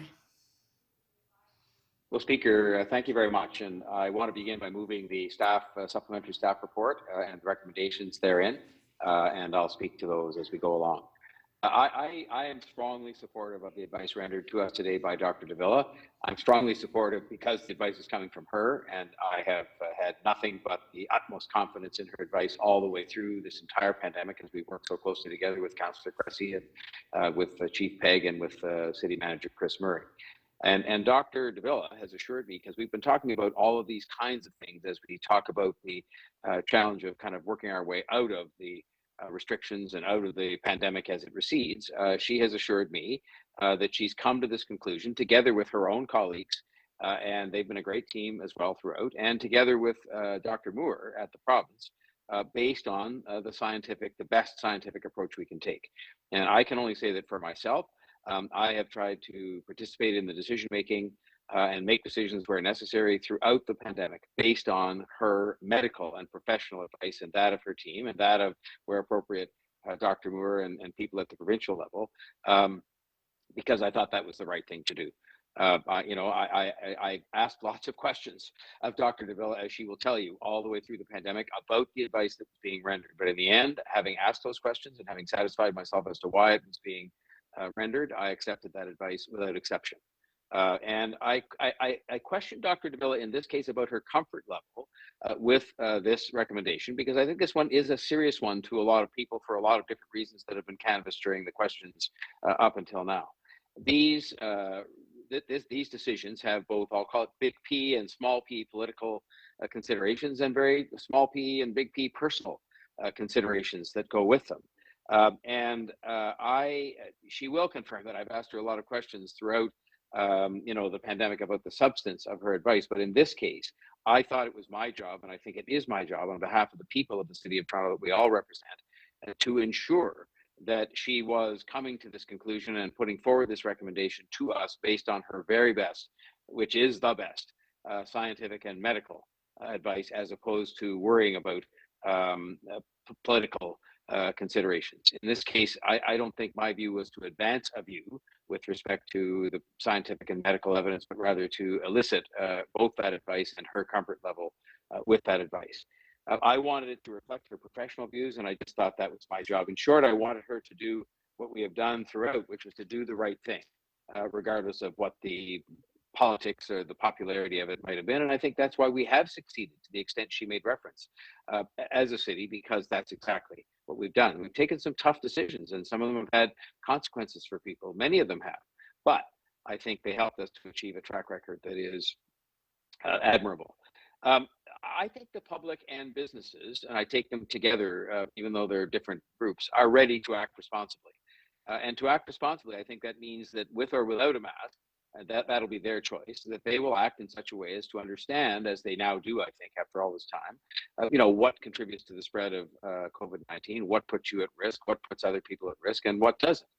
And I think that I welcome the fact there are areas in the provincial report, which we've said we're going to follow in terms of consistency, and I'll conclude on that note, but that we're quite right to go a bit slower, like transit and other kinds of congregate settings, and I welcome that. But I think that even with those restrictions in place, the majority of people who might find themselves facing fewer restrictions with regard to masking will conduct themselves responsibly. I have huge confidence when I've seen the unity of this city. The unity of the city as demonstrated by 90% of people stepping forward and getting vaccination. And yes, we had to work to overcome some hesitancy on the part of them and so on. And that's been a job, very well done under the leadership of Team Toronto. But when I see that kind of approach being taken by our city, I am confident that people will do the right thing, and they will decide what the right thing is for themselves to do in the circumstances. And I suspect that means we will see a fair number of people continuing to wear masks in various settings where they don't have to by law. And I can only hope, and I'm not worried about this too much, because I think I know pretty well who we are and what we are in this city. I hope that no one engages in any of that kind of polarized stigmatization that we've seen tiny bits of here, but just the tiniest bits. But we've seen more of it elsewhere, where you literally have public figures chasing children wearing masks off stages and things like that, which to me is not about who we are here or what we're about here. We would say people will have their own choices to do what they think is best for them. Some of them have to do it because they have a health issue or other kinds of issues. Others will choose to do it. And I think we will respect them, because I think that is the Toronto way. The last point I want to make is a point about consistency. I thought it was important, and Dr. Davila fortunately agreed, that we should do this consistent with what the province did. And that's why I asked her so many times, are you comfortable with what they're advising? Because I would have said I would go against consistency if she just thought their advice was wrong, dead wrong. But in this case, I thought it was better to have one policy, one set of policies that will be implemented on a given set of dates or a given date, as opposed to a mishmash of things that would just confuse people and frustrate them. People are frustrated enough with all this, and I think they just need to know very clearly, what is being recommended and what is done and what isn't being done. So I finally just want to say thank you to Dr. Davila for her steadfast work. I've said it many times, I'll say it many more during the pandemic, including this report. And say thank you to the people, because in the end, it is the people of Toronto who have put us in a position where we could even have this discussion today, because they followed guidelines before, because they went through agony with respect to shutdowns and whatnot, and because they stepped forward and got vaccinated.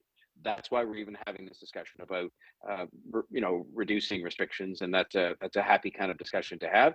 And we just got to stay the course and keep doing what we've been doing. And I think we can remove many more restrictions and have really what will be a glorious summer in the city that we love. So thank you, Speaker, and thank you, Dr. Davila. Thank you. Councillor Cressy to speak. Well, thank you, Speaker.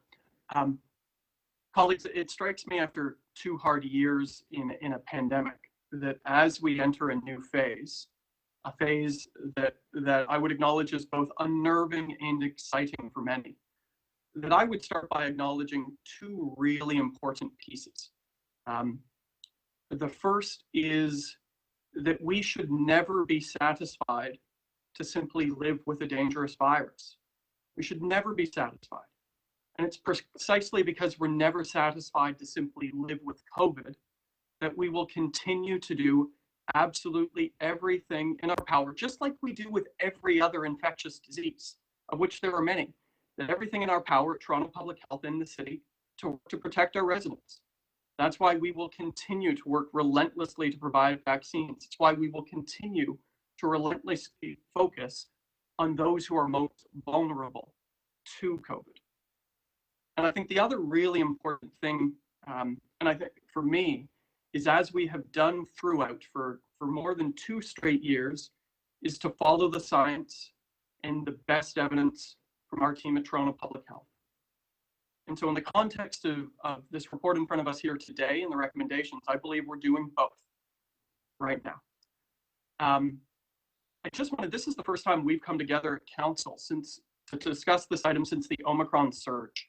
And I just want to acknowledge some of our team at the city, because I have to tell you, December and January was amongst the most challenging periods yet of this pandemic in many ways. And I have never been prouder of the Toronto Civil Service. In a matter of a week, they tripled our 3rd dose vaccination capacity in 1 week. They literally worked through the holidays. Hundreds and hundreds of staff were redeployed because of staff shortages to support essential services. It was a remarkable, we talk about in Toronto across sectors, this was a remarkable City of Toronto response.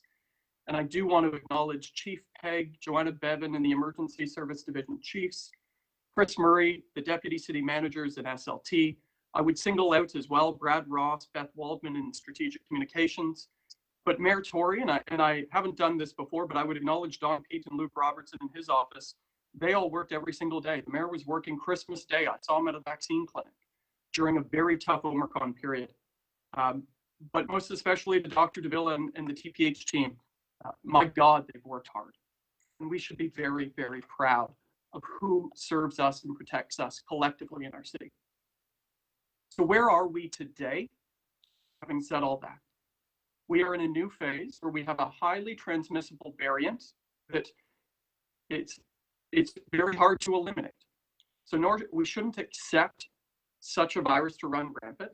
And we should acknowledge, and this is what's great, we should acknowledge that we have the tools to minimize risk and protect people. We have those tools, and in fact, we're in good shape because of them. Vaccines, Dr. Davila spoke to this. The vaccine campaign has been one of, if not the largest mobilization in our city's history. 6.7 million doses administered in just over a year. Nearly 92% of our population over 12 with 1 dose, nearly 89 with 2, nearly 66% of those over 18 with 3.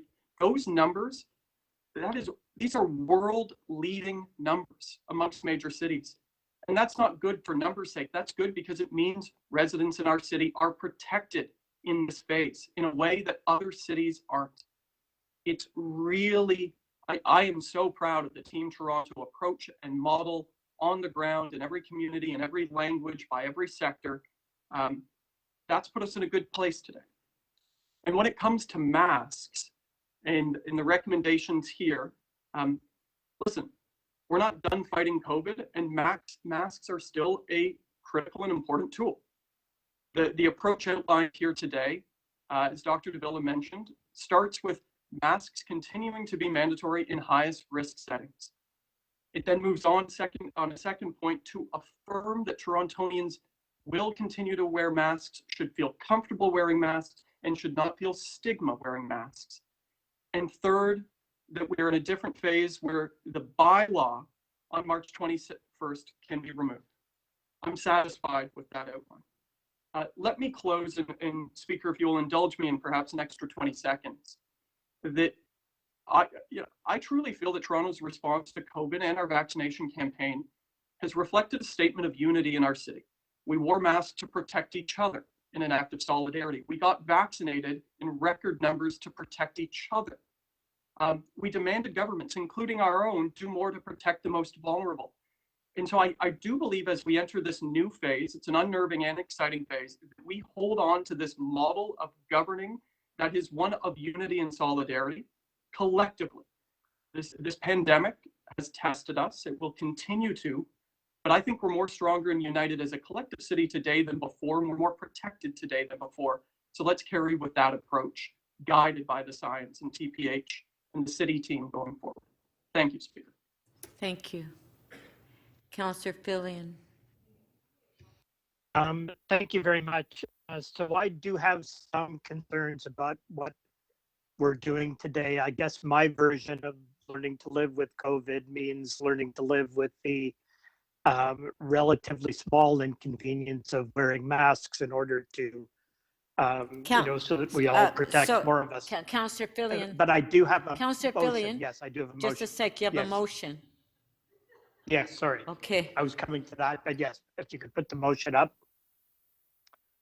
And that was a lead in too, but I feel a lot better about it if some of the things outlined in the motion take place. And I do understand from Dr. Davila's answers that this is something she is supportive of, I believe, and intending to do. So it's a city council request, a medical officer of health to work with the province to make PCR testing available to a wider range of individuals at higher risk of serious illness, and to put mechanisms in place so that those who test positive have appropriate access to antiviral medications.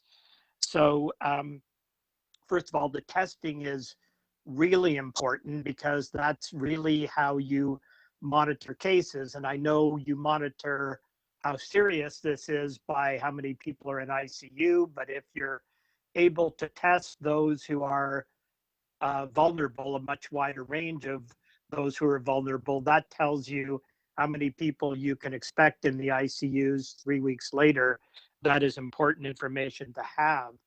And secondly, and probably most importantly, Dr. Davila talked about the new antiviral medications, which are supposed to be very effective by Pfizer and some other companies. And if you take those within 5 days of getting symptoms, you have a greatly reduced risk of having serious illness. So it's really important that people be able to have access to the antivirals. The catch is right now, you can't get the antivirals if you don't get tested, and it's and you have to get a full test, a PCR test. So that is something that needs to be corrected so that we are testing more people at risk. And if you do test positive, that you're able to get a prescription right away, because if you don't take them within 5 days, they aren't effective. On the main motion,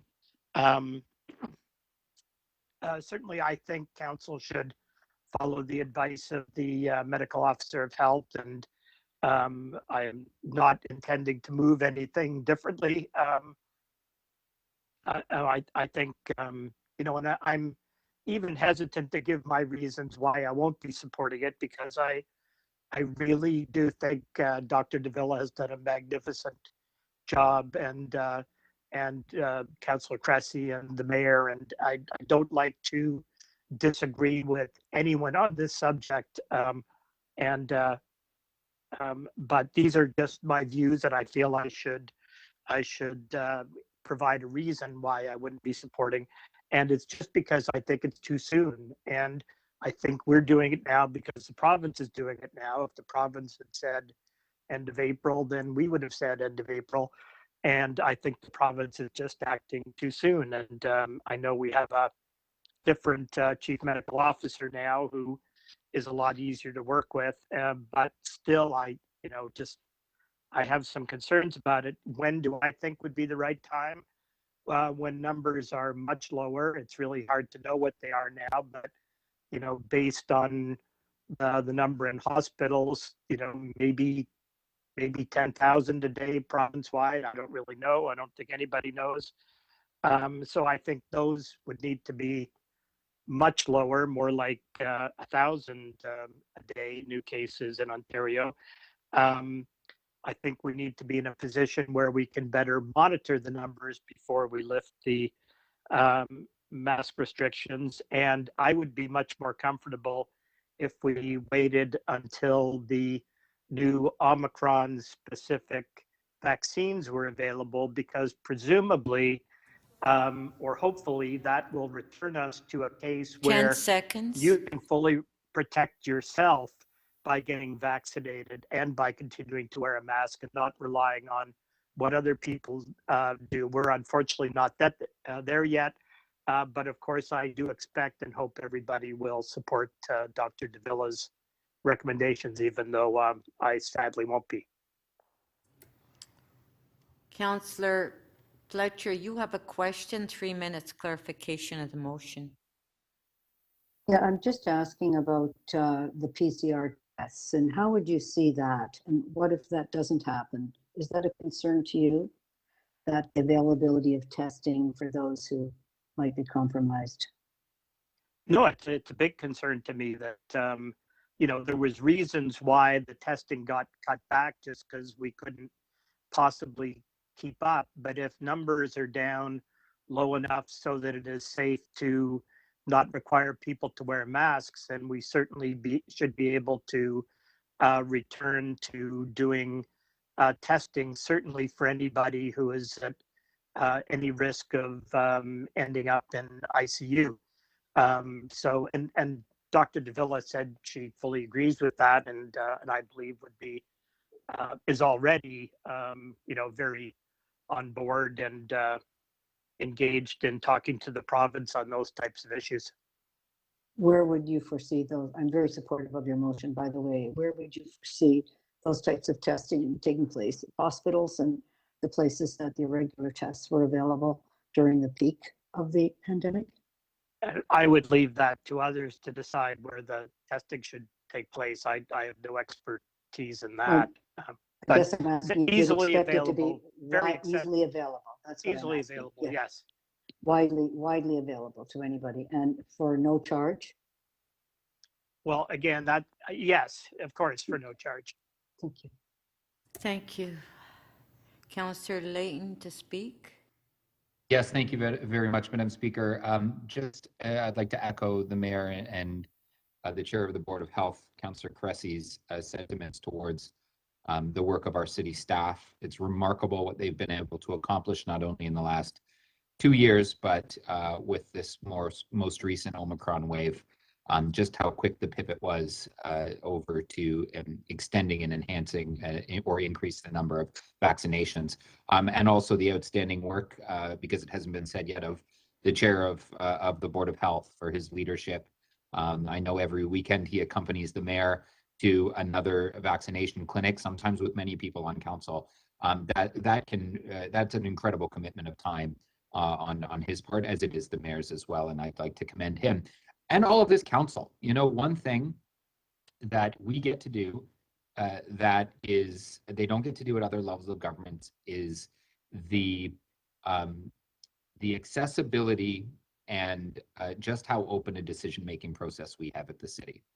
And that has allowed us to demonstrate that every step along the way, while we have questioned and in some cases pushed our medical officer of health to deeper to give us more information, we can demonstrate that all along the way we have tried to follow the science in all of our decision making.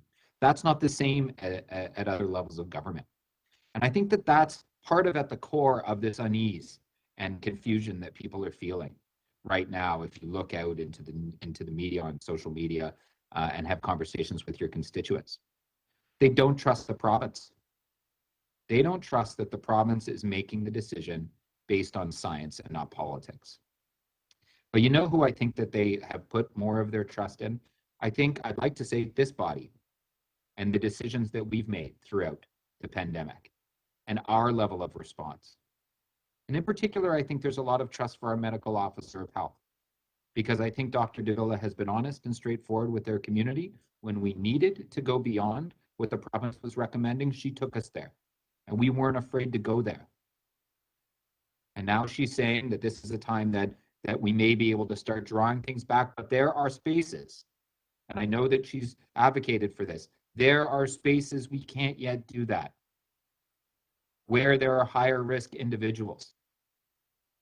I think we've heard that perhaps it's a little early for the schools to go, that maybe a little bit more time would be helpful. But we also heard that that's not part of the mandate that she's, the mask mandate that she's recommending to lift today. We can leave that one on the province and keep the heat up on them.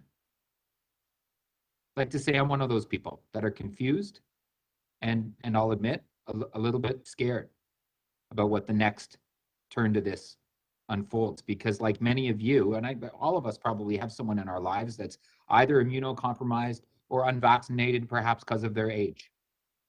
You know, one little girl, 4 years old, never been in school without a mask.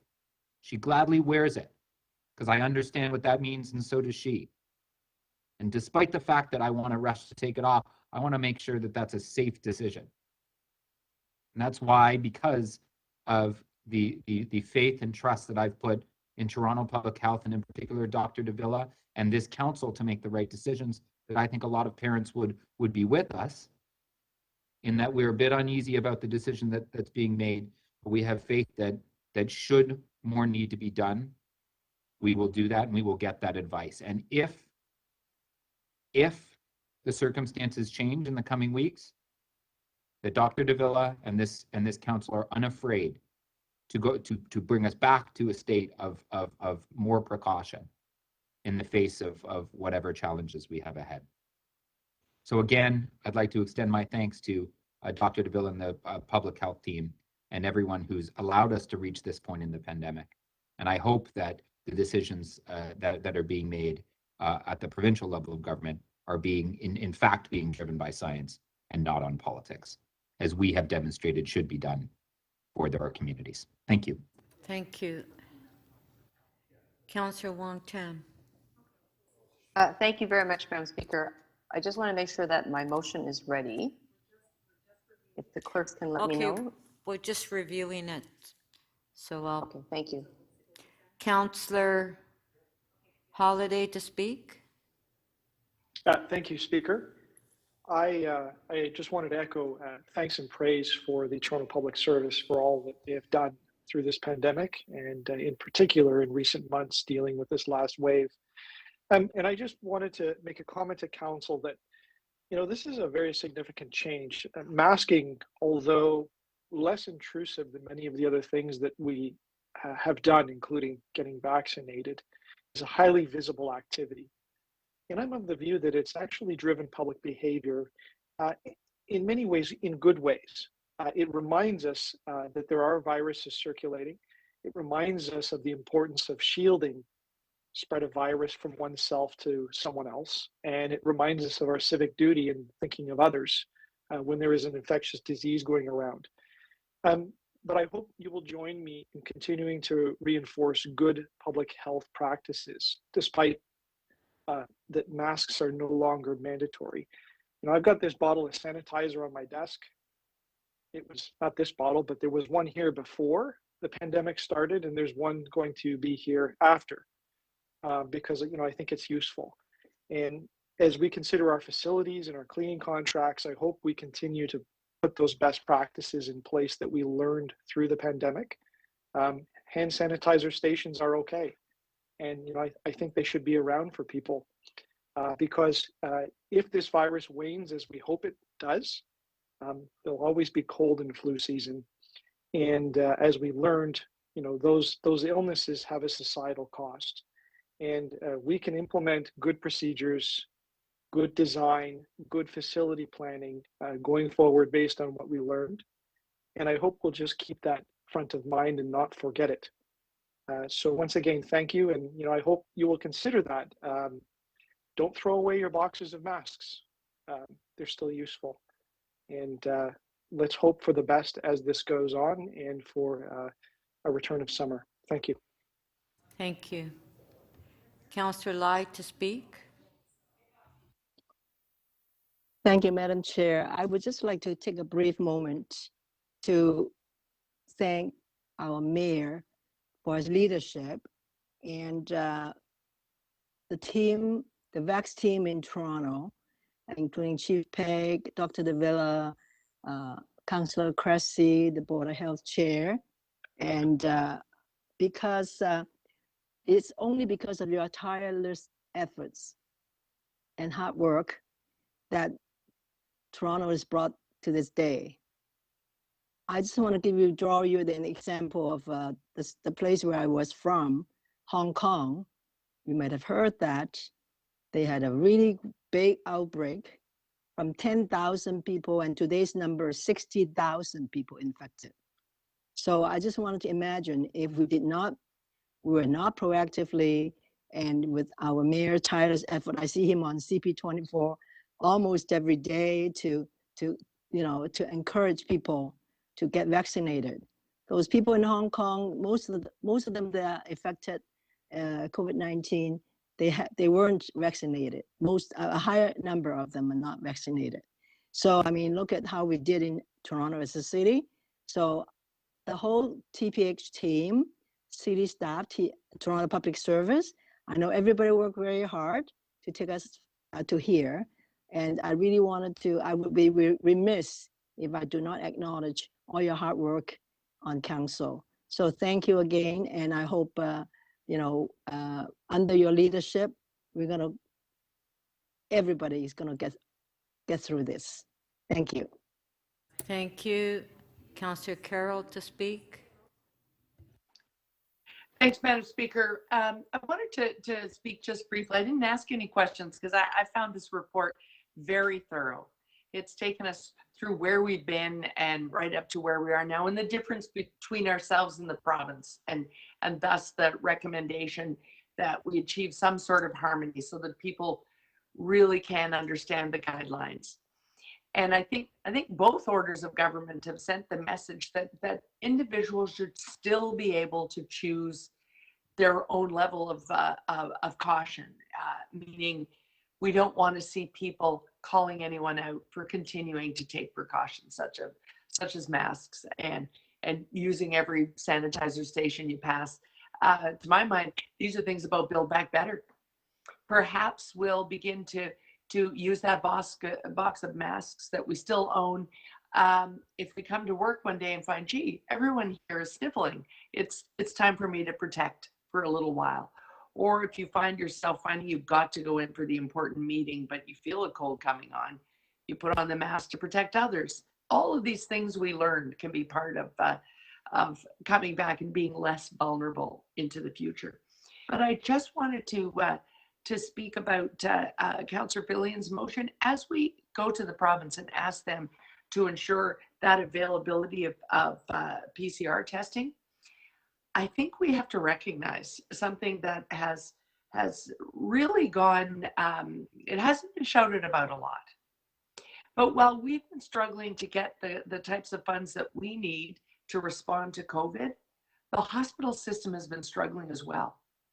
If someone is at high risk of illness, the individuals that Councillor Fillion's motion responds to, by and large, they do want to go to a hospital setting or a clinic setting for a PCR test. They hope that they're going to be dealing with the highest quality of healthcare professionals, that there might even be a doctor on staff, especially if they get there and it turns out that probably they're arriving symptomatic. They want to know that they're going to a place where the testing center itself will be very safe, and so they're not going to put themselves in danger just going to get a test. And they want to know they're going to get the best possible advice there, and that they're going to a place that has quick access to labs. All of this leads to hospitals. But what we have to keep in mind is that they've been our partners in all of this, and they've been struggling to get funding from the government the same way we're struggling to get some of our COVID response and relief funds. We sit in the province that has spent the least per capita on COVID relief and response, the least. Next is BC. Now that's partly because of economy of scope, but it's also because at a certain point, when we realized that it was perhaps less lethal than we thought in the early weeks of this pandemic, counting pennies started to take more prominence in decisions in the other orders of government. And I believe it should still be, we've got to get ourselves out of COVID. We've got to do what we've got to do. We've all got to partner up and make sure that we're all working towards the same goal, that we have the least amount of coronavirus community. And so as we go to the provincial government and ask them to leave something like PCR testing for those at high risk easily available, I think we better make sure. It looks like we have to spell it out and fund it. Because if we don't, one of our most important partners in this whole endeavor, our hospital system right here in Toronto, has been struggling the same way we have to get the dollars. And I think at the end of the day, history will tell whether or not the strategy other orders of government are taking was wise or not. We've done our level best to be there for people locally, but we really need them to continue on to clearly recognize that they still have the most important role in Ontario to make sure that we are still able to respond and we are not leaving anyone vulnerable. And so I hope that is understood in Councillor Fillion's motion, that as we ask for that testing, we expect the province to foot the bill. Thank you. Those are my comments, Madam Speaker. Thank you.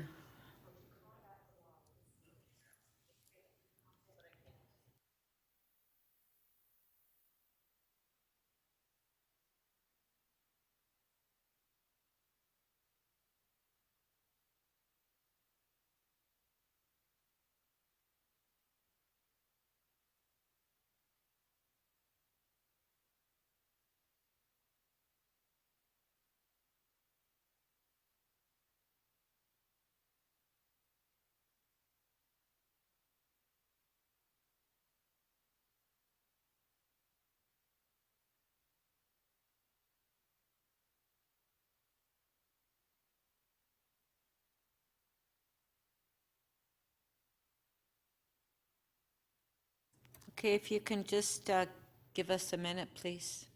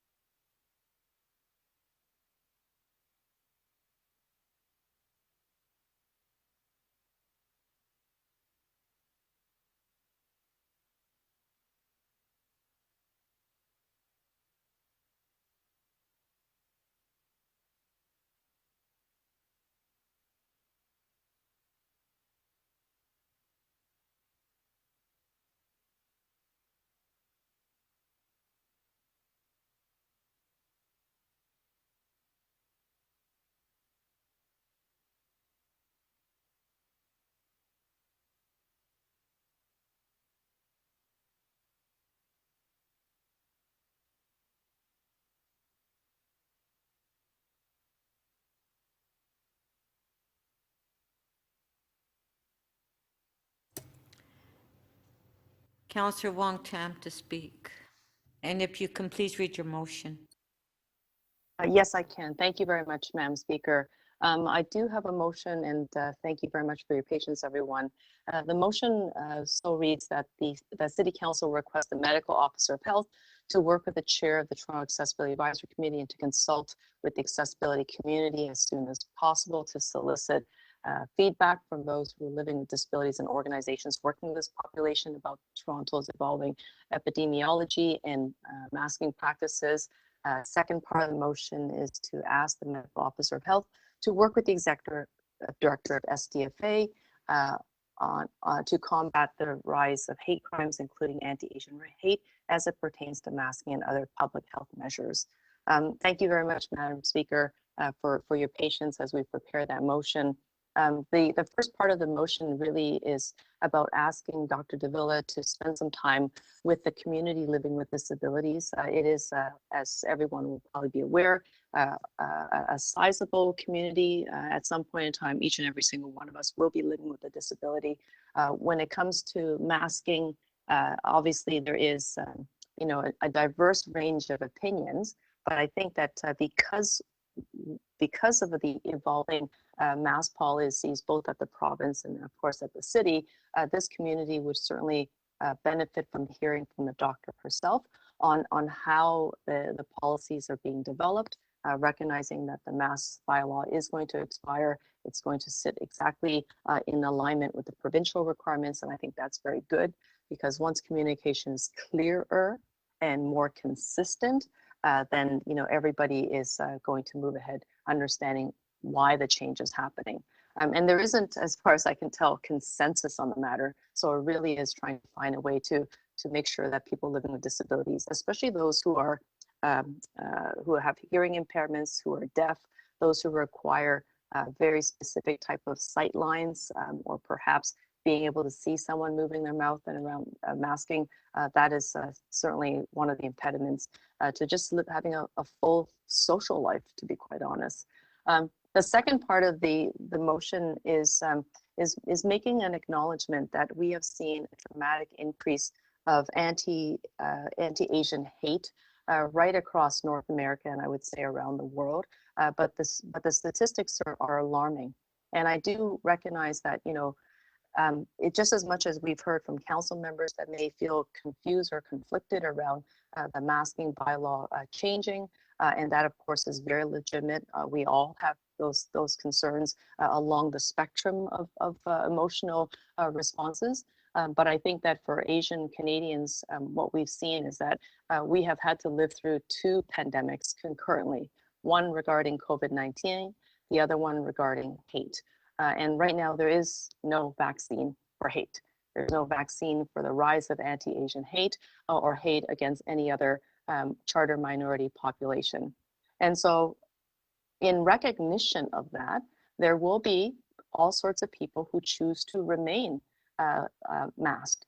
And what I think we will see, because we've already seen it during the first year of the pandemic, we saw it really escalate the second year of the pandemic, is that Asian Canadians who choose to remain masked for their own personal reasons, we can probably anticipate what we've seen in New York City and other American cities, or even Vancouver, which is now unfortunately wearing the horrible title of being the most anti-Asian racist, sort of their experience is that they're the number one city in North America as it relates to anti-Asian hate crimes. We've seen people pushed into ongoing subway trains in New York who happen to be of Asian descent.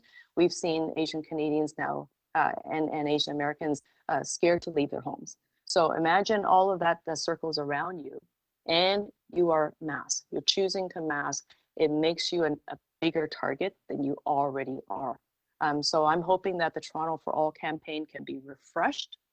We launch it out as quickly as possible, especially as the masking policies change and evolve, which I'm very supportive. But I just want to make sure we have those policy controls in place when that change takes place. Thank you very much. Thank you.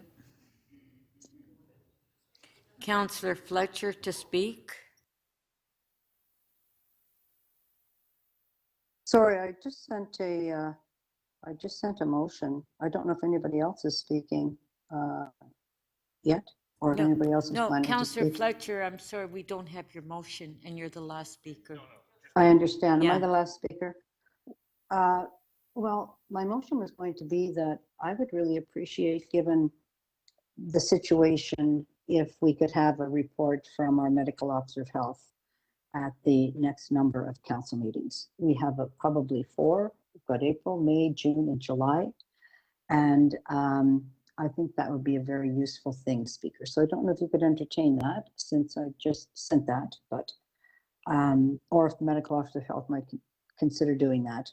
or if I need to move a notice of motion or an administrative inquiry, but I think that this is a very big moment because it's almost 2 years ago that we left City Hall. On March the 16th, 17th, we all left City Hall and we haven't been back. And we started talking about coming back and gradually coming back and other types of meetings. There's a lot of questions here. So I want to make sure that when we make this decision today, that we're making it in a judicious way and that we are anticipating our ability to ensure that it's rolling out in the way we think it should roll out. I did say earlier, I think after 2 years being gone, after incredible toll that it's taken, and I really do refer to your remarks, Councillor Wong-Tam, as far as the anti-Asian hate and the diminishing of people that want to wear masks, sometimes the diminishing of people who aren't wearing masks, that we're still in a difficult period. If we looked at the graph, we'd see intensity in those who had masks, and then intensity for those who didn't have masks. And some of it can be racially motivated, as you've shown. And we did have a huge convoy that was about not wearing masks and not getting tested. So I want to make sure that in making this decision that we are making it free from any political decision-making, which I do agree that our medical officer of health would never engage in that. But there is a certain feeling that there's some politics here because we have a provincial election that will be called on May the 4th. That's about 6 weeks away. And dealing with this quickly might be something that some folks might like to do, but if the medical community feels that this is the time, then I have to take that very seriously. I do know that we did have a lot, and I refer to whoever spoke and said we had a lot of ups and downs. We were told not to wear masks. We were told that we would give ourselves COVID. We were told we'd put it in our eyes. We were told it was dangerous. If you had a mask on, people looked at you crazily. Now we're told you must mask. You can wear any kind of mask. I know the city, we gave out cloth masks at the city. TTC gave out nylon masks. And now we know that you only have one kind of mask. And that's a KN95 or something that seals your face, that you can't wear it below your nose. I think we've done a great job. And I do want to add my voice to those who congratulate the incredible efforts that have been undertaken by our citizens, by our residents, by our mayor, by our MOH, and by our chair of the Board of Health, by all councillors promoting vaccine clinics, by the amazing uptake in vaccines. But if anybody's had COVID, and if you know anyone who's had COVID, our job is to make sure that nobody else gets COVID. So I will, I guess, under duress, support this because we're getting that advice from someone who has led us through this whole time.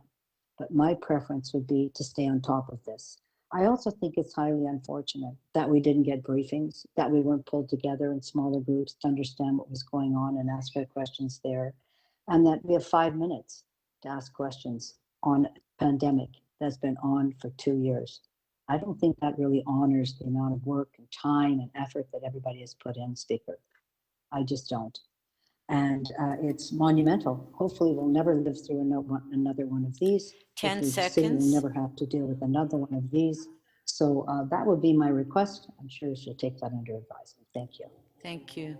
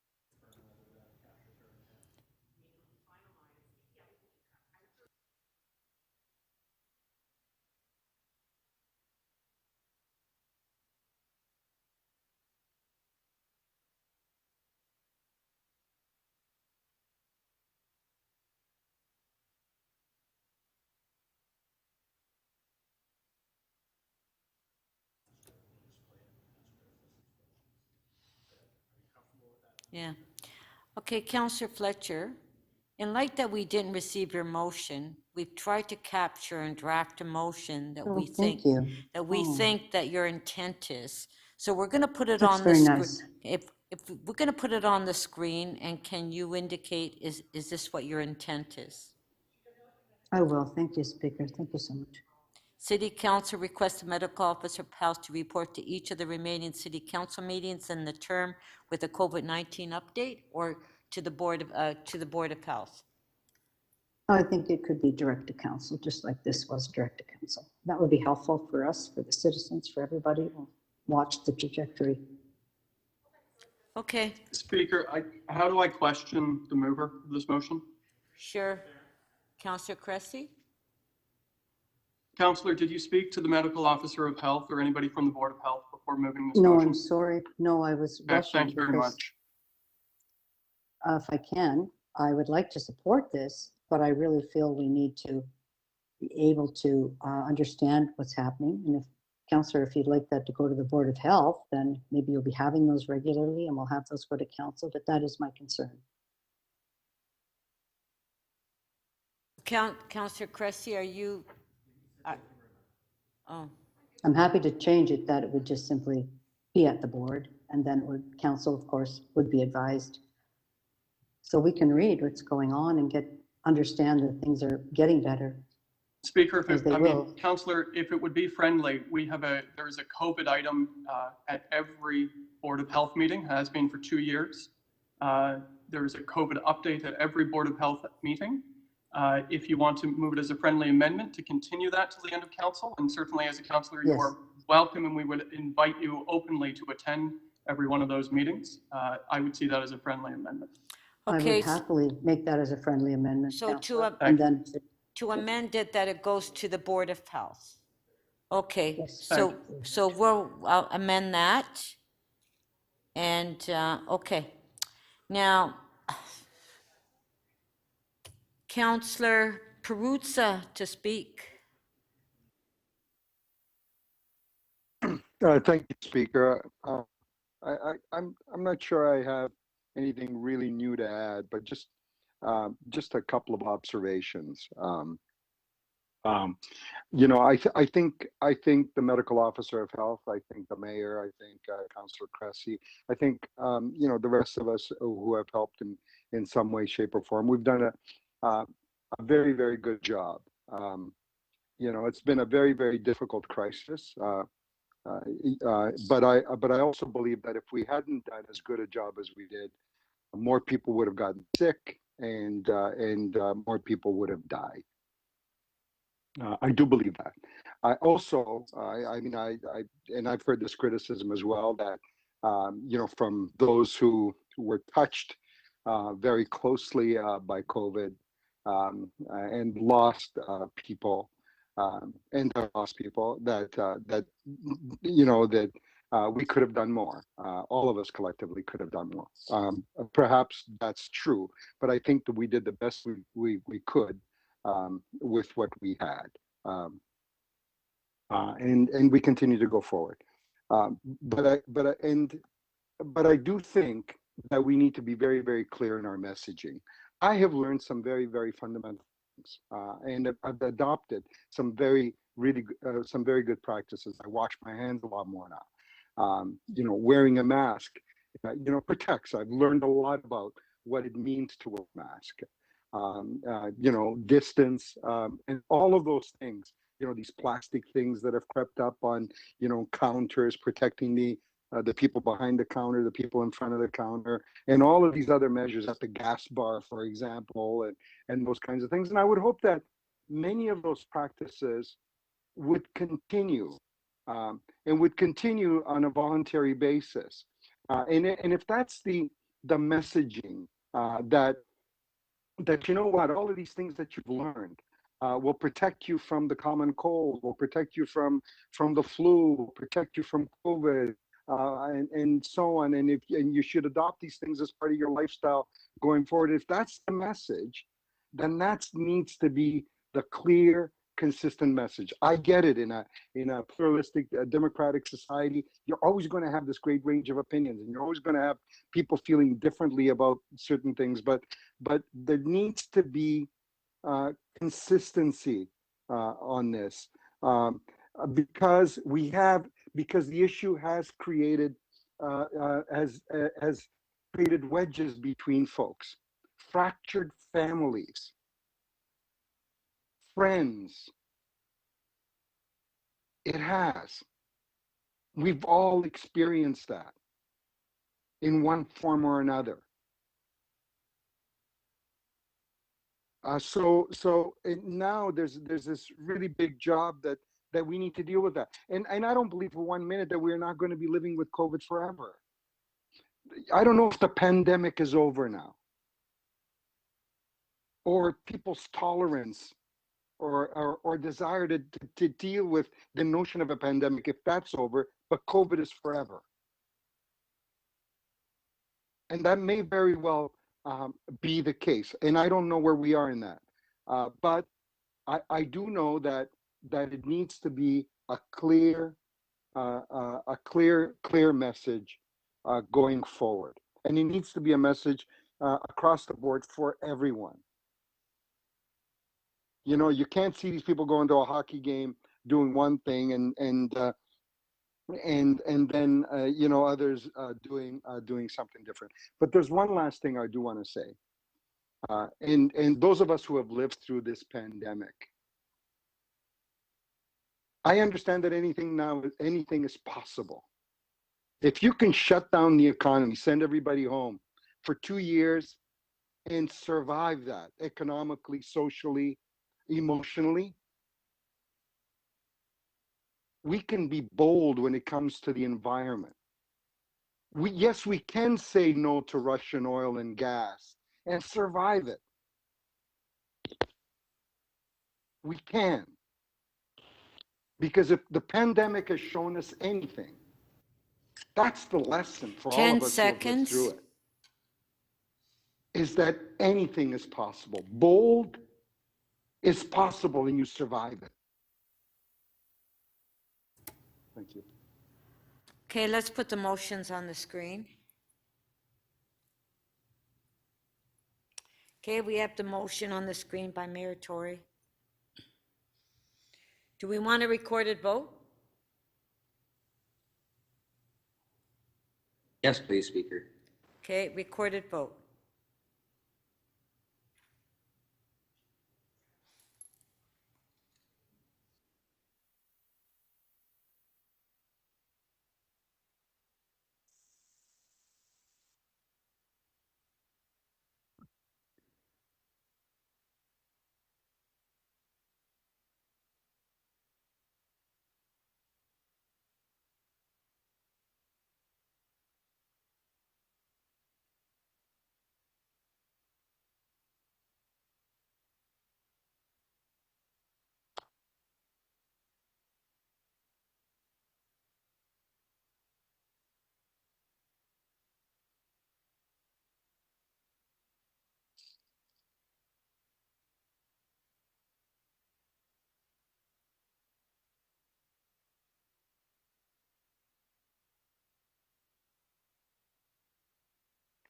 Councillor Fletcher, how do you vote, please? In the affirmative. Thank you. Councillor Pasternak, how do you vote, sir? I think that was the affirmative. I saw your head go up. Yes, affirmative?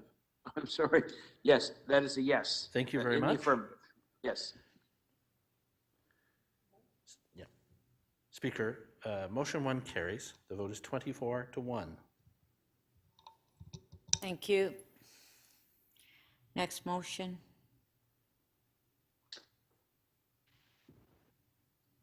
By Councillor Filion. On favor? Show of hands. Carried. I'd like that. Oh, okay. Next motion.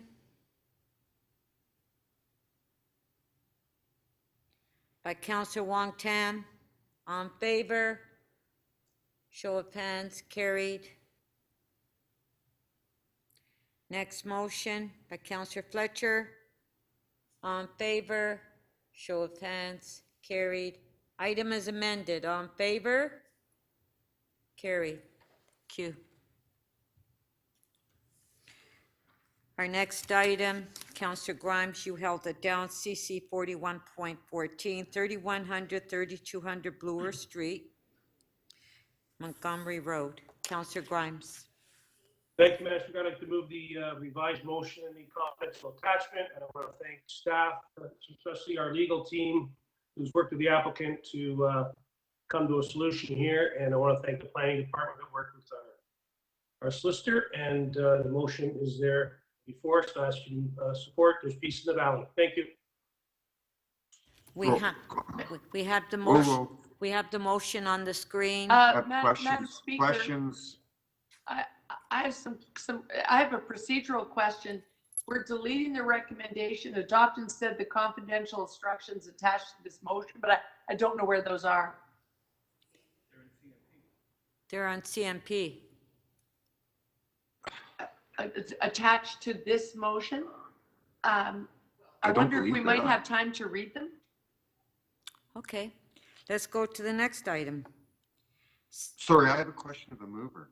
Oh, but did you want to read the item first, Councillor Perks?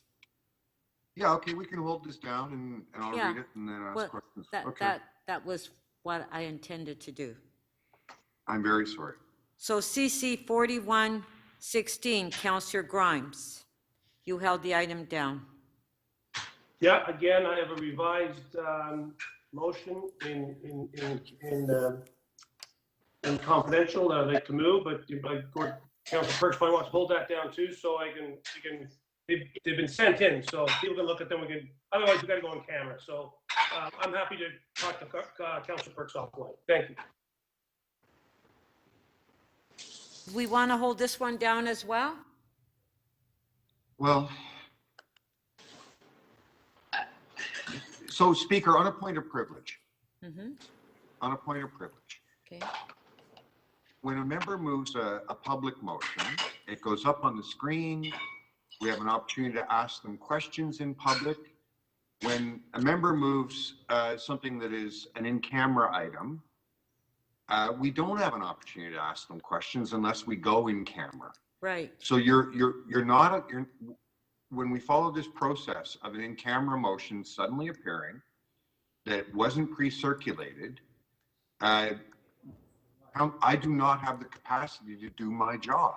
Okay, So Councillor I think Perks. we're going to have to rethink how you manage this. Yeah, somehow. we did circulate it. It has been circulated. Now, if you want to go in camera, we'll have to go in camera. But we did. What do you mean circulated? Okay. Posted on CMP and I'm not Okay, told that it's. hold on, How do I Councillor know? Perks, hold on. Okay, can I have the clerk comment? Madam Speaker, the motions were posted earlier today when they were submitted to the clerk. It's not an uncommon practice when members submit us confidential attachments, they go into CMP where they can be viewed confidentially.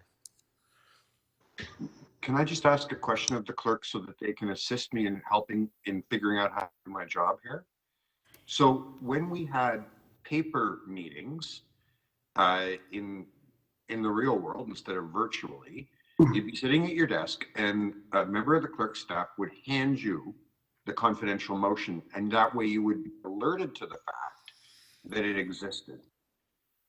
The only way that I can conceivably stay on top of this is if I, every 20 minutes or so, look at every single item to make sure that nobody has posted a confidential motion. So I sincerely, I do not know how I can do my job with this process.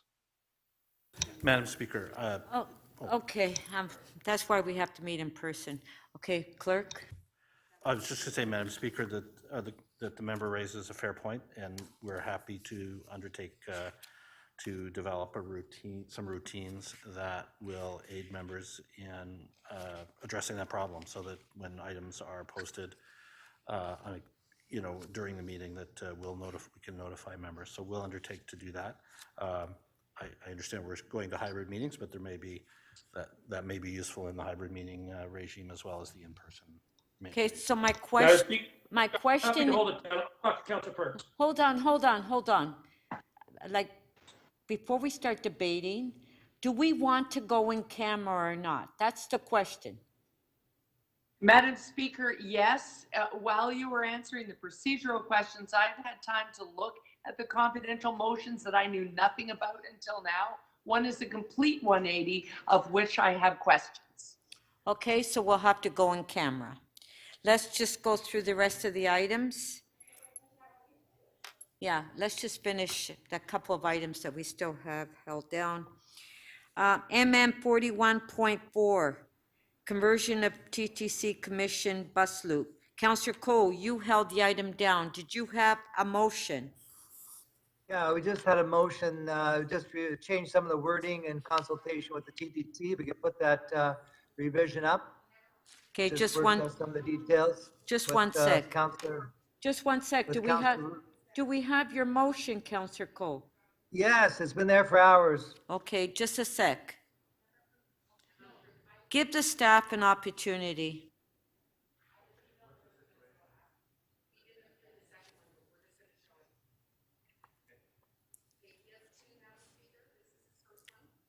Okay, Councillor Cole, it's on the screen. You have two of them. It's on the Yeah, screen. so the revision is just that in consultation with Councillor Robinson's office, Councillor Robinson, that we're just looking at consulting with the TTC. So in case there is an emergency in the future, when we eliminate this loop, that there's a discussion with staff, TTC, and the councillor to implement parking restrictions as required and communicate the proposed route to impact residents. This will happen if there's an emergency where they have to use some kind of detour. Okay, so the amendment is on the screen. On favor, show of hands. Motion A. On favor, carried. Motion B. It's on the screen. On favor, carried. Item is amended. On favor, carried. Thank you. Councillor Fletcher, you held down MM 41.6. Yes, I did. And I just have, pardon me, 1.4. 6. MM 41.14 is being held, as I see it on my screen. No, you Did it get held, changed? no, you held down for, MM 41.6. No, I didn't. It's not on the list. 1.6 I held and 1.4. Could you clarify that? Got the CMP up here.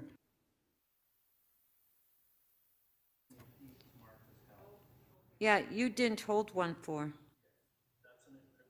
It's showing it's held here on my screen. But that's fine.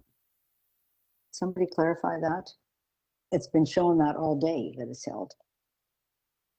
Staff have asked me about it. Madam Speaker, item number 14 has been marked held incorrectly. It was a mistake at the table here. We apologize. We will mark it correctly. It was adopted on the run through. I thought so, but I've had economic development staff be in touch with me. So thank you very much, Mr. Clerk.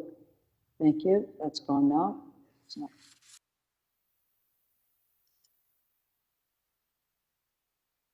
Yeah, so Councillor Fletcher, you held down MM 41.6, which is the TLAB hearing. 1.6. No. I did not. It's not here. I held 1.6, Speaker, because I have a motion, an amendment. Could you just confer there with Mr. Eldridge and sort that? Thank you. Okay. 16, Councillor Fletcher. Thank you. Yay. Yes, that's good. I just have an amendment on this motion. And it's just to have, where is it there? That's it. I just want to know about proposals or mechanisms to review any and all tree removal permits that are in the vicinity of the Ontario line. I don't know what they are or what's possible, but simply like that public. So that would be amended. And that'd be it, and move the whole thing. Thank you. Okay, the amendment is on the screen by Councillor Fletcher. Madam Favor? Speaker, I just want to speak, please. Oh, okay, so you have a question on this one, Councillor Holiday?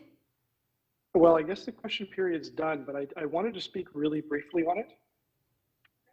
Sure, go Unless ahead. you want me to question staff, I'll take the opportunity, but I'll speak briefly.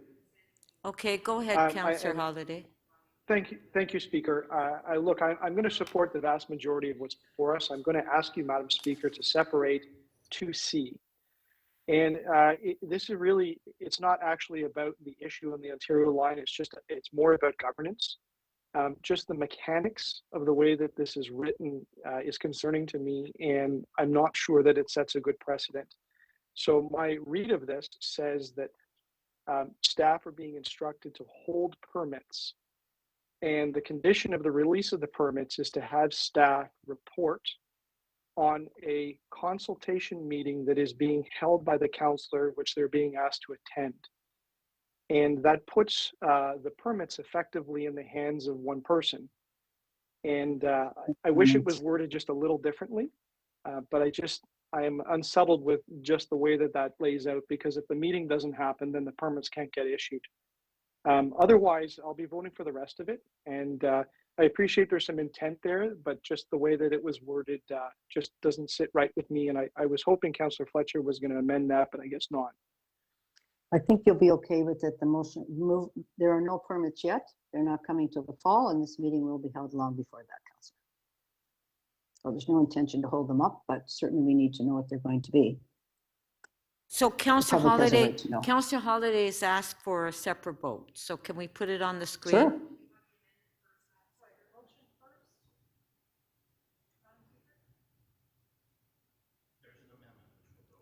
Yes, the amendment. Okay, on the amendment by Councillor Fletcher. On favor? Carried. Okay, so we'll go to the motion and we'll separate the vote.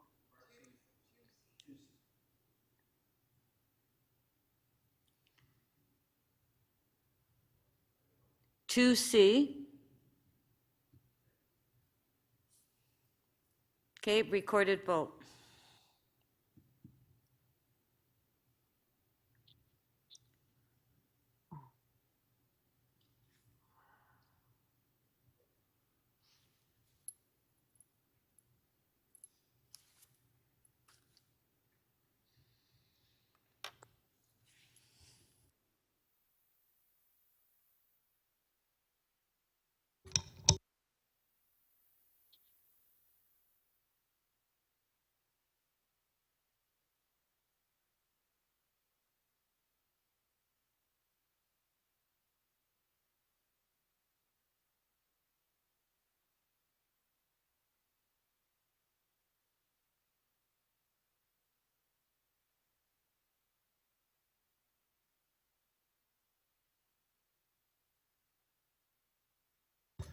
Councillor Pasternak, how do you vote, please?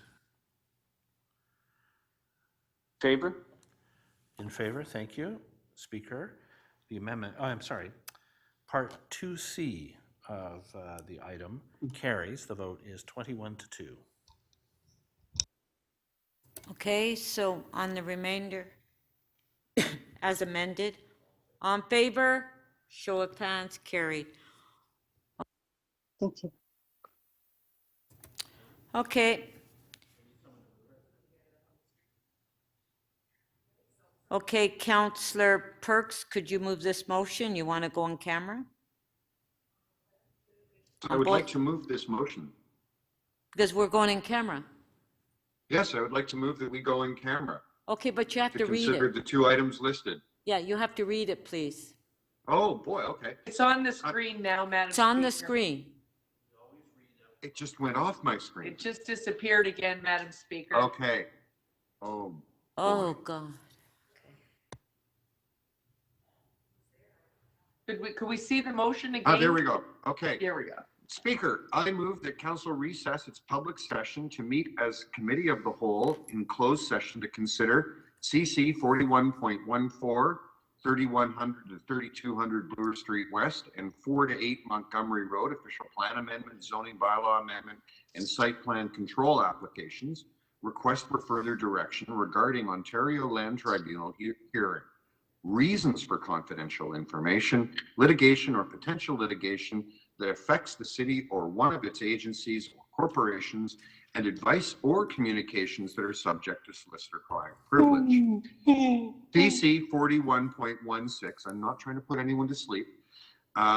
80 30th Street, zoning amendment application, request for direction, reasons for confidential information, litigation or potential litigation that affects the city or one of its agencies, corporations, and advice or communications that are subject to solicitor-client privilege. Okay, on favor, carried. So we'll be back in camera in about 10 minutes. Oy vey. You say that at every meeting, Mike Cole.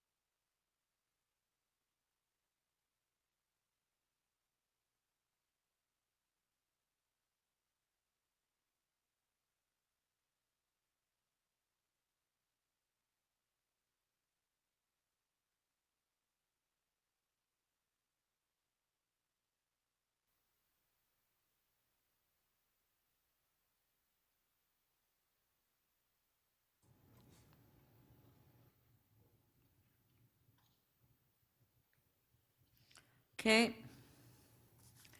City Council has completed its closed session. Consideration of items CC 41.14 and CC 41.16. No motions were placed in the closed session. We will now proceed with the public debate on the item. Councillor Grimes, CC 4114. Thank you, Madam Speaker. I'd like to move what's in the confidential attachment to my revised motion. Okay, are there any further speakers?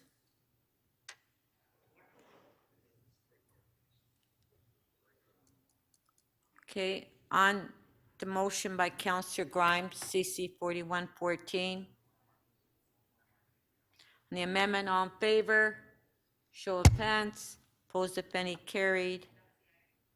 Okay, CC 4116. To speak, Madam Speaker. My CMP just crapped it, but I would like to speak. Okay, Councillor Carroll, well, Councillor Grimes, you held the item down. Did you want to speak first? No, I'm good. I'm just moving the motion. Okay, Councillor Carroll to speak. Thank you, Madam Speaker. I will just say that before us is a confidential item from staff, which gives very sound legal advice with a very sound case and a councillor motion and thereby a political motion that says the opposite.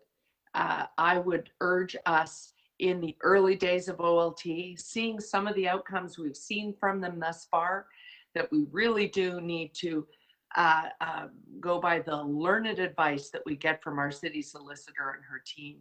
And I hope that people will support the staff recommendations in the confidential report. Thank you. Those are my comments. Thank you. Councillor Perks. Thank you, Speaker. Just yesterday, I had a conversation with a constituent who couldn't believe the position the city wound up taking in a settlement matter that it was in front of the OLT. Just couldn't believe it. Like, he phoned me and said, Gord, I've always thought you were a good guy on this stuff. What the heck are you doing? And I found myself in the terrible position of not even being able to tell him why. Not even being able to tell him why. Just because the way the province has amended the timelines and the processes for how development review happens and how hearings and mediation take place. It is awful. I mean, the best I can say is, look, under this administration, the City of Toronto is just the waiter when it comes to development applications.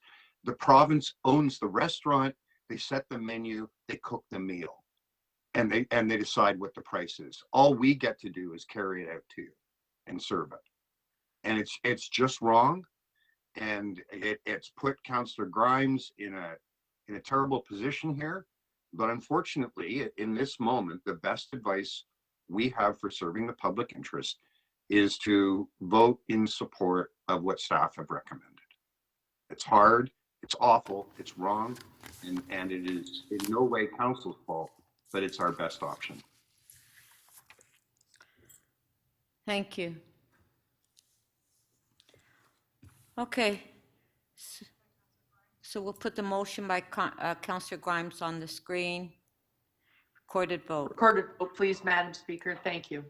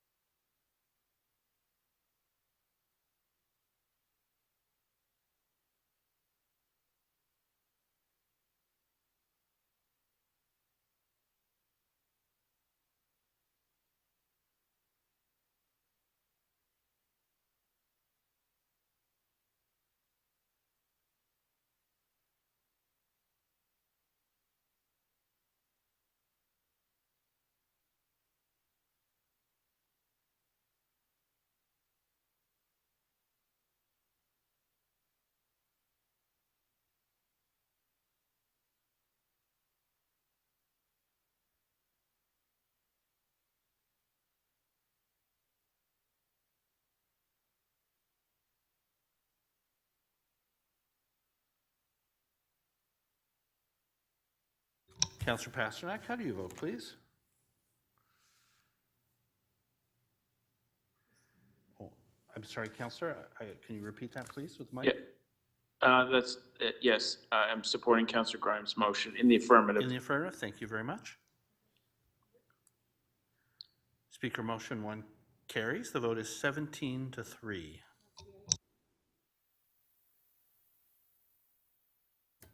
Okay, that's the item. So that was our last item.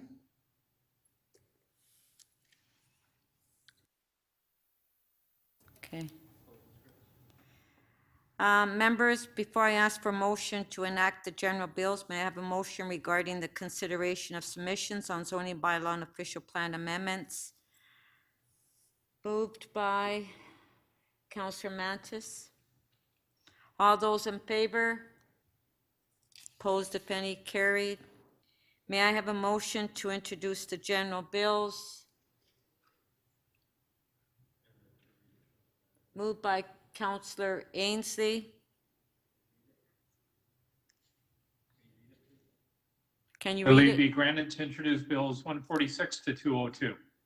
Shall leave be granted to introduce these bills? All those in favor? Opposed, if any, carried. Shall these bills be passed and declared as bylaw? All those in favor? Opposed, if any, carried.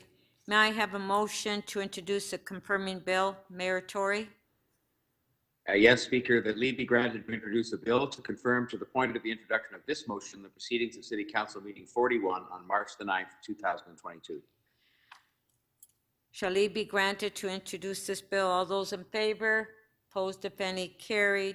Shall this bill be passed and declared as a bylaw? All those in favor? Opposed, if any, carried. Okay. Ends the business. So thank you to staff. Thank you to members of council. Have a wonderful evening. Thank you. Speaker. Thanks, everybody. Thanks to the clerk's office. Yeah.